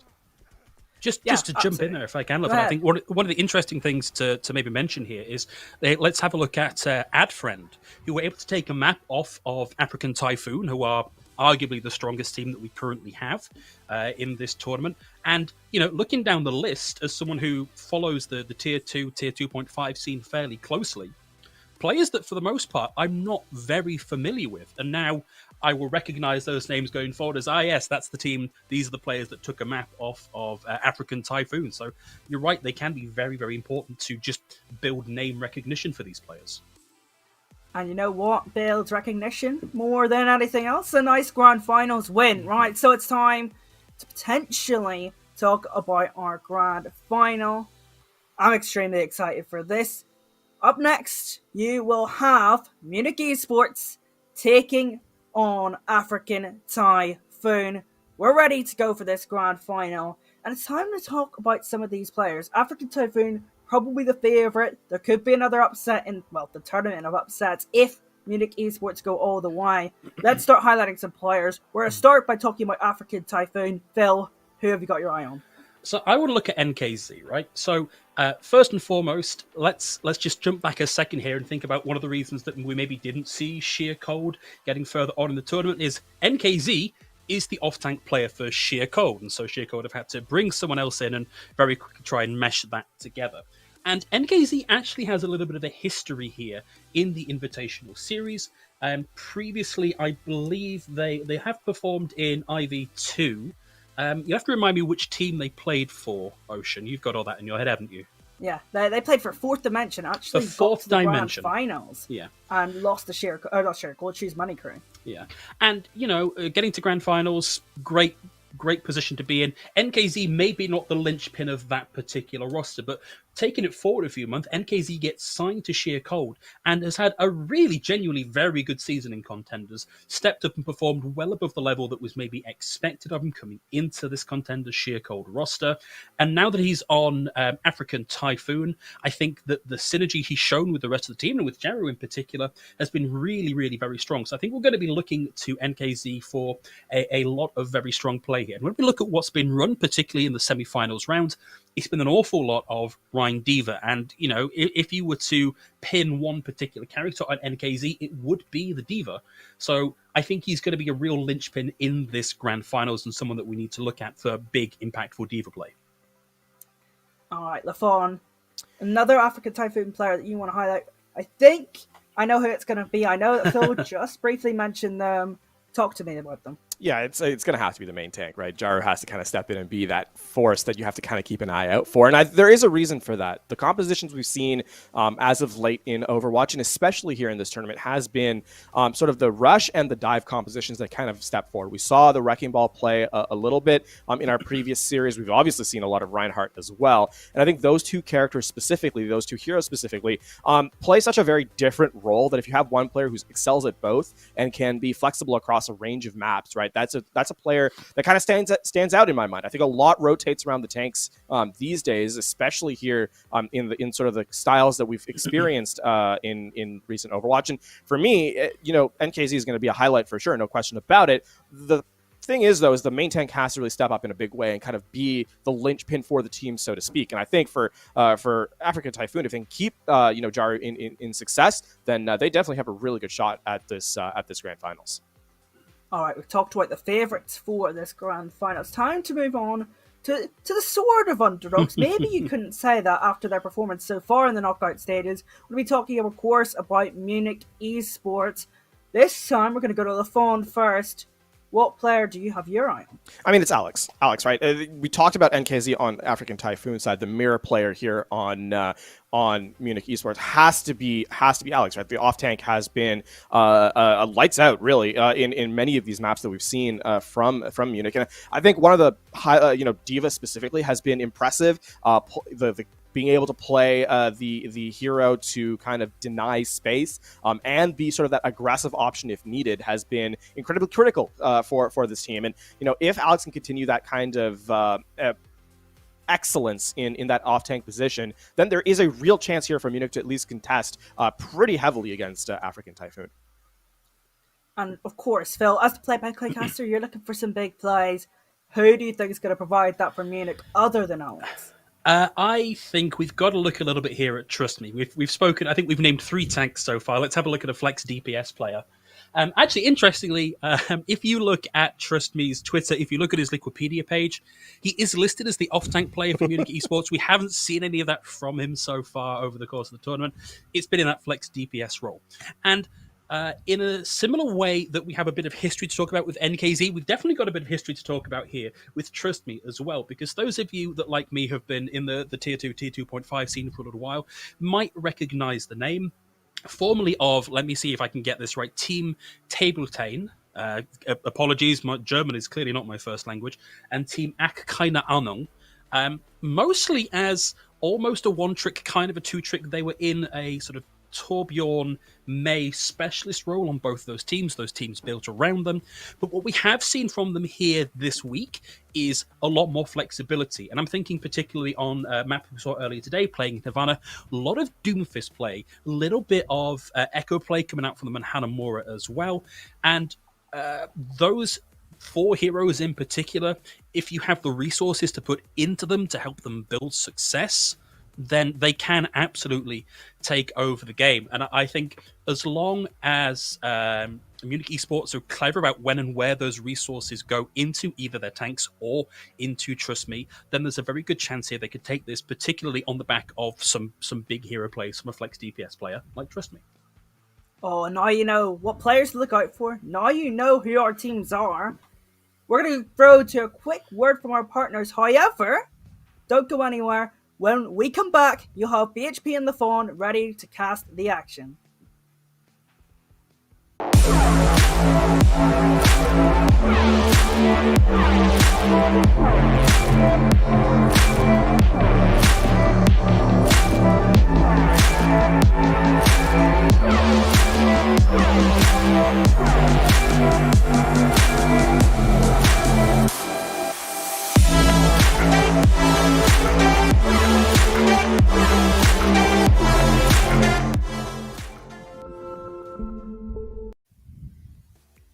All right, Lafon. Well, that's the entree out of the way. We're looking forward to getting on to the starters now. African Typhoon up against Munich Esports. And I think we've maybe already touched on who we think the favorite is here. And for me, it's still leaning toward African Typhoon. Like, they have so much tier 2, tier 3 star talent on their roster.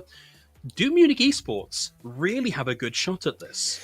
They are the underdog. There's no way kind of flexing around that. That's pretty evident, I think, in terms of how we've seen. Do they have a chance? Yeah, absolutely. There's the performance we've seen from them has been consistent. I think that's a big deal coming into the finals, right? You don't want a team that has had flashes of brilliance, but then can sort of fall off a lot, and when things don't go their way. And I think specifically for Munich, the highlight I want to talk about is in their last series was on Hanamura, right? They give up the first objective incredibly easily, but they claw back at the last ditch effort on point B to kind of bring the series to their favor. And I think, for Munich, that kind of stability in under pressure moments is sort of the marker of a team that we can kind of say is someone to pay attention to. Is a team to pay attention to here and not be, dour about their chances. I think there is a real shot, and that kind of gives me hope for the series. Yeah, I think it's very easy, particularly in tournaments like this, to go, oh, well, this team is clearly the favorite team, therefore this other team has no shot. That's not what we're saying here at all. It's that Munich Esports will need to really make sure all the screws are nice and tight here on the ship as they're looking to sail through this African Typhoon. Otherwise, it's going to be a little bit of stormy seas for them. Let's have a look at who we're actually getting on these rosters, though. Let's have a look at our players for today. If you've been watching the rest of the tournament, you will have already seen them coming up, and it's our tank line Jaru and NKZ, who we had a bit of a chat about earlier on in the series. And maybe it's worth talking here about the DPS lineup for African Typhoon, because Sauna in particular for me is a player that I'm looking at for big things in the future, particularly with Overwatch 2 and the new Overwatch League season on the horizon. Like, I think in EU he's one of the stronger pickups for a DPS player right now. And I think this is the most critical time for players to kind of show their strengths too, right? We're in such a period of flux in terms of teams and rosters and sort of this next step forward.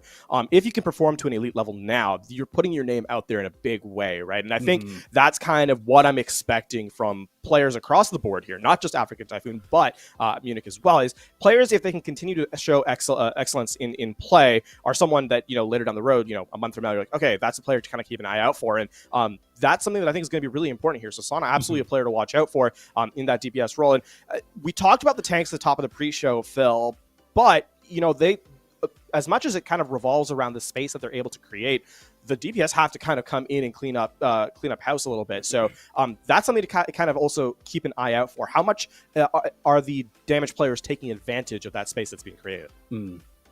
Yeah, and the Sauna and the Holy Pig both have enough tier 2, tier 2.5, tier 3 experience behind them that we're fairly confident they are, if not at the very top, very close to the top of their game and can capitalize on some of the space that's being made. I have to say, looking instead at the Munich esports roster, I don't know enough about Choose and about Milio in particular to be able to say whether or not in those two roles, so the main tank and the hit scan DPS, the tracer role, whether they really have the chops to go toe-to-toe with African Typhoon. Based on what you've seen from them, and granted that's only a handful of games for Munich esports, how do we think that matchup's going to work out? Well, that's why this first map is going to be so important, not just for us as the sort of viewing audience, but for Munich esports themselves, right? Because that's kind of going to set the tempo of this first to four series. Is that if they can't take that head-to-head matchup directly, is Munich going to sort of pivot their play style to play more around map objectives than taking the fight straight up? And I think that's kind of the question that I want answered more than anything. Because we saw some excellent play on the in the previous series from Munich. How much of that is going to continue here against against a player like Sauna in that kind of shutdown damage role? And so I think it's not so much that I'm unwilling to say they're incapable of it. I'm just saying that in terms of having proof, this first map is going to be really a telltale sign, I think, for the rest of the series. Yeah, we can spend all the time we want looking at the recipes. It's really once everything's baked and we get to take that first bite in the opening map that we really know how everything's starting to come together. So let's have a look and see where we're heading on our first map, and it's going to be Ilios straight up. I did wonder if we were going to be going back to Lijiang, but no. Ilios to start off with here. I don't know if we'll be getting runes, as the current graphic suggests straight off, but given what we know about Ilios and what we know about these two teams, like what's the order of the day for this kind of map? Well, it depends. The stages are obviously so very different, right? We've seen, we talk about a lot here on broadcast in general with that open map hazard that is directly in the center of the objective and how teams kind of have to play around that. The question here, on Munich specifically, has been that they have chosen to run both variations that I would consider the current pillar of the Overwatch map, of the Overwatch sort of meta, if you will, rush and dive, right? And I think, once you head to, a site like, or a point like Lighthouse, for example, dive can be really, really valuable. If you're playing on ruins, as was highlighted in the graphic, then maybe rush can kind of be your bread and butter. And I think in that case is when that first fight kind of happens, right? When that composition kind of steps out and is sort of made manifest in its initiation, how well do they follow up on that first fight? Because even though the compositions themselves are very different in how they aggress, the sort of steps they kind of take in the middle of those fights are very similar. And so I think,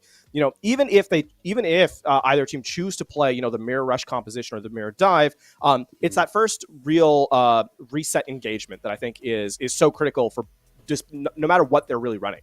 Yeah. I got to say, throughout all of that, I was just thinking Russian Dive is probably what we could also have called Double Bubble with the Winston. That's true. And the Zarya. But I guess that boat sailed and Double Bubble is what it's going to be. Okay, so we are just waiting on the ready up here from our teams so we can actually start seeing how they're going to face off against each other. It's been a long 2 weeks here, over 2 weekends of play for both of our teams. African Typhoon and Munich Esports, actually, if you look at the number of maps they've dropped, I believe it's only 2 maps for African Typhoon and maybe 3 for Munich Esports. So I feel like with that kind of scoreline in mind, like it's very difficult to see whether our two teams have actually been properly tested here, right? That suggests to me that maybe this is going to be the pinnacle of this tournament, which you'd kind of expect at the grand finals. You want the two teams with the lowest loss counter possible up against them in the grand finals. And I want to see how they stand up to pressure, right? Because African Typhoon in particular, whilst they have a lot of very storied players on their roster, they've not been playing together that long. Like individually, maybe their mental is fine, but we don't know once things really start to heat up how well they're going to be able to hold that together. So Munich Esports is going to be looking to see whether they can actually put pressure on African Typhoon to maybe start to force some errors out of them. Yeah, and I mean, one thing to highlight specifically with grand finals in Overwatch in Tier 2, the Tier 2 2.5, is that we've had good grand finals, actually, in this level of play quite frequently, which is very much a market difference than Tier 1 can sometimes feature, right? So in that sense, yeah, I'm excited for how this series is going to go out. And I think, yeah, you bring up the point about the map loss, and I think I talked about Hanamura for Munich in the previous series, and I think that kind of is the element that really is sort of that the je ne sais quoi of what we can kind of expect in the sense that it was a map that realistically should have gone to extra time in terms of the points that were kind of given. It was 6 minutes on the clock for, that Munich had to kind of defend point B from, and then, they nearly lost the fight. It was only in that last third of the objective they were able to claw it back. And I think one thing that says is that, yes, the maps may not have been lost, but in the fights that have been, there's still that stability that comes from the team. And so we've kind of, hovered around the fact that Munich is arguably, sort of the underdog stepping here. But the fact of the matter is, it's not by, statistically anyway, it's not by a lot in terms of the maps that have been given away. So certainly an interesting sort of dichotomy here in terms of these two teams. And I think actually just we got a bit of insight here from one of our German observers on Munich Esports, which is actually they've been playing together as a collegiate team in Uniliga, which is the German collegiate team, and apparently won the last few seasons. So maybe us talking about them as the underdog here might not be quite fair, because if they've been able to put up that sort of consistent performance over the last few seasons, particularly if they have good coaches and good staff, then frankly, this might be a little bit closer than we would maybe expect it. So let's see how well German collegiate translates towards the broader Tier 2 scene. But LaFon, it's now time, finally, to put this recipe to the test as we load in to Ilios. And it's going to be starting off on Runes here. African Typhoon in the blue, Munich Esports in the red. So, starting off on Runes, what can we expect here, LaFon? Well, I mean, you asked me the question right as they lock in their character select, so look at that. Love to see it. It's just beautiful, and it's looking like we're getting the Mirror Rush. I kind of, or very close to a Mirror Rush here. Something that Munich Esports has shown already is that they're willing to go to the Doomfist instead of the Mei, running sort of the hit scan and projectile. Doomfist, I guess, is the projectile in play, so you don't have that stability for the tanks necessarily. But that allows a little bit more flexibility in terms of damage. African Typhoon opening up with the teleporter out of spawn. And at least initially looking like they're going to be staying on it. So Sana playing the Symmetra, a lot in play here, but the teams will meet at the statue and exchange blows. We're underway here in our grand finals. Phil, take it away. That's right, and we're going to see exactly how this DPS difference shapes up here. Sauna already at 26% towards having that ultimate online, and whilst it's not a great engage tool, can be great for buying off some space once that photon barrier's in place. But as the map is as yet unlocked, nobody really wants to step foot on it just yet. And now we see the rotation. Big dive in from NKZ. Holy Pod capitalizes and takes Trust Me out of the fight, but has no cooldowns left and gets punished, gets caught out of position as Alex takes him out of the fight. Sauna still alive, almost lands that secondary fire, and African Typhoon with the first cap, and it looks like it could have been a big stagger there onto Alex, but they get away just in time. And we're actually going to see a switch from Trust Me off the Mei to the Torbjorn, so not a pick that is unexpected necessarily from this player, but they're going to walk right back into this next fight. They're going to have the Amplification Matrix, our African Typhoon, in preparation of this aggression, and so this damage throughput can be a big difference maker in this fight.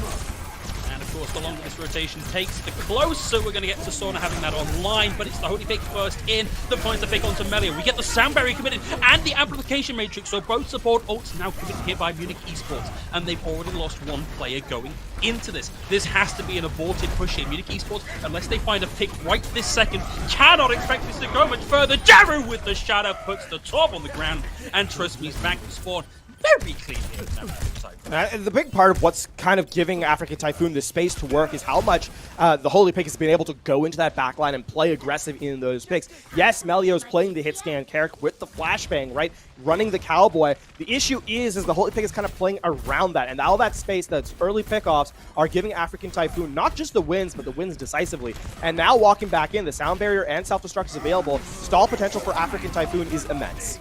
Ooh, okay, that is nice and early there on the Sound Barrier, and well, the Holy Pig, he has all the confidence in the world to get in and find the pick, lands the Meteor Strike, takes Captain Flashbang right out of the picture, looking for one more. There's possibly the D-Mech. It is at the last second. The D-Mech onto Alex, and it's 8% on Rising here from African Typhoon. One last fight now for Munich Esports. The big difference here, of course, is that now African Typhoon again have the stall, and they're not allowing Munich even into the initiation area, right? As they reach the checkpoint, African Typhoon is on them quick, and I mean, here, we can see them setting up for that initiation. There's the application matrix again.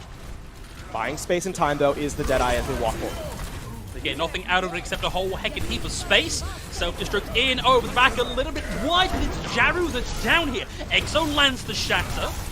No kills on the back of that just yet, but I believe that's going to be enough cruising onto African Typhoon that they're going to want to take a step back here. They've got this to 99-0. They don't need to stall this out. They need to win one more fight and they can take the sub-match, but it is Munich Esports back in control. Oh, okay, no, they are still in this. Solo finds a kill, and the shadow comes out from Jaru. There's the D-Mech. Melio's down here as well. Immortality gone, and somehow African Typhoon hold on to this, but it may just be Jaru up at the front. They do give it over as Trust Me clears up the point, but that was so close to being African Typhoon taking it. I feel like, you know, as surprised as kind of we were at that fight being taken, Munich was nearly as surprised themselves, and it almost worked, right? It was only the fact that the extremely staggered spawns came in that African Typhoon weren't able to kind of collapse on the Earthshatter. Now walking back in, Sauna again, a photon barrier available. Using that to engage here could be incredibly impressive, especially at bisecting the objective and making damage that much more difficult.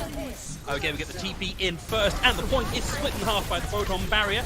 Alex tries to land the remake, but instead gets frozen and taken out of the fight entirely, and now the tanks have disappeared from Munich Esports, removed from the fight entirely. We're gonna see the flip, we're gonna see the cap. Munich Esports in control of this for a scant 34% before African Typhoon come back in and put their stamp on the point. And something we can already see about this match taking place is that African Typhoon is not willing to give Munich Esports time to think or breathe even, right? They are a storm and they're living up to that nomenclature. Now as we head into Well, you know, they're trying to just set Munich Esports off balance, right? Look how quickly they take one fight, look how slowly they take the next one, and then right back into a quick fight a third time. So African Typhoon, I'm interested to see if they're going to switch up a little bit more in terms of their pacing in these fights.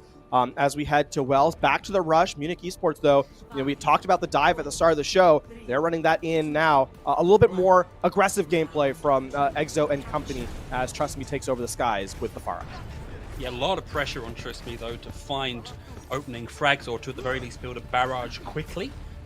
If African Typhoon don't win this one out first off, I'm expecting to see some swaps, but they will be able to get to the point nice and quick, care of Sauna and the TP. But it may not matter here, as Munich Esports have good angles now onto African Typhoon with this speedier composition. So it's kind of a split dive against this rush. We're going to be looking for this opening frag to really dictate the course of how this fight goes. Points unlocked, and we're going to see them start to jockey for position now as they look to take this over. Melio can't land for one clip onto Sauna and is instead forced to recall. African Typhoon now playing in the structure on the left-hand side of the point here, dicking out to contest, and Munich Esports get the first cap here.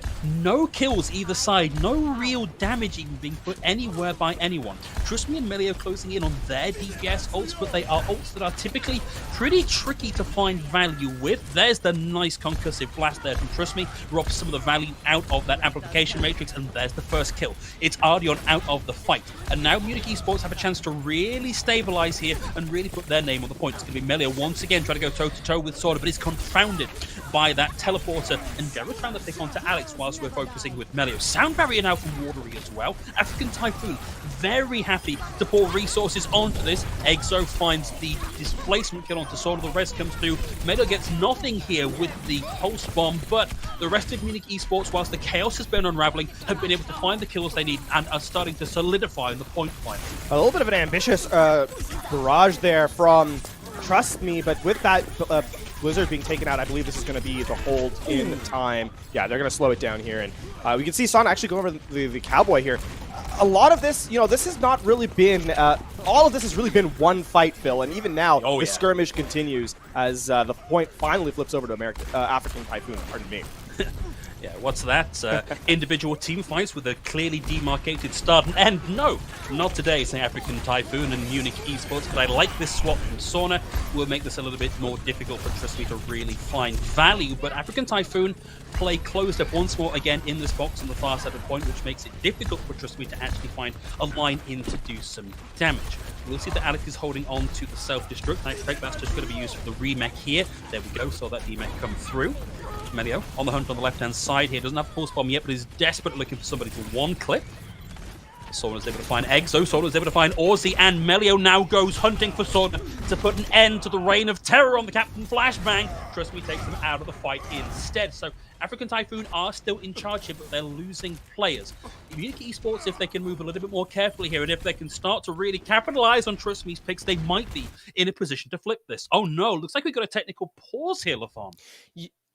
Something that I would like to see from Munich Esports is that this composition they're running really needs to have a little bit more emphasis on some of the traits that are coming through. What I'd like to see, it's not that Munich Esports necessarily are struggling exactly, it's just that they're, the fact of them talking about the fights, right, in terms of not having a start, and part of that's because there's no eliminations coming from this composition. What you'd ideally like to see is the spam coming in from the Pharah, putting enough pressure onto the back line so that the Tracer can come in and clean up, right? And part of that means that the Wrecking Ball has to kind of play run interference for the team, take a lot of the attention, and then have the Tracer kind of slip into the back lines and get value there. And something that we're not really seeing from Munich Esports right now. So that is, I think, an adaptation they're going to have to make is this when we get back into the game in a moment. But I think something, in regards to that, African Typhoon have slowed the game down considerably. You can see that they're willing to, as soon as they got the objective, just force these fights to last forever. And with the superior health pools and healing throughput that they have with the Baptiste specifically, they're doing a good job of kind of extending their lead on this objective percentage. Okay, well, it looks like we haven't had any disconnects, maybe. Actually, it might have been Sauna who's now back in on the Soldier. Trust Me has the barrage, and that's going to go into Shield, and it's going to go into Sound Barrier. But enough has been done here to secure the kill onto Jaru. So it's 77% and rising here for African Typhoon, and they desperately want to hold on to this for as long as possible, get it close to last fight territory.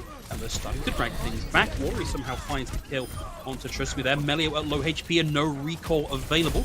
Bodypig is now on the Tracer themselves, trying to go unmatch. Melio on that one, finds the meta kill, takes Alex out of the fight here. African Typhoon hold on as we round the 96% mark.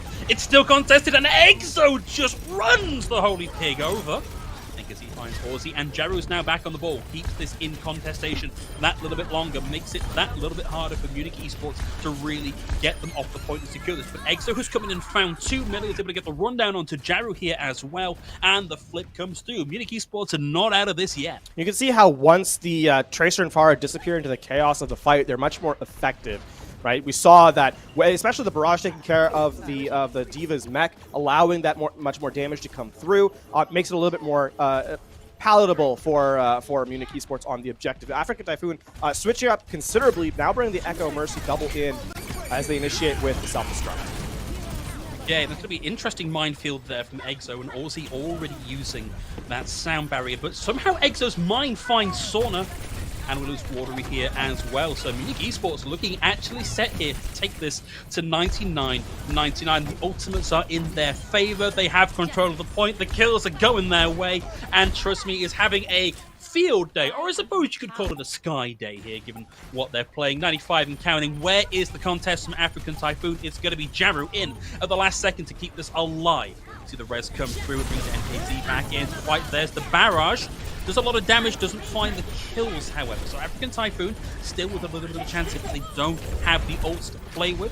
Melly with a pulse bomb, buys some space, doesn't get a whole much more with that. And African Typhoon still looking for something to turn this around in their favor. They've lost Watery now, no res, no healing.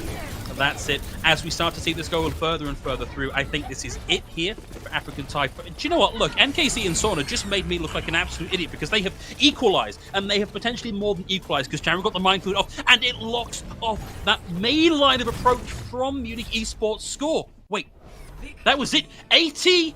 They actually get that on the last second and secure that 200-99 coming through on Ilios. It's so close here for Munich Esports. Get a quick highlight of the game here from the Symmetra player, and there was a at halfway through when we had that pause come in, I said that African Typhoon did a great job of slowing the game down, right? Of making it difficult to get to the objective. And that's what they do in that last fight on the map, right? They slow down the game. They're able to get that contest in and just buy time until their ultimates come through.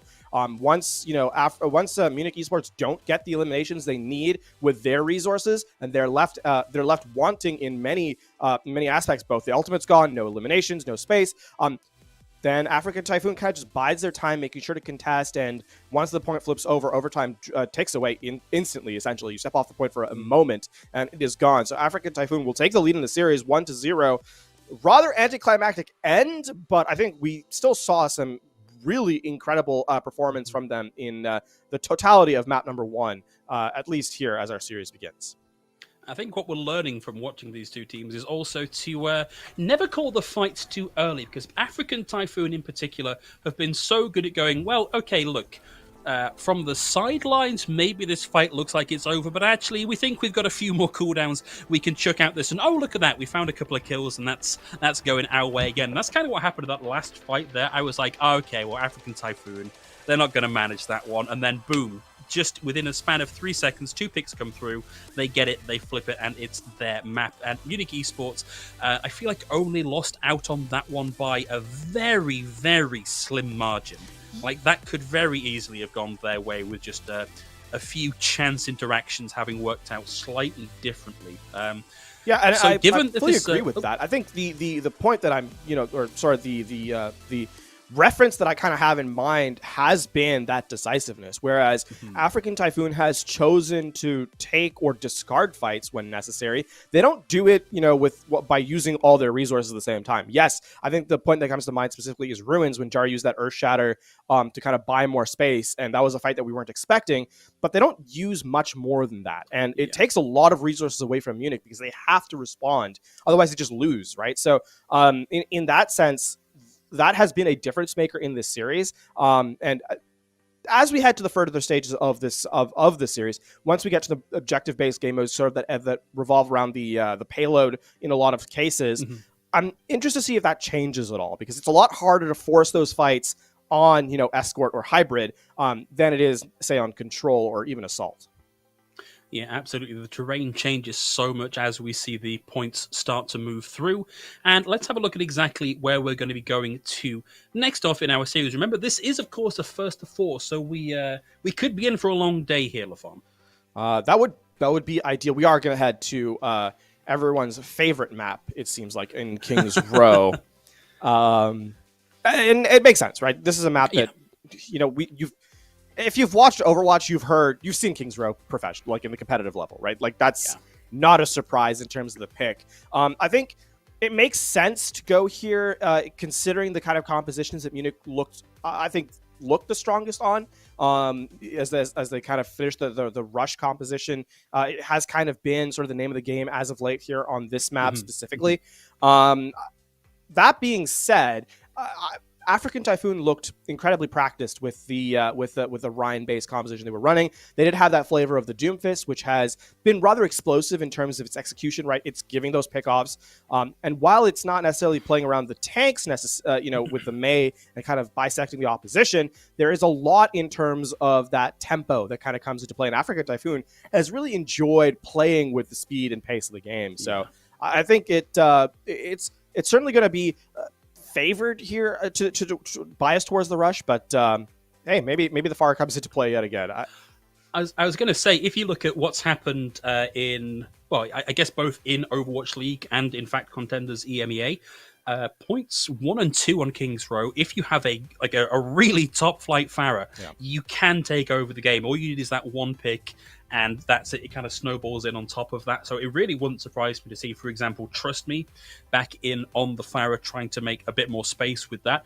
I think my concern for African Typhoon is, whilst they can and have demonstrably been very good at this rush composition, if they find they have this problem with an enemy Pharah, they, to my mind, don't really have an equivalent Pharah player. I know that the Holy Pig can play this, but you tend to think of them much more as a Genji player, as maybe to a lesser extent an Echo player. Sure. If this comes down to who has the better Pharah, then this, I think, is a map that Munich Esports are going to look very, very good on. That is kind of, I mean, it would make sense that they have high expectations here to kind of perform, right? But as we get set, it looks like we have a side swap. So African Typhoon will be attacking first, Munich Esports on the defense initially. And, coming into this, I think that something... Oh dear. Well, coming into this and then right back to us, right? It's you missed us. I missed you, so it's good to see you again. Oh yeah. But yeah, I love the hair, by the way. I think every time I see you, it's more and more of a mane. I'm a big fan. Yeah, I mean, there is a reason for that, and that reason is I've been inside my house for 2 years, so Okay. The hermit look, yes. Small little thing there that happened over these last couple of years, but I digress. Into the game itself, as we're going to get right back into the action in just a moment. Talking about that rush composition in many ways has been kind of the... I mean, I'll say it. Europe has loved rush compositions for as long as I've worked at Overwatch, which has been, since the beginning. So, in that sense, it's not surprising to see King's Row, to see the Reinhardt, and kind of see the Mei come into play. I'm not surprised by this. I'm interested to see how well the mirror kind of matchups in terms of the flex DPS role here between Munich and African Typhoon. Yeah, and of course, maybe the big unspoken thing here is Jaru is one in a long line of EMEA main tanks who you might possibly call a Reinhardt enthusiast. And boy, NKZ just runs down Melio here. We'll have Sauna in on the Reaper, and honestly, they're just chunking through here. That's going to cause EXO to move right the way back, and African Typhoon, much like their namesake, sweep on in and just blow Munich Esports off the point. Munich Esports already making swaps to try and counter this. Yeah, it is now full mirror, and I think the one difference between the Cowboy and the Reaper is that obviously if you're playing that kind of core hit scan composition, you need a little bit more space because you don't have that sustain to just chunk through and kind of hold your ground, right? So in that sense, I think African Typhoon's composition really played around their strengths. They just ran at Munich Esports and they weren't unable to space it out. Now, I mean, Munich Esports trying to buy space in this choke point, but the flank coming in, Shatter online. Have they seen it? I don't think they've seen it. In he comes! Hammer comes down, tries to juke the shield, but EXO reads him. They still found a kill here, however. Ozzy's going to go down, but the wall comes up and traps Jaru. Luckily, the immortality field is there for the Ardion to keep him alive through that. And they push past the amplification matrix. Level 1 Crook and EXO both down. I was worried here when African Typhoon gave up control of this first choke, but they just wrap around and they take it back off of Munich Esports. Hold on to the ropes. Yeah, it's great. Small little moment there. Ozzy actually nearly blocks out that shadow. The boot comes in, but just a little too late. That being said, now to this next fight. You said it's going to be explosive from African Typhoon side. Not quite literally, as I believe the Blizzard will be the first ultimate online. But barring that, this is going to be a really aggressive showing, and with that pick off onto Melio, I mean, they don't even need to hide for this Death Blossom anymore. No, I mean, you can kind of just walk on in and make this happen here. There's the Death Blossom. A lot of that goes into the defense matrix. Oh, trust me. But answering defense matrix there, even better here is Trust Me, Blizz is going to go down. And African Typhoon just pushing right on through here. Munich Esports, they just don't get a point B defense. We've had 2 fights this map, which is, we've had 2 points, so there's... It's a good ratio. Yeah. Jaru has another Earth Shatter, now again on the flank, and... oh my. Everyone in a small corridor. If this shield is not perfect, it's going to be really difficult here. Okay, well, Jaru gets stunned, and I believe has the potential to get frozen up here. Drops the Shatter, and we're going to see African Typhoon start to invest even more ultimates, and it's a big blizzard here. Munich Esports just get trapped in that small space, and it becomes a freezer here. They're put into that cabinet and sent into cold storage. One more chance of a contest here, but African Typhoon are just pushed right the way up into spawn. This is going to be an incredibly quick capitalize. Munich Esports can start to get onto the point here. African Typhoon close to Melio with the Blossom, looking for something, looking for anything, finds one. Level 1 Crooks able to find Jaru here, and at the last possible second here, Munich Esports put the brakes on this. Under pressure, Munich Esports do not falter. That was an excellent read there. The amplification matrix is used aggressively outside the spawn doors. NKZ gets caught out. No mech means that the Death Blossom gets value, and Munich will put a hold on the aggression. That being said, Ardia just kind of walks in. They're just going to lose this one out in not really a fight, I suppose. Oh no, this is very undisciplined from African Typhoon, honestly. This is Ardion caught out, Watery caught out, Jaru caught out. Like, is everybody gonna go and have a go at this 1v6 at this point? The thing that kind of steps in is that Munich, because they win 2 fights back-to-back, now have an ult advantage, right? They're going to have the Blizzard, they're going to have the Shatter, and in this fight, that it can be so critical if you can lay down this Blizzard and get 2 kills with it, even. You're looking for success, so. Okay, well, somebody gets spotted out here, and it's going to be Sorno with Death Blossom that finds 1, but it's traded out immediately, and then more than traded out. It's a sound barrier here from Aussie, allows Munich Esports to buy a little bit more certainty and surety in this fight to win it out eventually, and yes, Sorno goes for the high ground transportation and just gets wrecked here by Trust Me, and this is finally Munich Esports looking like they know how to mount a defense on King's Row. Still a remarkably expensive fight for Munich Esports, all things considered. They use the sound barrier defensively, but they also use the self-destruct and Blizzard and Shatter. So though they're building back up to it, African Typhoon has a small window of opportunity here where they will have that, positional advantage. Sana going to make the switch over to the Cowboy. Again, that spacing as self-destruct in the backline is going to just force everyone forward a little bit. Yeah, maybe a little bit high and wide on that one. Doesn't actually connect with a meaningful amount of damage, but does buy some space. Jeru holds on to the Shatter, and Munich Esports start to give up ground here. They've started to rotate right out of the way of any possible incoming damage here. That amplification matrix is pretty good. The no-look Shatter here from Jaru doesn't connect with the charge, but might have just done enough here to turn this around for African Typhoon. We also got the Blizzard there. No kills coming through just yet, and Melia finds the first pick. It's Jaru going down. Sona stands at the back and Captain Flashbang and starts to plug away, but African Typhoon, having lost, Jaru recognizes this as a lost fight and start to back their way out here. This has already been a very good time buy for Africa. For Munich Esports. Aussie has been a bit of a hero actually on the main support. Saves level 1 Crook with well-timed peel of the boop, and that's just going to mean that Munich Esports come in with everything online here. Well, it's Melee in the back of the Death Blossom. Ooh, and now they've got that committed as well. That Immortality Field will not survive the Death Blossom. Shatter comes out, and they're not even gonna need it. Alex with the first kill, Trust Me with the second, and that's another fight win here for Munich Esports. This time bank already looking much, much better after a handful of fights on point C. That's a 3-minute point or time buy really from Munich at this point, right? It was 5:41 when the third point was unlocked. So this has been an incredibly successful effort from Munich Esports on the 3rd stage. African Typhoon, I mean, again, they have not really much to work with. They have to slow this down, kind of build up those resources in the middle of this fight, but this is their last real chance at closing out with time left in the bank, and already Melio on the flank. Yeah, Melio on the flank, but very heavily telegraphed there. NKZ dives in and interrupts that one, but we now know that Blossom is still on the cards. Sound barrier's out, and here it comes. And that's going to be a little bit too late there for Melia, but Alex maybe starts to equalize things here.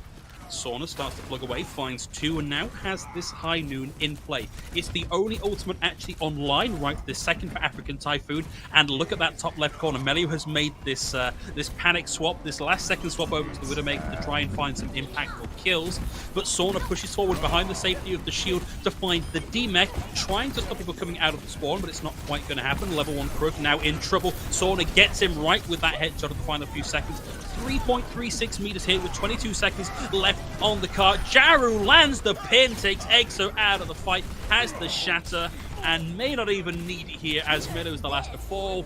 And we see a 12-second time bank for African Typhoon, but to be perfectly frank, given how poor point A and point B were for Munich Esports, that's a time bank they've got to be more than happy with. Yeah, as far as Munich Esports is concerned, the map started on point 3, right? There was no point 1 and 2 here on King's Row so far. They're hoping for a better showing on their offensive run, but a lot of this comes down to just excellent read in the snow or in the utility usage, right? Don't overcommit in the fights that you're winning, and in the fights that you do lose, which they lost a couple on the third point, even as they kind of returned, lose them aggressively enough so that you have space to respawn. So while African Typhoon do fully capture out the map, they're they can't be pleased with how much they got stalled in that third phase.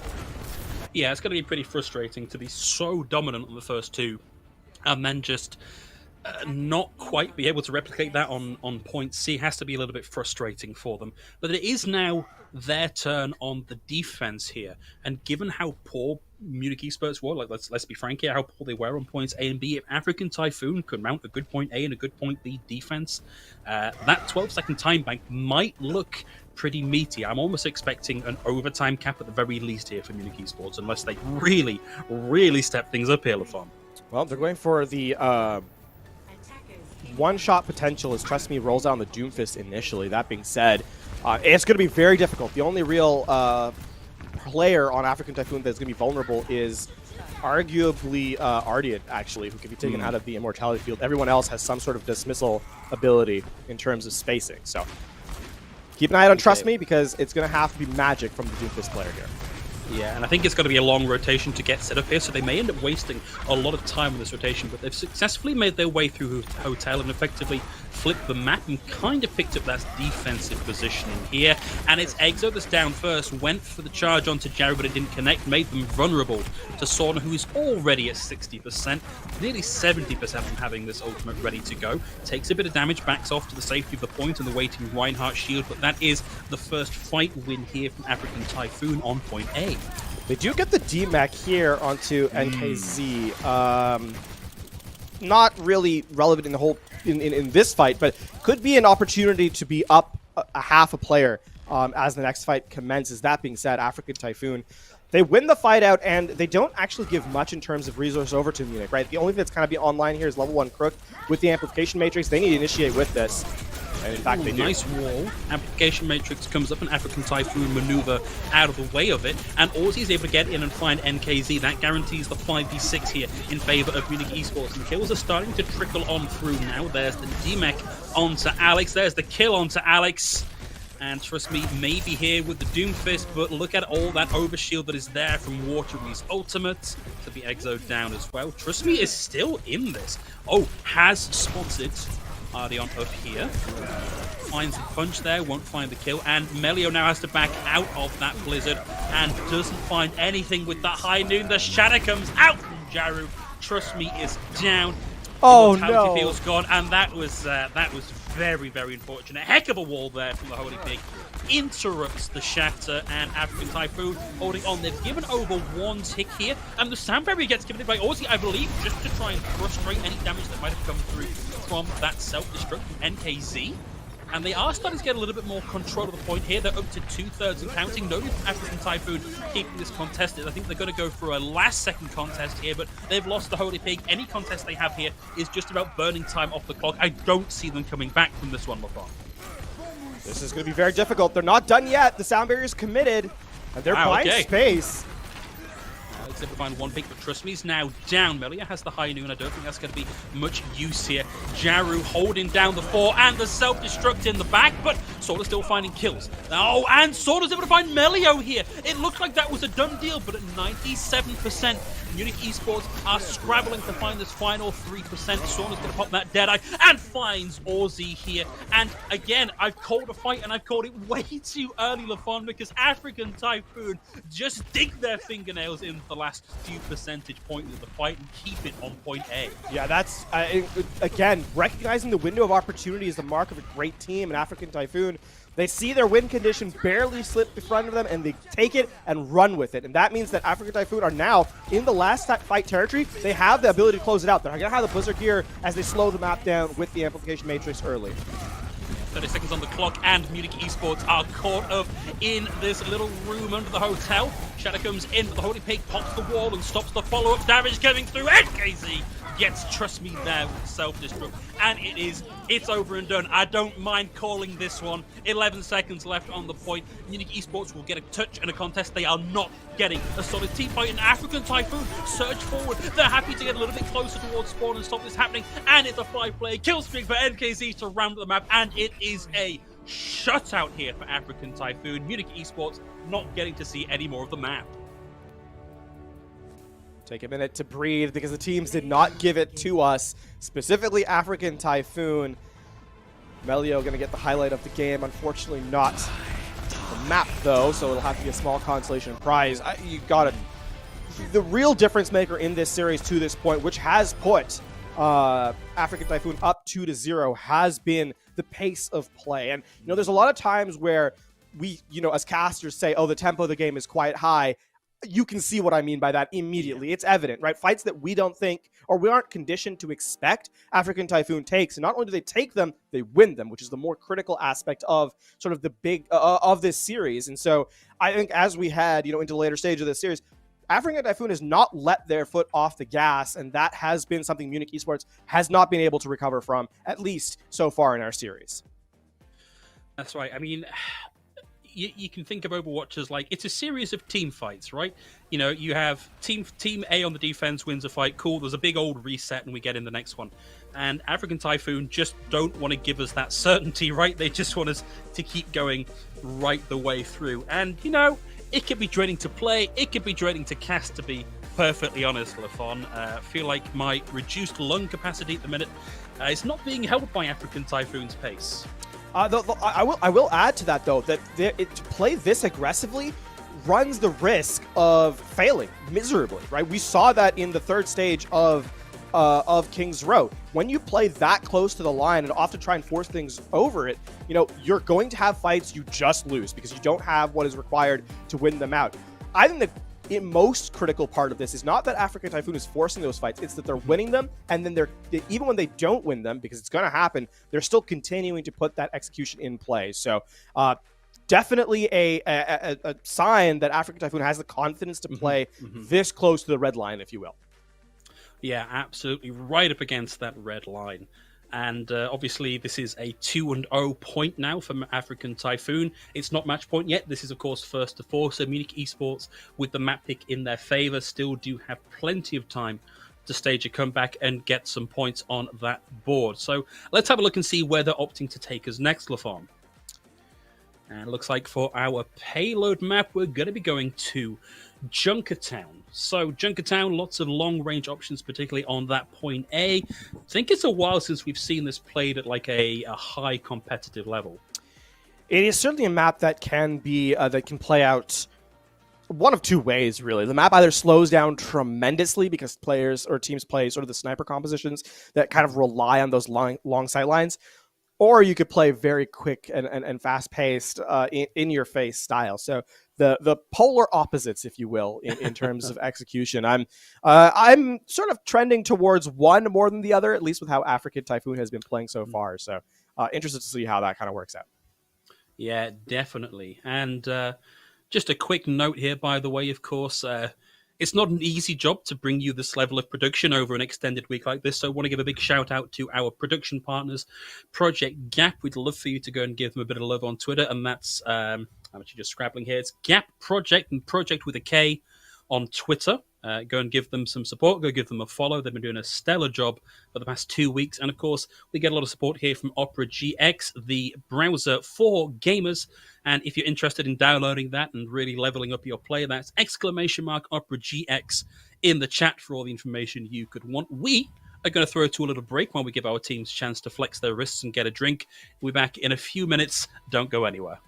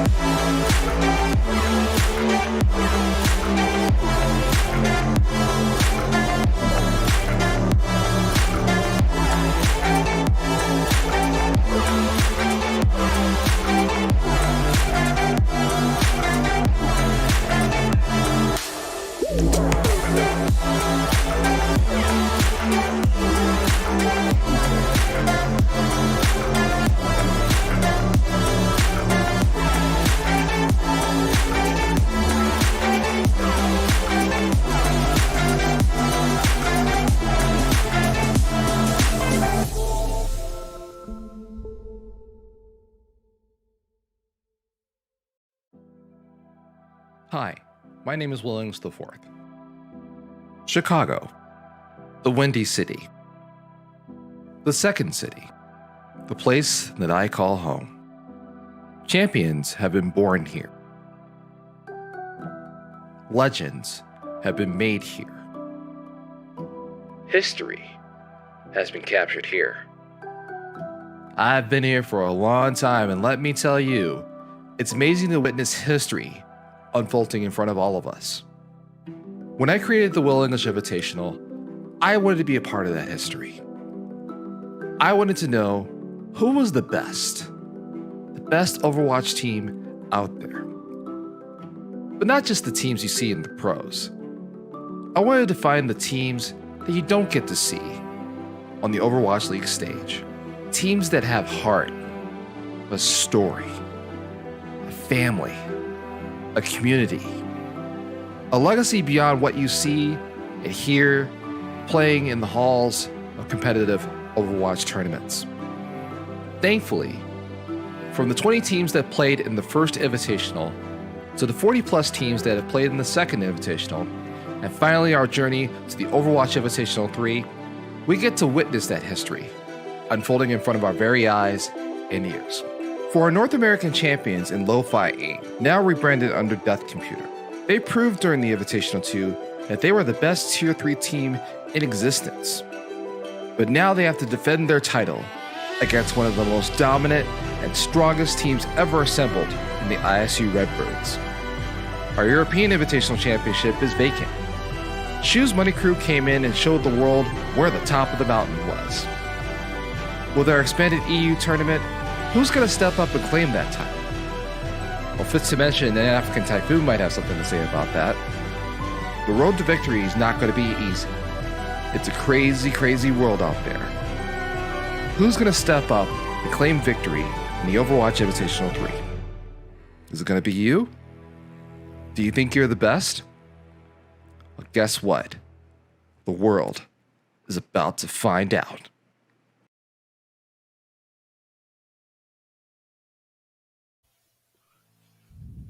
Welcome back, everybody, to the Will English Invitational number 3. And currently, 2 maps in African Typhoon, looking as unstoppable as their namesake. Munich Esports have made their map pick, and LaFon, we're on our way to Junkertown next.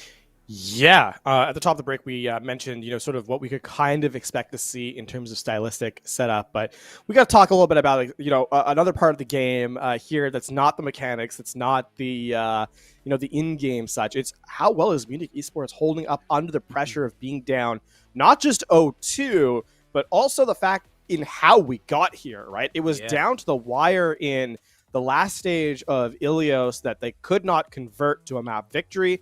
Then in King's Row, they just weren't able to kind of snatch victory. You could taste it. It was so close in a lot of those fights. They just couldn't quite close it out there either. And that led to a full hold. And so now, the question we have to kind of ask ourselves is not Munich Esports, how well are they doing mechanically? Because we've obviously seen how well they can do in certain fights. It's how well are they doing in the aspect of the game that is so hard to quantify.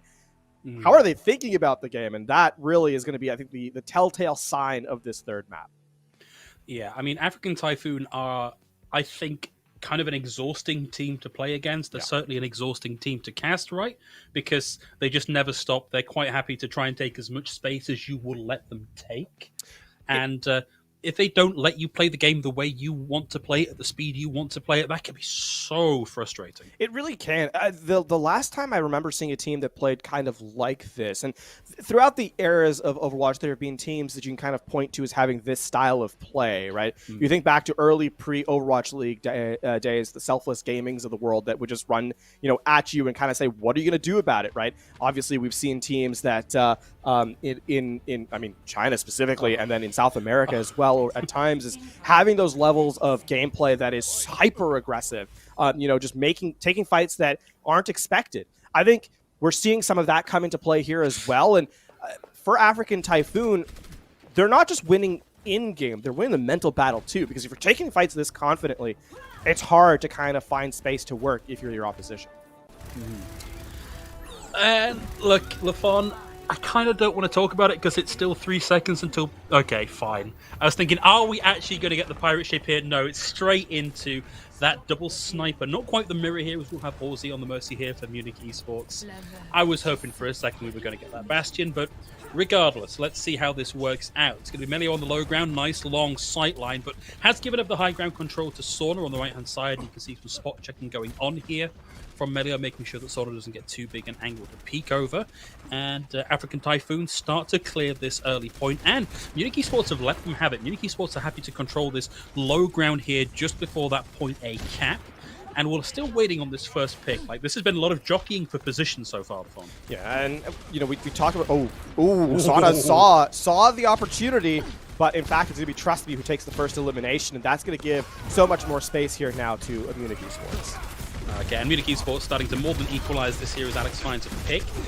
Look, we took our eyes off the price here with the Widowmaker 1v1, and Sona comes up top there, but boy, you cannot count Alex out of a fight here. That's 2 kills on the trot, and trust me, puts their line of sight in the way of Sona, who finds the pick, and it's Exo trying to hold down the front line here. And Sona takes their head off at the shoulders. A big jump up there from level 1. Crook, he's never going to reach level 100 Mobster at this rate. Alex is still alive and causing trouble, but the damage has been done here. African Typhoon starting to move on to that point A cap. You give a Widowmaker an inch, they will take the mile, and in fact, Sauna does that. Slips away from attention for the moment, for an instant, and then finds the elimination onto Melio, and then it's all a house of cards from there. They all fall down. Munich Esports, it was contested, but not able to get those decisive picks without trading away their lives has meant that this has now become a bit of a difficult position, especially with how far Holy Pig has gotten into the backline here. Oh no, this is classic, the Holy Pig, and into the backline, the double assassination on the Genji. And still in the backline. Oh, gets the dash through onto Trustme, finds the reflex, and Alex is down! The Holy Pig on the Genji just takes over! That was crazy! I have to take a breath from that. Genji's not supposed to do that anymore. Phil, what? I mean, look, here's the replay. You can enjoy the second time. There's the Widow. There's the headshot. Oh, come on. And then we get the dash. We get the reflect. Oh, my days. I love the absolute confidence to not use the deflect on the Hanzo, too. Right? It's like, I can take you out. No problem. And then just wins the fight single-handedly for his team. Okay, well, we are seeing the defense just about mounting up here for Munich Esports. Nice Dragon from Trustme comes in at an unusual angle and actually finds a kill here. That's getting Watery out of the fight. And again, at the last second, we're seeing Munich Esports mount the defense. But they're not out of the woods just yet. The tank line is still up here for African Typhoon. We get the Supercharger out from Darrow, and the Holy Pig will have the blade! Finds Aussie, but it might have been a little bit too late to invest this. But the kill's starting to finally go the way of Munich Esports. One last little contest there from Sauna, but that will be the reset for African Typhoon. Now the question here is, does Sauna switch back to the core hit scan here, or are they going to continue with the Tracer? Because now it's the DPS is kind of, in fact, going over to the Hanzo makes a lot of sense for the pressure in play. Munich Esports can slow it down now. They do have the Supercharger online to kind of put pressure in terms of damage throughput. As African Typhoon continues their hero chess. Well, Supercharger on the field. will slow African Typhoon down a little bit. It's not like the amplification matrix where you can stay out of its line of sight. Its line of sight is everybody in range. We'll see someone take that out with the Helix rocket. But that may have been the time buy they were really looking for here for Munich Esports. They have the high ground. They've got a lot of pick potential. They can afford to just take their time with this one. Trust Me finds the elimination on the flank, so this has become a bit of an issue because with Watery going down, you don't have the healing through, but you kind of need to keep your tanks alive. Transcendence out aggressively. That'll They do. want this fight going. Yeah, I mean, look, that's healing throughput, 300 HP per second there from the ultimate. Dragon comes out once again here from Trust Me, splits the team. Alex finds the pick and takes Audion out of the fight. Seems like African Typhoon were trying to buy a little bit of attention and get over towards the payload and get it rolling on in, but it's not worked out for them here. They're still finding kills. NKZ actually gets Exo down here. Rest comes through. Level 1 Crook now back in the fight, and Melu has a pulse bomb. Spots a nice little cluster, drops the pulse bomb, but everybody makes their way out of it.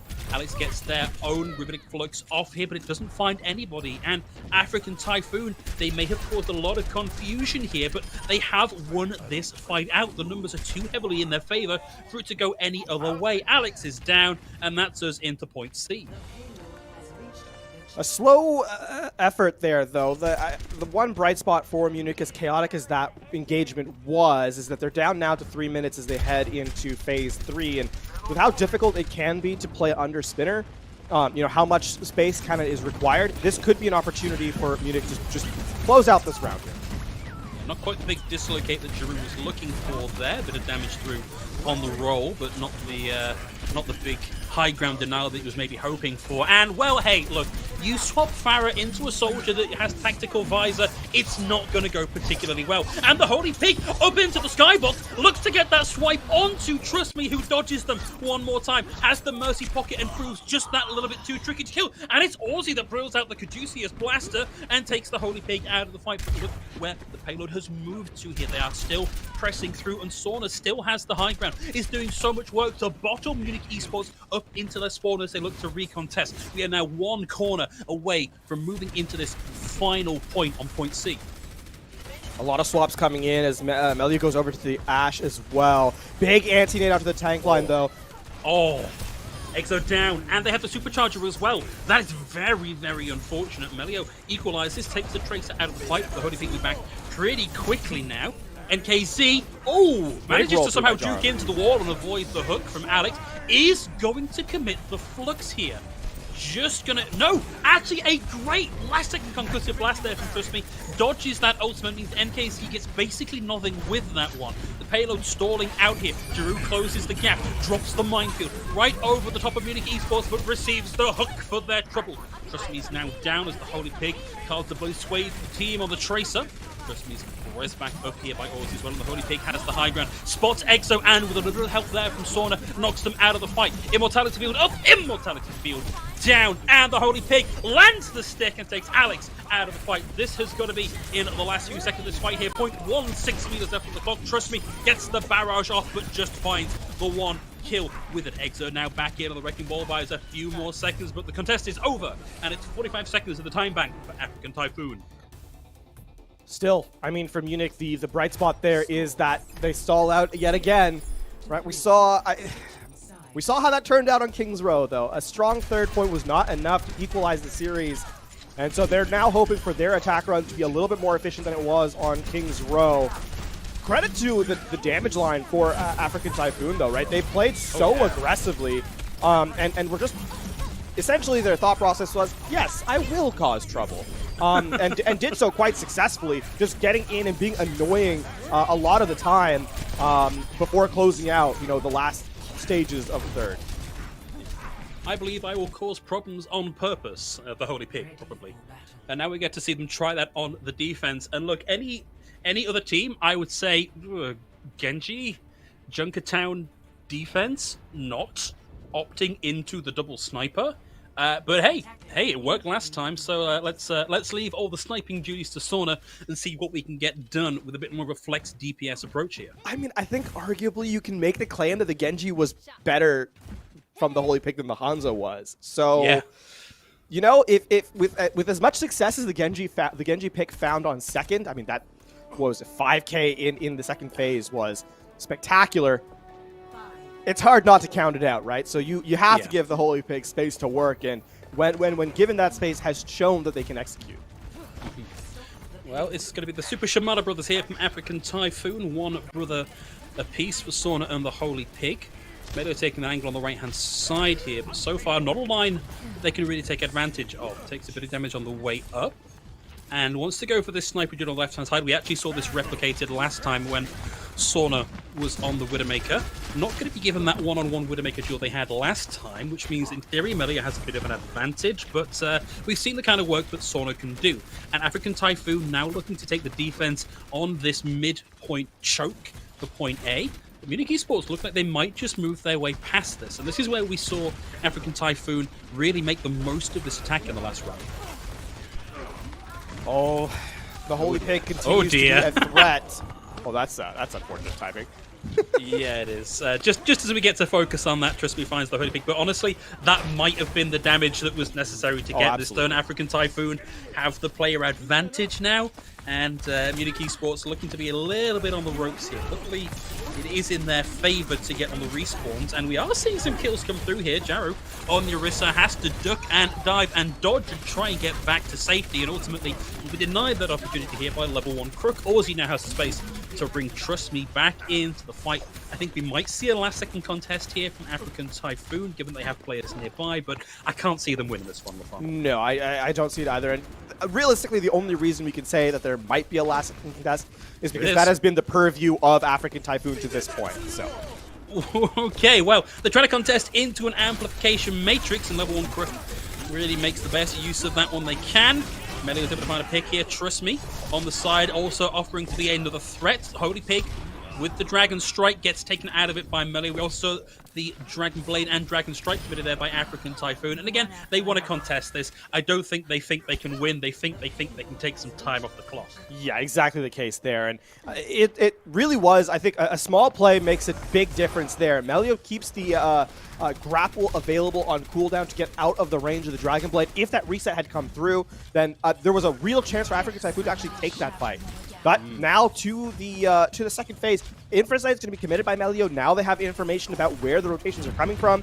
Over the top, the grapple shot, not going to find anything, Phil. But they've just put African Typhoon a little bit on the back foot here on the high ground. Okay, man, Munich Esports with quite the war chest here, but African Typhoon have already found 2, even with the additional healing from the Valkyrie in play here, and they're still finding value on this one. Like the pure pick potential of Sauna and the additional control that they have with the Hulk from Jaru just means that they can kind of afford to take their time, find picks, and start to move forward. So Munich Esports will be forced to slow down a little bit here, but in this next fight, they do have some pretty chunky combos coming up. Yeah, the next fight's going to be another 15 seconds away, though, because... What? How? Trust Alex me, is still alive, by the way, in the back line. Yeah, but I looked at that and thought, okay, well, look, they're out of the fight, and then Trust Me commits the ultimate, and then somehow finds kills with it, opens this right the way up for Munich Esports, means they can actually start to get in this fight and start to move forward a little bit. The remnants of African Typhoon look to hold out a little bit here and burn some time off the clock, and there will be another chance for a contest here from African Typhoon, but they don't have any ults, and Munich Esports have 3 to play with. A rare misstep by African Typhoon, actually. Alex gets in the back line and is ultimately not a threat. Rather than either confirming the elimination, though, onto the off-tank or choosing to go to the front line, they split attention and get neither done. And as such, Munich Esports commits the ultimate and find value now. They have the Gravitic Flux and the Supercharger going into this next fight and already have better positioning here on the high ground. Okay, Alex was a little bit pressured there. Nice deployment of the shield. Interrupts the rock, and NKZ did not get that same luxury. Was in the middle of the kinetic grass, so couldn't interrupt the rock and gets punished for their hubris. Trust Me is able to find Sauna, and that's it. That's the complete. The fight may be happening off the point here for Alex, but we are moving into point C, and there's a world here, LaFon, where if Munich Esports keeps momentum up, they come out of this with a better time bank. Absolutely. Man, Alex has really been, Trust Me, Alex has really been a big difference maker on the Sigma across his career. In Overwatch, we saw an element of that right there. Excellent cycling of utility. Now it's going to stall out a little bit, but the Resurrect is back, and the Gravitic Flux is still online here for the offense.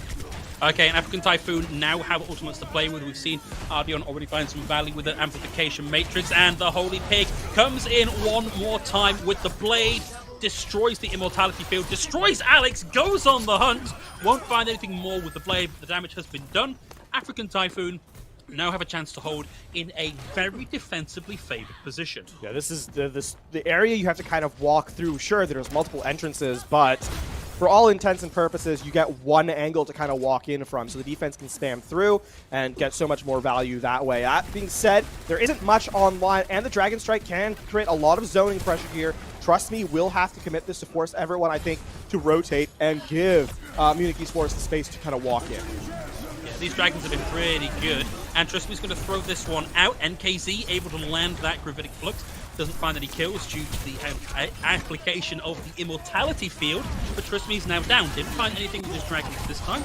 Race back in, and Melio now trying his luck with the blade, and unfortunately the Holy Pig just puts a stop to that. I believe that was both a rock and a halt into that made Melio have a pretty unfortunate time of that one. African Typhoon find the numbers in their favor. Munich Esports might get a kill here, but they've got to be careful. Exo goes toe-to-toe with Jaru, who is going to win out this one. The classic Orisa battle, the heights of Overwatch. I think it was I think it was a little biased there because one of them had support, and the other one didn't. So you know, dude, you can do the math. I think African Typhoon, or pardon me, Munich Esports rather making a couple of switches here as Alex goes over to the Diva, looking to kind of put pressure on the hit scan specifically, and trust me, playing the Pharah here in this third phase. Yeah. Okay, well, the Holy Pig is in the back, and unsurprisingly, causing trouble here, finds the dash and takes level 1 Crook out of things. So whilst Trust Me may be finding value in the backline here and taking some players out of the fight, the Holy Pig is able to escape, and escapes with the blade sharpened and ready for blood. Eyes on the supercharger. If you can get that combo down, the blade is such a threat still, especially if you get the the pocket from the Mercy in. Okay, here we go. Both on the field. There's one. There's the Immortality Field. There's two. There's three. He's looking for more. It's an enclosed space, and trust me, he's up against the Holy Pig. Holy Pig opting not to take that fight, but the damage has now been done. And at this point, Munich Esports cannot physically match the time bank that African Typhoon have. Oh, and Melio's down right at the last second. And if the Holy Pig can get out as well, then that would have been a perfect stagger on to the offense. Munich Esports, they're running out of everything, time, resources, space. They need to pick here and a hero play. Well, Jared takes care of the Immortality Field. The Holy Pig is able to get in and find level 1 Crook once again. Doesn't need the blade. Happy just to do that with the dash and the primary fire. NKZ is able to find Trust Me, and we also get the Gravitic Flux here. I suspect... Oh, it did find the kill. Somehow enough damage there done onto Exo to take them out of the fight, and we are just 5 seconds away from overtime here. It's got to be the touch from Munich Esports. They've got to get somebody on card. It's a 1 second left to make this happen, and they can't touch. That's going to be match point here. African Typhoon stop Munich Esports on point C. And this is probably the most, as close as King Zero was, I think Junkertown was a much more dominant performance from African Typhoon. In the sense that there was clear demarcations of where they were winning fights, and the fights they were losing were often ones that were just because of stall potential and cases like that. So in this, being at match point, you have to kind of be looking at this and say, African Typhoon are sitting in the driver's seat very comfortably in this series. 100%, and I just, there was a little moment there in that highlight replay of Melio kind of dropping down and suddenly going, wait, where did everybody go? As I realized they'd stopped off that high ground. But yeah, this was very, very strong from African Typhoon, and you've got to try as a commentator to not like lay anything too heavily at one person's door, and I'm not going to do that, but I do just want to say how much I enjoyed watching the Holy Pig really open things up on the Genji. I think a pick that historically has been, you know, in fact, we're actually going to watch this again. I think this is the third time we've seen this now, but it is worth watching. Genji, you know, historically a character a little bit like Doomfist that has a little bit of a boom and a bust mentality. Sometimes they're great, sometimes they are a blade bot, but honestly, the Holy Pig just in the neutral play here has been phenomenal on the Genji. I think the superior play has been in the neutral play from the Holy Pig. I think the blades have been they've been flashy, but they've been incredibly pocketed, right? We've seen the supercharger, we've seen the Mercy pocket as well with the damage amplification of the blue beam. So I think specifically from the Holy Pig, it's the neutral game that's so impressive, and why that, you know, they're making the character look incredibly powerful, which is impressive. Credit, of course, to the tank line. We highlighted them at the top of the show as being something that was a place to watch out for. And Jaru has mostly been, in this map, has played the Orisa, has not looked incredibly flashy, and that's a good thing. If your Orisa is incredibly flashy, something has gone drastically wrong, because where's the rest of your team, right? But no, the shields are excellently placed. The halts have been really, really strong, and has really provided a measure of stability to the team that is allowing the flanking potential of the DPS players here for African Typhoon, and to a person, they have been an incredibly stable roster here in this series. They have, and we are now at match point for the first of 4 series. African Typhoon need to win out one more match, and they take the Will English Invitational 3. And we've got our next map locked in. Let's have a look and see where we're going, Lafon, for our 2CP map. It's going to be Hanamura. What do you reckon, Lafon? What are we thinking? More of the same from our guys? I think actually the most interesting thing for Munich specifically is we saw on their last Hanamura, they ran the dive defense, right? That mobile defense with a wrecking ball. So I'm interested to see if that makes a return. The opening attack run for has primarily been that rush composition based around the Reinhardt, right? So with how much success African Typhoon has had overall in this in these rush compositions, I'm curious to see if that continues. And over the course of the tournament so far, we've seen a lot of sort of what I would consider the standard rush of the day of today. There has been some elements of shifting in terms of styles, right? We've seen the Doomfist kind of play up, but I think the most successful has been sort of that core hit scan, having the Mei, and then having the Reinhardt be sort of the linchpin, if you will, of the composition. So as we get set for Hanamura, the teleporter has been a play that we've seen a lot. We'll see if that kind of makes another way forward here on Objective A.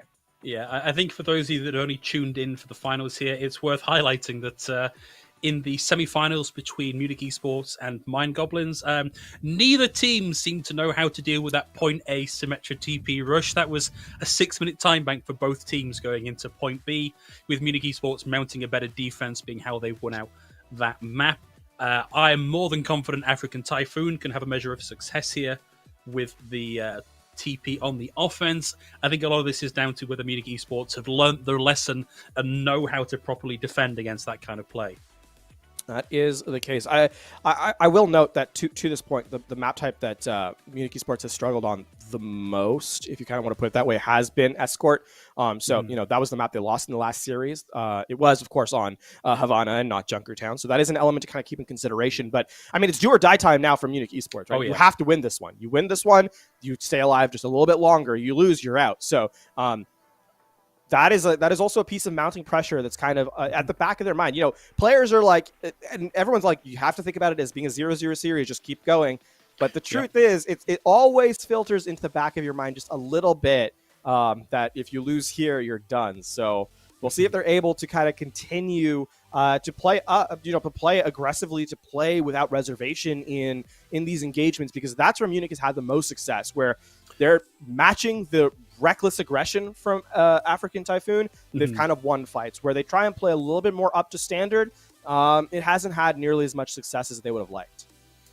And you got to think that's, again, a little bit frustrating for Munich Esports to be a team that has a measure of success in their own collegiate league here, to be together playing as a team, to know they have a style of play that is successful, that they've managed to win, I believe, going from our producer's notes, I think 3 seasons in a row of the German Collegiate League, to suddenly find themselves in a position where, in order to succeed, they've got to not play in that style. They've got to play at a much higher tempo, to play out of their comfort zone at the pointy end of a tournament bracket must be a little bit frustrating. And it's editorializing a little bit to say, oh, they've got to be really feeling the pressure now. But that's how African Typhoon have been playing, has been pressure the entire time. And if you're not feeling it now, I don't think you're ever going to feel it. Yeah, and I have to say there's an element for Munich Esports. It's like when you're kind of trying to like nod along to a song and someone's clapping out of tune, right? Like off beat. You know how irritating that is, and how like it like throws you off your rhythm?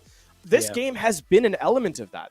Even, from my perspective here in the analyst booth, sitting on and watching the game, and I expect fights to kind of happen in a certain way, right? Like, all right, here's the staging, here's sort of the execution, here's the trail off, rehere's the next, and then we reset up for the next sort of encounter, if you will, in the map. We haven't really played out that way over the course of the series. In fact, I would argue the map that had the most demarcated fights was Control, which is, not necessarily, which is not what you normally expect. So I think here, in talking about that specifically for Munich, there is that element that kind of comes into play. We're seeing it like on Junkertown. There was a couple of fights where they kind of just went with the flow of the game and found success. So it's a thin line. You kind of gotta parse your way through. So interested again, map number 4, Assault. You don't have a lot of margin for error. That's going to really be a big difference. And also, let's take a second look at what the implications are for Munich Esports. So this is obviously their match point. If they don't win this one, that's it. It's a second place for them. And I think round of applause for second place here. Yeah. But also, for them to pull off the reverse sweep, they have to play into 3 successive African Typhoon map picks, where they will be picking for what works for them, not for what works for Munich Esports. So it's one thing to win your own map pick, particularly on Assault, but it doesn't get easier from here. The day gets longer, and it's even more of an uphill battle. The ramp continues to get steeper the longer we go through this tournament bracket. And I think, the other thing to consider is, like, it's not just like it's not a for kudos tournament. This is a tournament with 2K prize pool on the line, right? Yeah, absolutely. They've got to be really feeling it. No, there is a case, wanting to play for that for the prize pool, right? You have to kind of, you're thinking about that for sure. But in that sense, yes, I would agree with that. It's tough at this point in time. The players are saying to each other, just play the game. Just worry about what's happening in the game. Talk about what mistakes you're making in the game, because you can't. Now it's all up to your execution. It's all up to your performance and kind of what you've practiced in the past. Worrying about the opponent's map pick and stuff like that becomes, you can't change it at this point in time, right? So you just got to play. And we'll see if that is really if they're able to do in map 4. It starts one map at a time. You win this one, then then you just have to win one more, and just on until hopefully they finish out the reverse sweep. But everything is a best of 1 until you win. Yeah, exactly. Yeah. LaFon, I can't help but notice. I think I might have made you slightly self-conscious with my comment about your earlier. It was getting earlier on in the day. Unironically, it was getting in, like, it was in between the ear cap and my ear, and I couldn't hear certain things. My hair is so long that I had to tie it up so I could hear properly. I'm not joking. Okay. I was worried that I'd made you self-conscious about it. Glad to hear that's not the case. But it sounds, LaFon, like we may be able to finally get into our map. So here we are, everybody. Potentially the last map of the Will English Invitational, number 3. Hanamura, Munich Esports starting on the defense here. Indeed, and they're hoping for a win in this defense. If they can, this is a composition they've kind of showcased in their last match. I kind of highlight back to that because, in all honesty, their point A defense was not successful in the last time they showed this map. So they're hoping for something just a little bit better here in the second showing, if you will. Indeed. Well, okay, African Typhoon look like they're going for a TP play here, and it's Sauna on the Bastion, and the TP is successful. They've got that Bastion on the point. Trust me makes the rotation onto the left-hand side, but they've got to get in and contest. And Trust me gets blasted out of the way, and the first kill comes through. Level 1 Crook is down, and KZ able to find that pick. It's a 5v6 with a Bastion and a Symmetra ensconced on point, and Exo just gets deleted. TP's back out of the way of the line of fire. I believe the TP went down there as well, and that is it. That is a 6-minute, 22-second time back going into B. And actually, the one thing here I was going to say is that they get the kill onto the Bastion, but Sana has already switched over to Tracer to get back. So these eliminations onto Munich are going to be somewhat irrelevant as they respawn fairly quickly. In fact, Trust Me is already up. And going in with a teleporter, amplification matrix. This is buying space. It's buying time. First tick taken in a moment. I mean, this unless Munich Esports find a way out of this incredibly quickly, we could be seeing a plus 5 minute time bank. The Holy Pig fully charged up, deletes the bomb from the fight, gets the sound barrier, gets the immortality field, survives the blast coming through from the Echo sticky bombs. That's the photon barrier out. Now has to go toe-to-toe with Trust Me, the duplicated. Reinhardt gets taken out of the fight here. We are now past 1 tick cap. We're past 2 ticks capped here. There's nobody left for Munich Esports. And you are not mistaken, everybody. Do not adjust your screens. 5 minutes, 20 seconds of the time bank for African Typhoon. Well, we got to call a fight and a half there, Lafon, on the African Typhoon offense. Yeah, and here's why they don't have any success on that second point. The first point, the way that composition kind of works is you have your DPS kind of play flank style, right? And prevent anyone who's on the objective from kind of setting up. That requires someone to contest the objective, and that's the wrecking ball from Exo. Unfortunately, the damage throughput that African Typhoon has with the Bastion, especially the fact that you can't pin them down with the teleporter, means that there is no real contest. And so they just take the objective and kind of just... We saw most eliminations onto Munich Esports happened after the point was captured, right? Yeah. And with that, what that says is that because it was so quick, there's no time to generate abilities and cooldowns for the second point defense. And this time, there is no miracle play to pick off, right? The photon barriers there, the sound barriers there, all the damage throughput is there. And African Typhoon close out their attack run and have put... They've put that ellipses at the very end of the sentence. They're hoping to change it to an exclamation point for the victory, but they now set up here to try and defend against Munich's attack run. Okay, well, slightly different variation here of TP play from Munich Esports. We saw them run this the last time they were on Hanamura. African Typhoon playing very mobile here, so able to get in around with the TP and the May wall. And that's going to be the TP coming through. And they're actually going in onto the right-hand side. And it's a nice anti there from Ardeon. But Exo finds the first pick, and it's watery down here. Nice connect there from the Holy Pig, finding the sticky bombs through. But NKZ finds level 1 Crook, and this has been a very slow, very strange, very long-winded rotation for Munich Esports, trying to make this whilst already down a player. NKZ nearly off the map there. The boosters coming back just in time. And we're looking at a minute off the clock already here for Munich Esports, and they've barely touched the point. Aussie managed to actually provide the hero play in multiple efforts, so this has become more of a okay. What's even happened here? Giroux with Primal Rage online already. That's now all 4 main tanks played, as well as some Brigitte in an earlier series. In a position now to get in and maybe burn a couple of seconds off this defense, but doesn't have the support online. The Nano's committed here. Okay, they're going in on this. Ardeon's down. Oh, beautiful wall there. Trust me, stops NKZ getting in for the contest, but will find their way in as the self-destruct has that automatic remake.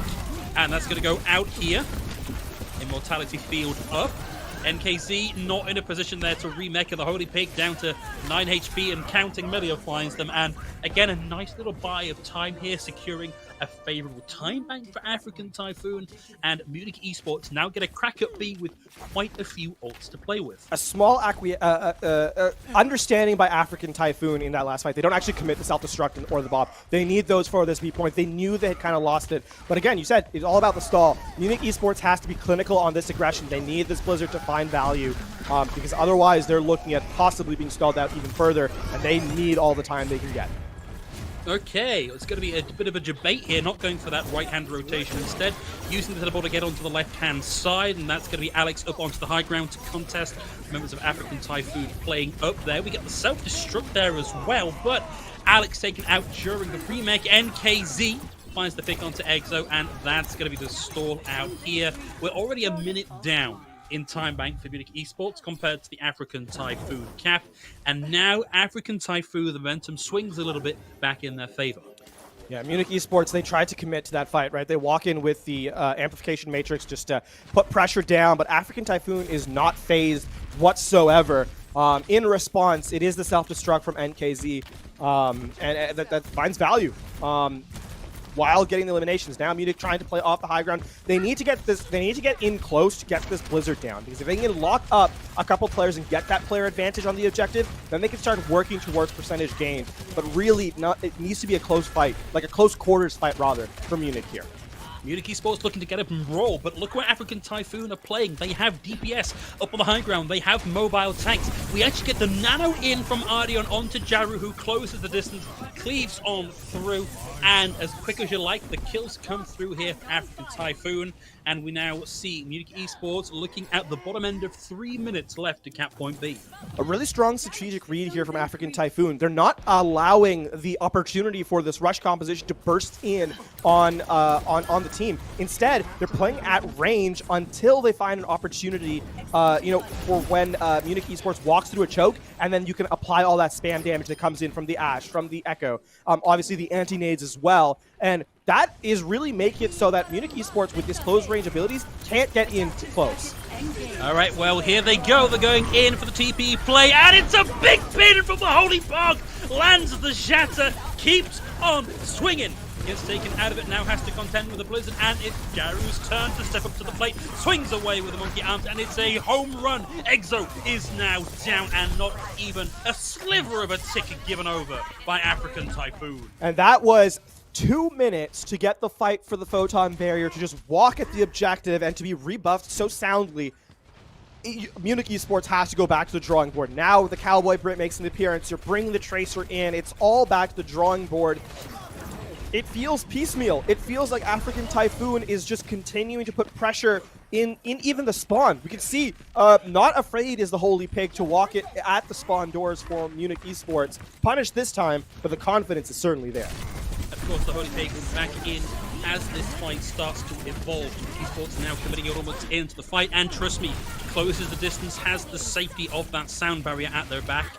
They get the nice big self-destruct in over the top, and Melio is able to find two, plugs away from the bottom of the stairs. Trust me, takes out NKZ, and the first tick is on the board now for Munich Esports. They get the bomb on the field, nice big stun, couple of headshots, and that's going to require a lot of attention sent the way to the big Omnic Butler. He is now down and out of the fight. African Typhoon, they can't touch. And Munich Esports get the cap, but look at the comparative time banks here, Lafon. This is a big gap in time bank. And there isn't going to be any adjustments either, as below a minute 39 means that no one's going to reset to that 2-minute mark. Munich Esports, it was a struggle to get that first point, right? Even though it was, even though there wasn't any real fights on the first objective, it was still a struggle for Munich to kind of get in and capture objective A, and then obviously point B was a different story altogether. One that realistically took 2 fights just bashing their heads against the wall before they could kind of get through. So for Munich Esports, it has to be clinical on this first objective. If they don't, I mean, 5 minutes, 20 seconds to get a point with how clean African Typhoon has looked on their attack run, there is no question. This point has to be absolutely clinical for Munich Esports.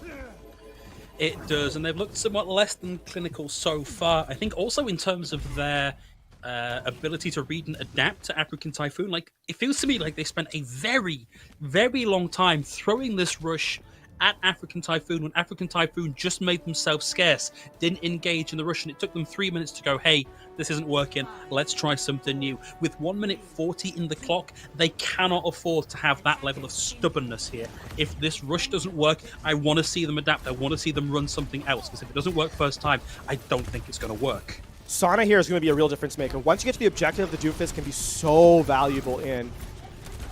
Okay, a bit of a debate Good there, start. and Giroux over commits. Level 1 Crook takes him out of the fight. Munich Esports don't go wholesale through that teleporter, but Watery's given some space here to res Giroux back into the fight. Trust Me's force into the ice block, and they've had to commit the immortality field here already, but we're looking at close to 2 ticks gained here for Munich Esports with the TP rush. Melio's down, Exo's able to find Jaru here, and NKC gets taken out of the remake, and Munich Esports looking so much better here on this point A cap. They're going to get 1 minute 20 seconds to try and take B now.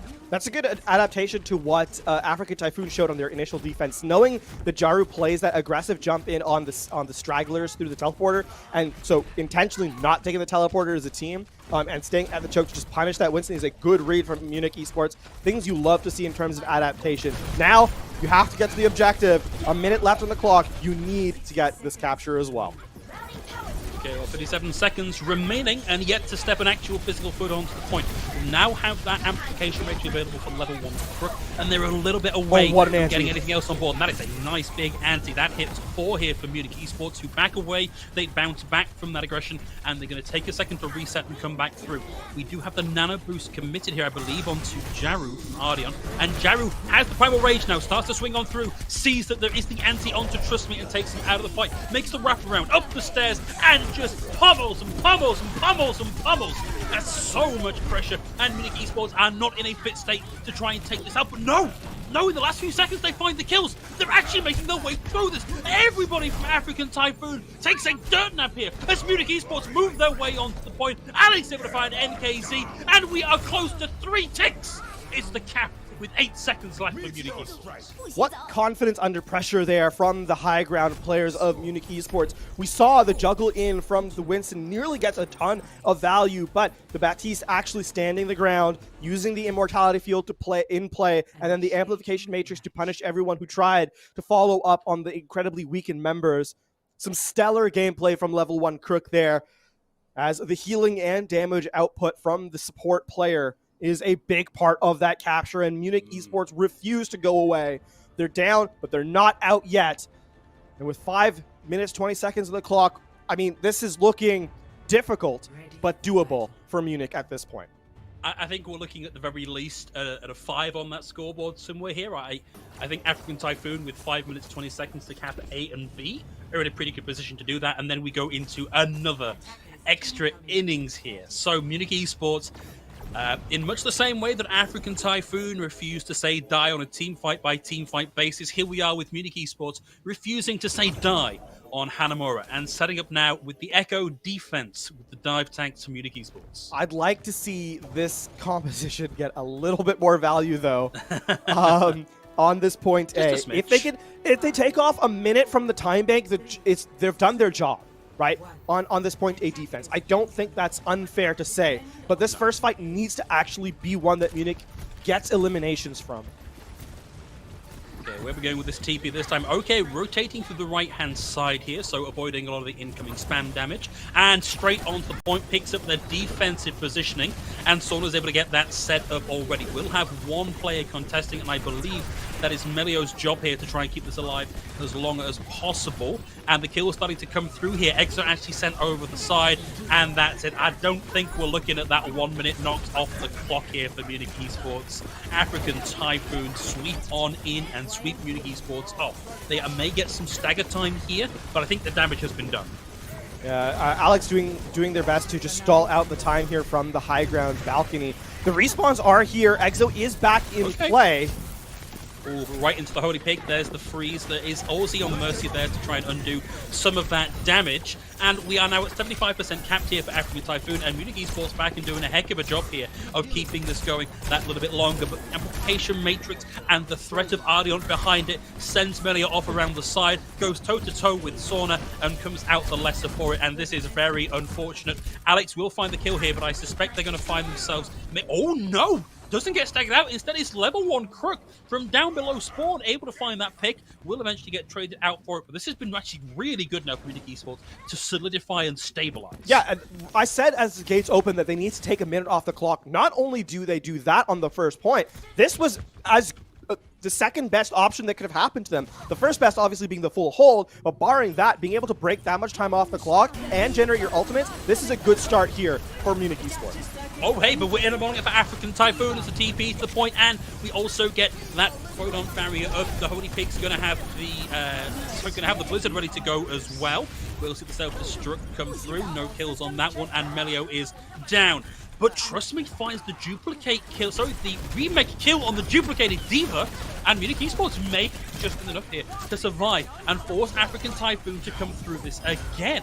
This has been very good on the defense for them, and suddenly this is not looking as clear-cut as we maybe expected it to. Swift changes rather from African Typhoon in response. Munich Esports have played this excellently here in the later stages of this map. They have the stall potential of the tank ultimates. That's the resources that are left to them. They need to slow this down. African Typhoon can walk in, and again, it's all about how aggressive is African Typhoon going to be.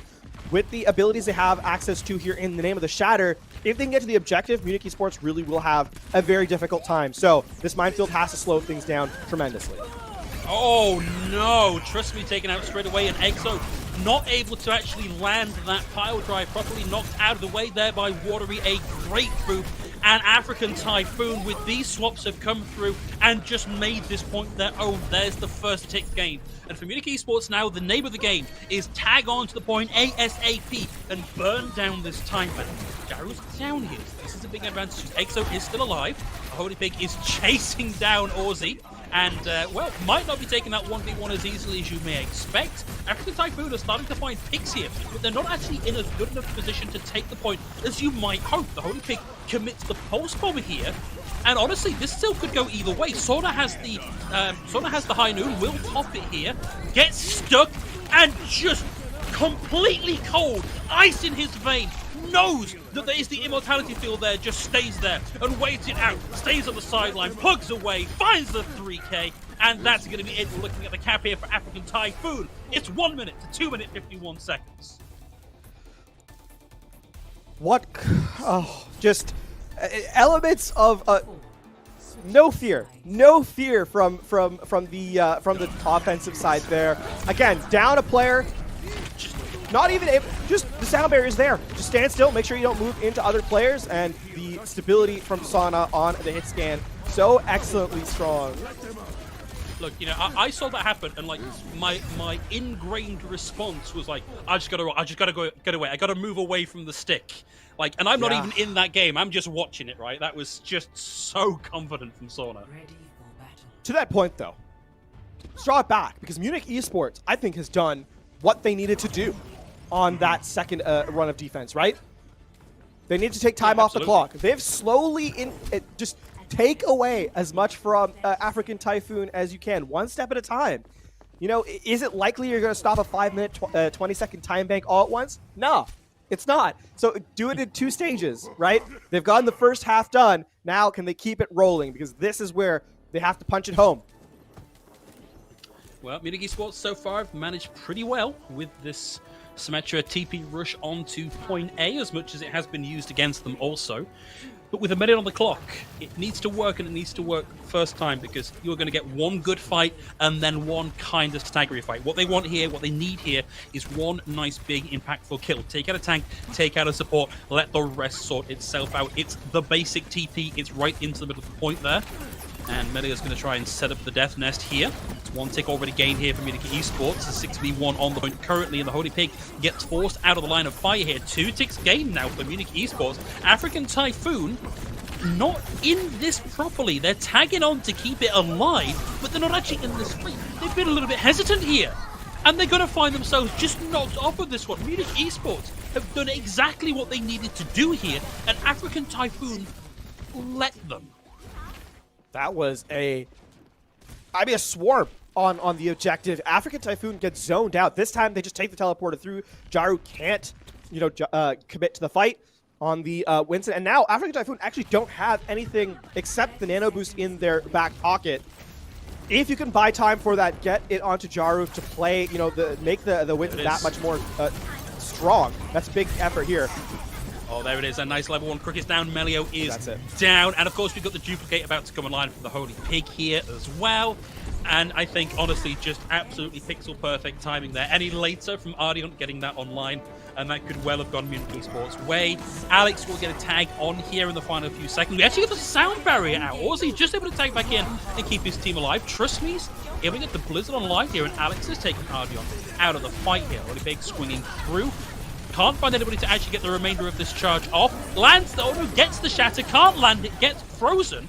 And Munich Esports might not have enough to do this here, but they have made valiant progress on point here. If they can get 1 tick, that's them in a really good position for this next defense. But African Typhoon, they're going to bring Jaru back into the fight. There's the self-destruct. There's Alex down in the overtime. Ticks on through. Very close here from Munich Esports. And now a draw on this map looks a lot more doable for them. It does. It does indeed. And, I mean, dare you think that you might just try and go for the victory, though? If you are Munich Esports. play for point A. Oh yeah. The question is, do you feel that do you just try and force another map, or do you play for the map win here, right? Do you play for the draw or do you play for the win? That's the question that Munich Esports kind of has to answer. If you are at this point in the tournament, I don't think you can be happy playing for the draw, right? Because you know that even if you get the draw, you've still got to play another 4 maps after this, right? It means you just can't afford to have the mindset of a draw is good enough. You've got to be playing for this map to finally get something on the board here. And I do like that we are no longer seeing this dive defense from them. I don't think it's worked out for them particularly well so far. So they're going all in on the brawl now. That is exactly kind of what I was attesting to, because I don't think the dive composition has tacitly admitted that you just don't control objective A, right? With how difficult it is to get to the objective, that has been the issue. Now you can see Munich Esports, they're playing for the win here on this first point, playing in close, trying to get that first fight to surprise African Typhoon. Sana scouting. Oh, yeah, I don't. They've got to have seen that, right? I don't think they did. Exo closes in, swings on through, and a big fire strike knocks out 2 here from African Typhoon. They just need to be careful not to press their luck too much here, but that was very nicely played from Munich. Got them a nice chunk of ult charge on the board. African Typhoon got napping there. And it's going to be wholesale swaps actually from African Typhoon as they elect to mirror out. As look at that fire strike, yeah. Beautiful stuff from Exo. No one scouts the Mega Pack, right? They hadn't been doing it up to this point, so why? Why look there, right? And Munich Esports take advantage of the small lapse in attention. A full 50 seconds off the clock now. African Typhoon walking in with that Cowboy to play a little bit more range here. But once you get to the objective, Munich Esports has a better composition. The Symmetra can get so much of AoE damage with those turrets that you really don't want to fight in the space that she occupies. They've really got to just be relying here on Sauna's proven prowess on the Cowboy here to find picks. That's going to be the Immortality Field already committed here by level 1 Crook and by Ardion, so no more denial of kills coming through from that one. And Melio has a lot of charge to their name here and takes Jaru out of the fight, and that's going to be the holy pick down as well. And African Typhoon sent scrambling once more here. Melio very wisely decides not to try and chase down Watery there, but will find them trapped at the choke here. So this has been over a minute knocked off the clock now by Munich Esports. And that means that African Typhoon now is in last fight territory, especially and especially at risk is the fact that Munich Esports has those impact resources coming online, the Photon Barrier. So such a threat in the later stages of the map when you need damage to commit to be able to just block it at will, and of course the Blizzard to lock down the objective once they get there. So African Typhoon need to dig deep here and find something to work with, and that's not a bad start. Shadow block there from Exo, but lands the pin, and the sound barrier is now there for both sides, so no kills coming through. Sauna so desperately close to having this ultimate online. Self-destruct's going to find nothing, and now it's NKZ's turn to throw the fireworks. The fight from African Typhoon have started to find the kills here. They need to get this going. Exo's able to find Jaru, and it's Ardion versus Alex up on the high ground. 1 tick on the board now for African Typhoon, and still with ultimates to play with. There's the D-Mech onto Alex, there's the kill onto Alex, and they don't have the meaty time back they were hoping to work with, but African Typhoon will now get a crack at point 3. You can sense the desperation in Munich Esports, though. They tried to just win that fight out at all costs. The Blizzard was committed. They wanted to just try and end it all, and now with the fact is they don't have much to defend here on the second objective. The draw is still in the cards, but only the Shatter to try and close it away. African Typhoon have so much more to work with here as the Deadeye from the high ground. Oh, beautiful stuff! Sauna went for the high noon, but Exo makes the rotation rather outside and lands the Shadow, but this may have cost them here. This Exo is focused down, removed from the fight, and now African Typhoon, with 10 seconds of the clock, have the chance to get onto the point and start to get that cap going. There's the last second touch here by Ozzy and by Alex, but that is it! Exo pops in on the Wrecking Ball, but frozen out. So hard to survive when you are a Wrecking Ball against a Mei in this kind of situation. And Munich Esports dig deep. They want to throw everything they have at it, and that's not going to be enough in the final seconds of the map. African Typhoon dig deep and find the resources to get that final point on Hanamura and win out the Will English Overtational. Congratulations to the African Typhoon. They have stomped their way here through the grand finals, taking the 4-0 sweep. Jaru here in just absolute domination of the Winston with that Primal Rage. Yeah, What man, that stellar was, gameplay. Oh. It almost makes me wish, like, Munich Esports did so well, Yeah. particularly in the last 2 rounds of Hanamura, that I kind of wish, I kind of feel like they warmed up. I kind of want to see another map from them, see if they can actually get that W on the board, because that was so hard fought. There were so many good moments here for Munich Esports here and across the series, but ultimately, African Typhoon with that star-studded contenders level roster just were too much in the end. But I hope they're not too discouraged by this, because it is a very difficult team to play against. Incredibly difficult team to play against. And, you know, a little bit of a backhanded compliment here to African Typhoon. They are so frustrating to kind of watch. Yeah. I would expect to play against. And I mean that in all sincerity. They look to be, you know, you expect them to take a fight and they don't. You expect them not to take the fight and they do. And all that really gives you is that space that, you know, you're not sure what's coming next. And that has just given that, you know, that stutter step almost. Into these maps has really given African Typhoon the space to kind of work and take the victory. And yes, while there were maps that were close, there were fights that were close, you have to say that African Typhoon here across the board was a stronger team here today. Yeah, and a lot of that, I think, is just when you look at the experience that this roster brings. And, like, I know Giroud relatively well, because he's a UK player who's played a lot of UK series that I've cast. He is a player who has been grinding and grinding and grinding, playing the game for so long, like such a high caliber tank, such a good IGL, so much experience of what to do. Whilst Munich Esports do have players of a similar caliber, you know, Alex we've talked about as an in-game leader for Munich Esports, I think there is just that little bit more here for African Typhoon. They're just too star-studded a roster to bring anything but S-rank gameplay up against. Yeah, and I think, you know, as we kind of like roll through these highlights of the series, the one consistent marker to me has been the swagger kind of that African Typhoon has played with, right? Like just like confidence, sheer unabashed confidence in their efficacy as a team. They're able to kind of like look at like this play with the Genji, right? Like the Holy Pink going in, not really supported by the squad, but still finding a ton of value. And that was, I think, emblematic of the style of gameplay that African Typhoon brought to the table here across the Invitational, and looked incredibly good doing it the whole time. There's a school of thought that says you can find a lot of success in Overwatch if you play as if you have the biggest cojones in the lobby, right? You go, no, like, I can get away with whatever because I'm just going to out-confidence you and outplay you. And it really does feel like that's the way African Typhoon has been playing. It's just like, no, why would we worry about you? We're African Typhoon. We're the strongest team in the tournament. We're just going to walk over you. And, you know, Munich Esports have been forced to deal with that in a situation as a team where, because of the leagues they play in, they've maybe not had to deal with people like that. They're used to being the team for whom that applies. I think that is a big part of sort of some of the instances that kind of occurred here. And I want to take a moment, though, to talk about specifically about map number 4, which was, of course, Assault.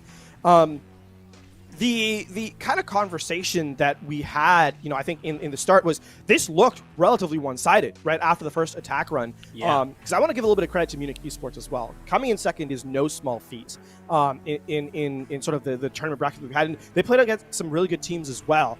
I think that confidence to the difference really in this third map was sort of coming down to that or fourth map, coming down to that very last team fight is an interesting identification of the fact that in those immediate clutch moments, like when you needed someone to win, African Typhoon was there. Yeah, absolutely. And I think, again, to Munich Esports' credit here, we were talking about them at the start of the tournament, at the start of the broadcast even, start of this match, was are they a team who can bring a level of pressure to African Typhoon that we've not seen teams really manage so far? And it may have taken them to a Hanamura, but it was a long Hanamura. We were 6 points on the board by the end of that. They were applying pressure to African Typhoon. And that, I think, is a big success for all the reasons we've just spoken about here. So hopefully they are holding their heads high at the end of this tournament. Yeah, I would say the other big takeaway here is that the future of Overwatch lies in these players. And if you, the audience at home, is not watching out for them and kind of saying, these are the next superstars of the game, I think it does these players a disservice, because they put on a fantastic show, even with the scoreline being what it was. Yeah. 4-0 is never. I think we actually made a bit of a joke about this before we went live. It's like, we know Overwatch League Grand Finals. That was a 4-0. Hopefully, we can manage a slightly more interesting scoreline than that. We didn't. We still got a 4-0 here, but I think you'll all agree this was an entertaining way to round out the tournament here. At the very least, like if you are judging the quality of a broadcast and how entertaining the matches were, I don't think we could have asked for much more here from African Typhoon versus Munich Esports. Fully agree with you there. It was really a stellar performance across the board from everyone in play. I think you can go down both rosters and give moments where everyone stood out and kind of had their moment in the spotlight. And I think if we're talking about people to give the spotlight to, take a minute here to say thank you so much to our production partners at Project Gap for bringing together all of the production, all of the graphics that you see here today, all the observing, everything that we've got on screen today. So we'd love for you guys to go and give them some love. That's at Project Gap on Twitter. That's Project with a K. So go search them out on Twitter and give them some love. And of course, big thanks to one of our sponsors today. That is the Opera GX browser. It's my browser of choice. I don't mind telling you. If you'd like to learn a little bit more how to download that and find a browser that can really respond to your needs as a gamer, that's ! Opera GX in the chat, and go and get that downloaded and figured out. Lafon, I believe we are very, very close to rounding out today's broadcast. I think what we've got to look forward to is a bit of an overview with the man himself, Will English IV, his Invitational. Looking forward to hearing his take on how this all went today. Yeah, and that's just a chance to kind of get a sense of how the tournament has gone overall. Get a rundown, and you won't want to miss that. No, not at all. So we'll be looking to sort that out shortly. I think another thing that we can take a moment to give a thanks to is we've had a lot of teams come through here, teams that have given a lot of time, both in terms of practice and just turning up to the tournament in general, that we wouldn't be able to bring this to you without. So big thank you for all of our teams, whether you were successful by your own metrics or not. It's been wonderful to see just how much energy there is in the Tier 2, Tier 3 scene in Overwatch at the minute, particularly with the future looking a little bit confusing, at the very least for Overwatch going forward as we transition into Overwatch 2. And of course, for those of you still watching, don't forget that this is not the end of the Will English. I keep calling it the Overtational, the Will English Overwatch Invitational, which I think maybe for the next one I make an argument should be the Overtational, but that's for next time. There is, of course, still the NA broadcast to come, which will be coming your way a little bit later on in the day. So still plenty to watch here, and hopefully just as much fun as African Typhoon versus Munich Esports was. But whilst we get lined up and ready to go into the final portion of our broadcast, we're going to throw it to a little break, but join us in a few minutes to round out the broadcast.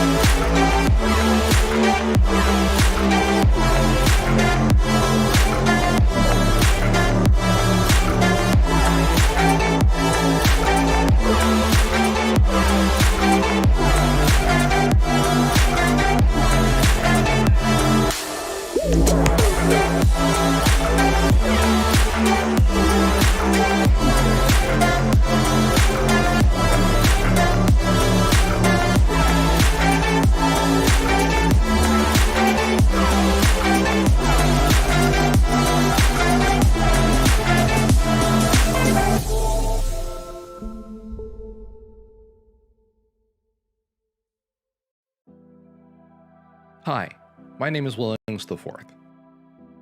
Chicago, the Windy City. The second city, the place that I call home. Champions have been born here. Legends have been made here.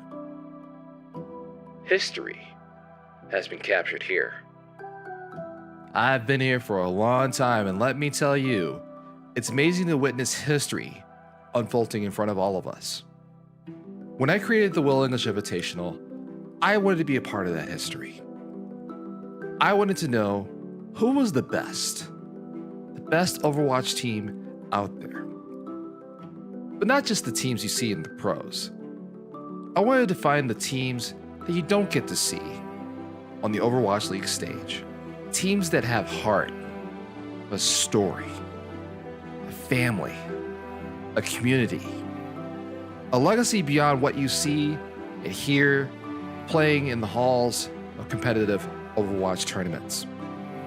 Thankfully, from the 20 teams that played in the first Invitational to the 40 plus teams that have played in the second Invitational, and finally our journey to the Overwatch Invitational 3, we get to witness that history unfolding in front of our very eyes and ears.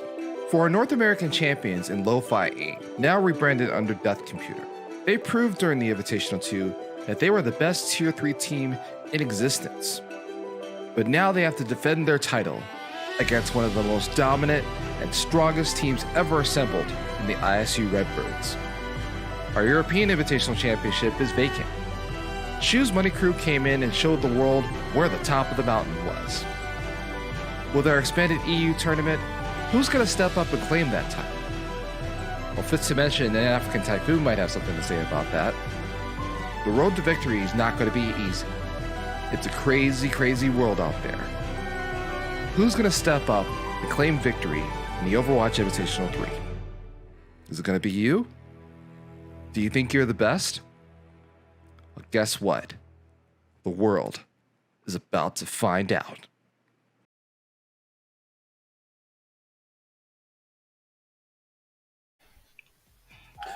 Welcome back, everybody. So a little bit of a live from me. We're not going straight to the closer. We instead have an interview here, and it's Jaru joining us from African Typhoon. So Jaru, welcome to the broadcast. Congratulations on the win. How are you feeling about your victory?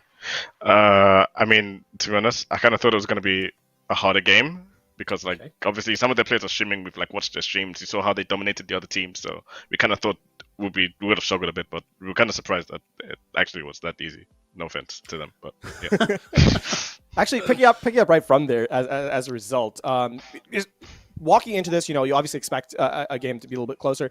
Was there anyone that kind of was there any preparations you guys did that was specific to kind of deal with Munich? I mean, first of all, we didn't really want to take the Brawl Mirror against them because obviously we saw how they dominated Mind Goblin in the Brawl Mirror, and Mind Goblin are known to be like a brawl team, right? So we were like, okay, these guys are gonna brawl. They have Alex, who is like an experienced brawl player. He like won contenders 3 times for Falcons. So we were like, okay, let's just avoid the Brawl Mirror and like try to play more spam, try to get them off their comfort heroes, try to get them onto heroes or comp that Alex can't really like carry in, you know. So. And I think maybe an interesting side question to that is you're talking about, you know, Mind Goblin known as being a brawl team, having watched Munich be a brawl team. African Typhoon is not an established roster. This feels like a roster that's come together specifically for the Invitational. How did this roster come about? Yeah, I mean, it was a mix. So like, I was just like, I mean, obviously the prize money like was the thing that caught my attention. So like, I just asked like a few players that I played with before, like NKZ. I've been on multiple teams with NKZ, Vox, Fourth Dimension, Pig. I've played with a lot. Sona I've also played with a lot. Then we were supposed to play with Sobek at first, but and he had like internet issues. So I asked Watery, like who's like a friend of Sona, like just friends of all of us. So we're basically just a team of friends, literally. So you could also have been Giroux and Friends. Could have been your team name. Yeah, literally. Okay.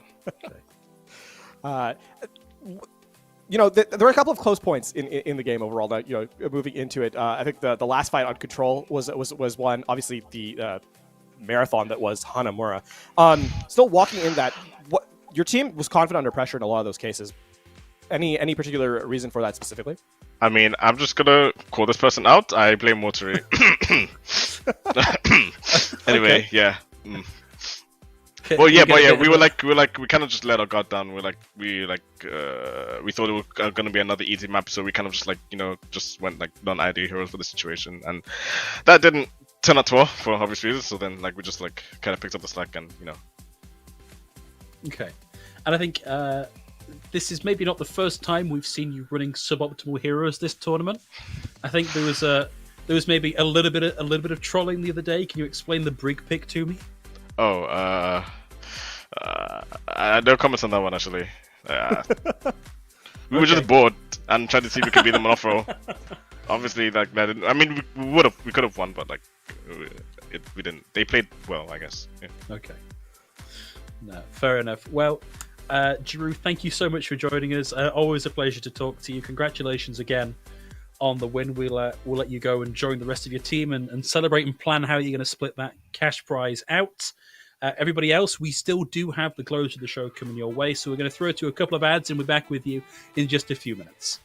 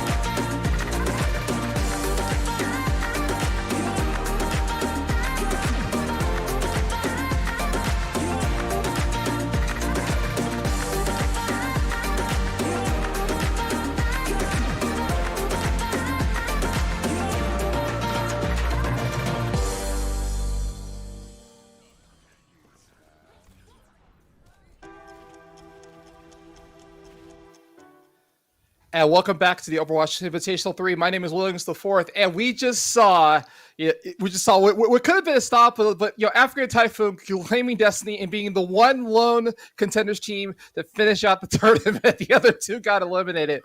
I'm thinking for both of you, see, I'm gonna mess this up. I'm already emotional. Take a breath. Sorry Take about your time. this. Sorry about this. It is Big Hungry Phil and LaFawn. I'm gonna slow down and say that. How are you both doing, Phil? How are you doing this afternoon? Really good. Do you know, it's been a long week for me for a bunch of reasons. Maybe almost as long as it has been for you guys here on the production side. But what a beautiful way to cap it off with such a fun and such a dynamic set. I was saying to LaFawn, I think we were starting to see things warm up a little bit there for Munich. Would have maybe liked to see another map for them, but I still think a really, really good finish for this week of EMEA games. Yeah, absolutely. And LaFawn, I mean, like I said, this is your first time, and again, I like your reputation speaks for yourself, right? I'm just like happy you're here. A lot of stuff has happened this weekend, like so having you on the broadcast is kind of a treat and an honor. I appreciate it. Yeah, I mean, thanks for having me. First of all, it's always, for me, Overwatch has been a game that has given a lot to me personally and professionally, right? And to be able to kind of give the stories and the voices of the players, to kind of see the improvement and the growth across the time across the game has been really something I've really enjoyed, and this has been, a part of that, a big part of that in a way. So to that, I essentially have to say thank you. It's been an honor. Well, we can do this all afternoon, but thank you. It's just like part of the magic of this whole thing is just like, I'm just setting it up. I'm just the channel, I'm a vessel. I'm just trying to set this up and get some good competition going. And this EU thing was something that was needed, sorely needed. And I'm glad we were able to pull this off. I mean, everybody came together and kind of helped us out put together. I'm sitting here comfortably in Chicago. It's like all nighttime over there on the EU side. People want to get to dinner and get to sleep. So I appreciate you coming out, spending some time with us. And I hope you're always welcome back. I appreciate it. Appreciate it from the bottom of my heart. And so, with that being said, I mean, again, this is a little bit loose. I mean, again, with Munich Sports kind of making it to the grand finals and stuff like that. And again, just like we could talk about all the teams that made it into today, both semifinals. But I'm going to leave a little bit of room here. Big Hungry Phil, I was listening on the broadcast. And you said you had some questions for me, so I think I'll give you an opportunity to be the interviewer here, and if you want to go through them real quick, so that way I'll give you some time, and then we'll close this out. How about that? That sounds good to me. So first one, kind of a quick fire one. I keep finding myself saying the Will English Overtational rather than Overwatch Invitational. How are we feeling about a rebrand here? Are we set on Invitational? Not today. Okay, not today. Let's, we're talking DMs after this. Yeah. Okay, so, I have an inbox. Please send me some suggestions, but not right now. Yes, boss. Yes, boss. Sure thing. So, where did the Invitational come from? Like, this is we're on number 3 now. It's a lot of work to put together. What is the drive for all of this for you? So it's actually kind of funny. I mean, like, the story's changed a couple times, but just like when I started off on the first one back in January of this year, I'm in the pandemic. I got nothing to do. I don't see any, I wanted to, cast and produce Overwatch shows, and I just took a shot. I was like, look, I'm gonna try this out, see if this works. And as I'm learning later that most CEOs to kind of stay away from the space, and we were kind of it was kind of like this barren wasteland of no one doing this stuff, and especially on the EU side of things, I was thinking like, wait, huh? Are you kidding? And so I just put out a prize pool. I was like, okay, I'll try this out and see what happens. And this is also from a guy that's kind of worked on larger productions. I put out a $500 prize pool for my first event, and I'm thinking like, okay, that's no one's going to play for that, right? But actually, we had so many teams and stuff like that, and so. From there till now, just building relationships, meeting new people, crazy things happen. Like things that I never imagined. Like we had Johnny Cruz on, last weekend. I'm like how's that happening? And so, and the longer we're in it, it's just like it's kind of like I'm developing a relationship with the community. It's kind of symbiotic, right? The community grows, we grow.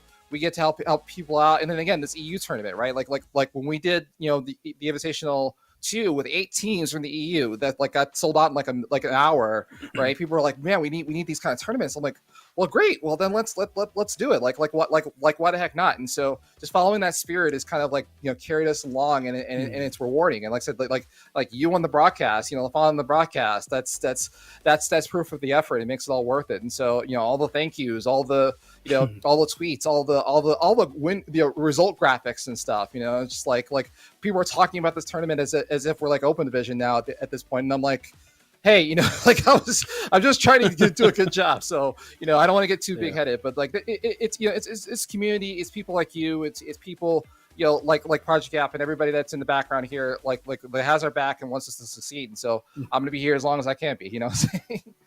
And I think maybe a fairly obvious next question on the back of that is, I think we're good to assume that there may be more invitationals in the future. What's the next level for you as someone producing this kind of tournament? I mean, the next level is World Cup.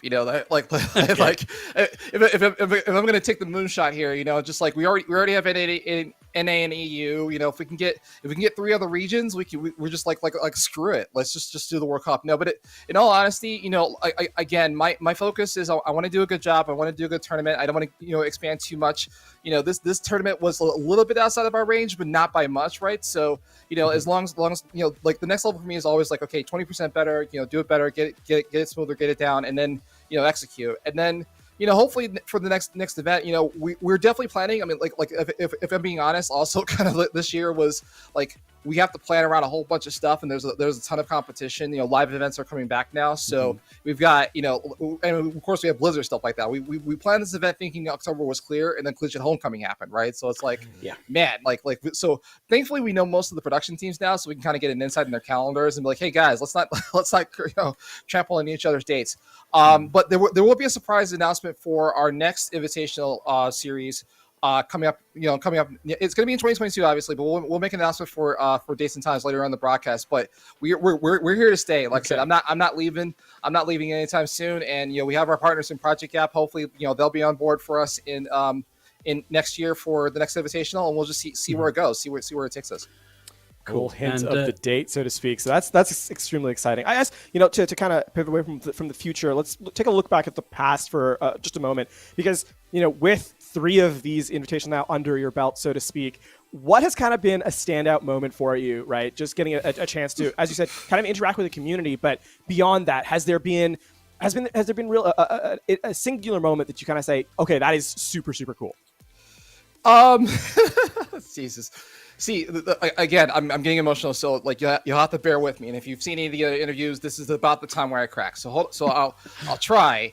If it's down to one singular moment, I mean, like Johnny Cruz being on the cast is probably up there. It probably replaced a couple moments. But if I'm being really honest, we had a couple teams that they played in this event, and it was kind of tough for them, but they were looking forward to it so much, like kind of like these messages after the fact that they lost, they got stopped, they went 0-2, whatever. But just like they appreciated the competition, they appreciated the opportunity, they appreciated us organizing it, and those are the kind of people that I want to work for. Like kind of the private DMs and conversations about like it's a tournament and it's kind of an experience, but it's just like, hey, we didn't do too well, but hey, we're gonna try again next time. When people are like, yeah, we can't wait for the next one and X, Y, and Z, it's not a singular moment, but it's definitely one of those things. Like every time it happens, it's like, okay, I know I'm doing something right, because people want to come back, even though for me, I'm like, it's brutal, man. This is not easy. Like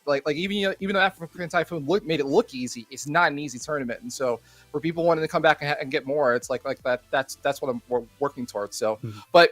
Close second is Johnny Cruz being on the cast yesterday, and I'm like, I fanboyed too hard. I was sitting here like, is this happening? Is this really happening? You're right now, right this second. And so, and he was super chill. Like a lot of the people that I meet that I'm thinking like high level, these are like peers, the people I'm looking at. They're super chill. They're super cool. They're happy to be here, and I'm just like, okay, I gotta get used to this now. Like I gotta get used to this quick, because what else could happen, right? And this and that's within 3 invitationals, right? That's within 10 months in a year that happening. So I mean, what's next? Do I get Ash's voice actor on here? Do I get Commander Shepard on the broadcast as well for a couple minutes? Oh, Who knows? That'd be great. I'd be there for unbelievable. that. Yeah. So Will, it's we've kind of covered the past. We've kind of covered the future, and we've hinted a little bit about what we can expect. Are we anticipating that the Invitational is now a thing that we can sort of expect in perpetuity? Like, is this now going to become such a regular fixture that you can set your watches by it, or is that a little bit too concrete a thing to ask you to put your name to right now? You know, I can tell you that what like if you guys have been paying attention, you know the anniversary is coming up. That's the only hint that I'm going to give you for the next event. If you know when the first one happened, you'll know when the next one will.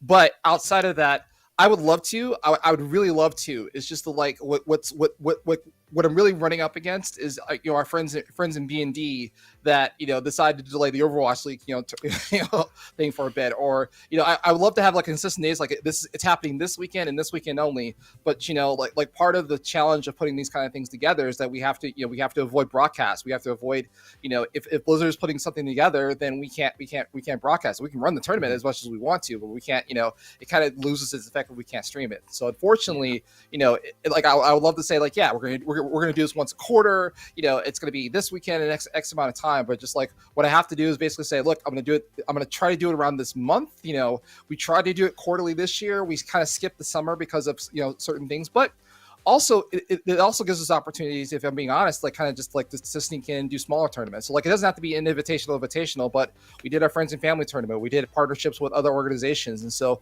all that's possible. But as far as like the cornerstone, the invitational, like I said, I want to try to stick to a couple key dates in the year, and then outside of that, it's just like we'll see what we're allowed. I mean, like we don't even know when the Overwatch League is going to start next season, unfortunately. So we can't even plan against that, which is really unfortunate. It would have been nice to say, yeah, whenever the second one was, we'll just do it again the same month, but we don't know. We don't know right now. So I can't promise it, but I can definitely say that we're not going anywhere. And I pulled off 3 this year, so hopefully we can pull off 3 next year, and then we can keep it rolling. Cool. Well, looking forward to seeing what the future holds after the next one that you've hinted at. Yeah. So anywho, with that being said, thank you both so much once again for being on broadcast and helping us out. And again, it goes a long way. It kind of goes a long way. Kind of like brings kind of a sense of legitimacy if the Wikipedia page doesn't another thing. I'm sorry that to answer your other question. That's the other moment that kind of freaks me out every time is like when the little hamster wheels all update the Wikipedia pages and stuff. I'm like, wait, who's watching this event, getting all this information? How do you know something that I don't I don't understand. But anyway, so we're gonna roll this out here, and again, thank you both so much. Really appreciate it. And again, we got our musical guest, which we'll announce in a couple of minutes here. We got our giveaway we have to announce in a couple of minutes here, but I'm gonna roll through some thank yous. And once again, I apologize because I'm gonna read this off. I don't have this memorized, so I'm gonna read it off, and it's gonna look a little bit nutty, but I will read it off. So first of all, for today, for playoffs today, and also too, we're gonna do this whole credits thing at the end. So bear with me as I go through this. So for our casters today, it's gonna be Bull Skunk, Dividing by Zero, Ocean, Phil and LaFon, thank you so much. And then, and then my name comes up in here, and I want to read it, and it's Will English IV. No, that's me. And our observers for today, which was fantastic observing today. Thank you all so much. It was multi-observing. It was like I was hearing in the background. It's so amazing. GK Ninja, Zathon, and then Cynthia as the director, the goddess herself. Also, we have the TDs for today for Skyscraper, and replay operator was Ink, but I know he did more than that. So he was kind of like the linchpin here. For TOs and support, again, it's Ocean, Fire Truck, Captain Jack, and Uni. Thank you for being in the background, and Uni, I hope you get some sleep. And then of course, finally, our partners, Project Gap. It's Gap Project on Twitter with a K. Ilaha Esports. Opera GX and Challenge Club, which we'll talk about more later on the broadcast as well. But final thoughts, Phil. Like I said, we're trying to close this out, and know you get some sleep. But if you have any final thoughts for the weekend and the event. For me, I would have liked to have been more involved in the tournament than I was. Unfortunately, I was scheduled for last weekend. And having had the chance to do that today, it just makes me more sad that I had to miss that when I really didn't want to. And I think it's a really nice testament to how much drive there is in the community, not just for, I mean, let's throw back to our interview with Drew where he said, yes, the prize pool is what caught my eye. There are people playing in this who are just playing because they like to do it, they love to play, and they love being broadcast on tournament. So for me, I think just to say, I really appreciate the Invitational for being here in what is otherwise a very dry period for tournaments and for this kind of thing. That would be my cap on the weekend. Yeah, well. Again, we appreciate you, and you know, I know there's a couple of our casters that are like, man, I wish I missed it, and they were like messaging in DMs like, I'm so sorry that we missed it. Like, look, guys, it's fine. There's always gonna be another one. We're still gonna be here. This is not the last one, and trust me, you'll know way ahead of time, and we'll definitely know. But we will be here. You're always welcome back, Phil. Don't even worry about it. And then for the final, how about yourself? Final thoughts? I mean, for me, the two pillars, cornerstones really for esports is community and competition, right? So the fact that there is an intersection between those two here is a big deal. And I think that really was the highlight for me. We saw obviously some spectacular gameplay, but to hear the community outreach around it is also a huge part of that. So I guess at the end, it really is that this is sort of the representation of those two pillars of what esports is. Yeah, absolutely. No, like I tell people, this is the community, ladies and gentlemen. This is the community in full force. And like I said, I would not be here. I'm not alone. Like they're you know, we have a server full of people. Just like all they want to do is play this game and, you know, make this work and stuff like that. And I'm learning every single day. So again, thank you for that. And yeah. That like as long as the community is behind me, as long as they want us here, we will be here, and maybe even when they don't want us here, we'll still be here, you know. But like I said, I'm not going anywhere, and the you know the more work we put in, you know, the more work we put in, the more good things happen for all of us. And so I really appreciate that. Well, with that being said, I mean, I got production manager telling me we gotta go, so I gotta go. So I guess I got getting kicked off my own broadcast, but it's totally cool. So we will see you. We got our next. We're gonna set up for our musical guest, which we will announce in a couple of minutes here. But don't stay tuned. We got music. We got the North American broadcast. We got to see the results. We're gonna get to see the results. I'm sorry. The one last thing I have to do is the giveaway winner. It's going to be Luztica, Luztica, a staff member on our show. You get to win the Astro A40 headset. So thank you very much. Talk to Captain Jack. We'll get you some information. And so we got music. We've got North America, and we're gonna finish this out on a high note here. Thank you. Once again, thank you both so much. We will see you in a couple minutes here for the music show, for the music halftime show, and all I have to say is goodbye. See you later. Congratulations to African Typhoon for winning.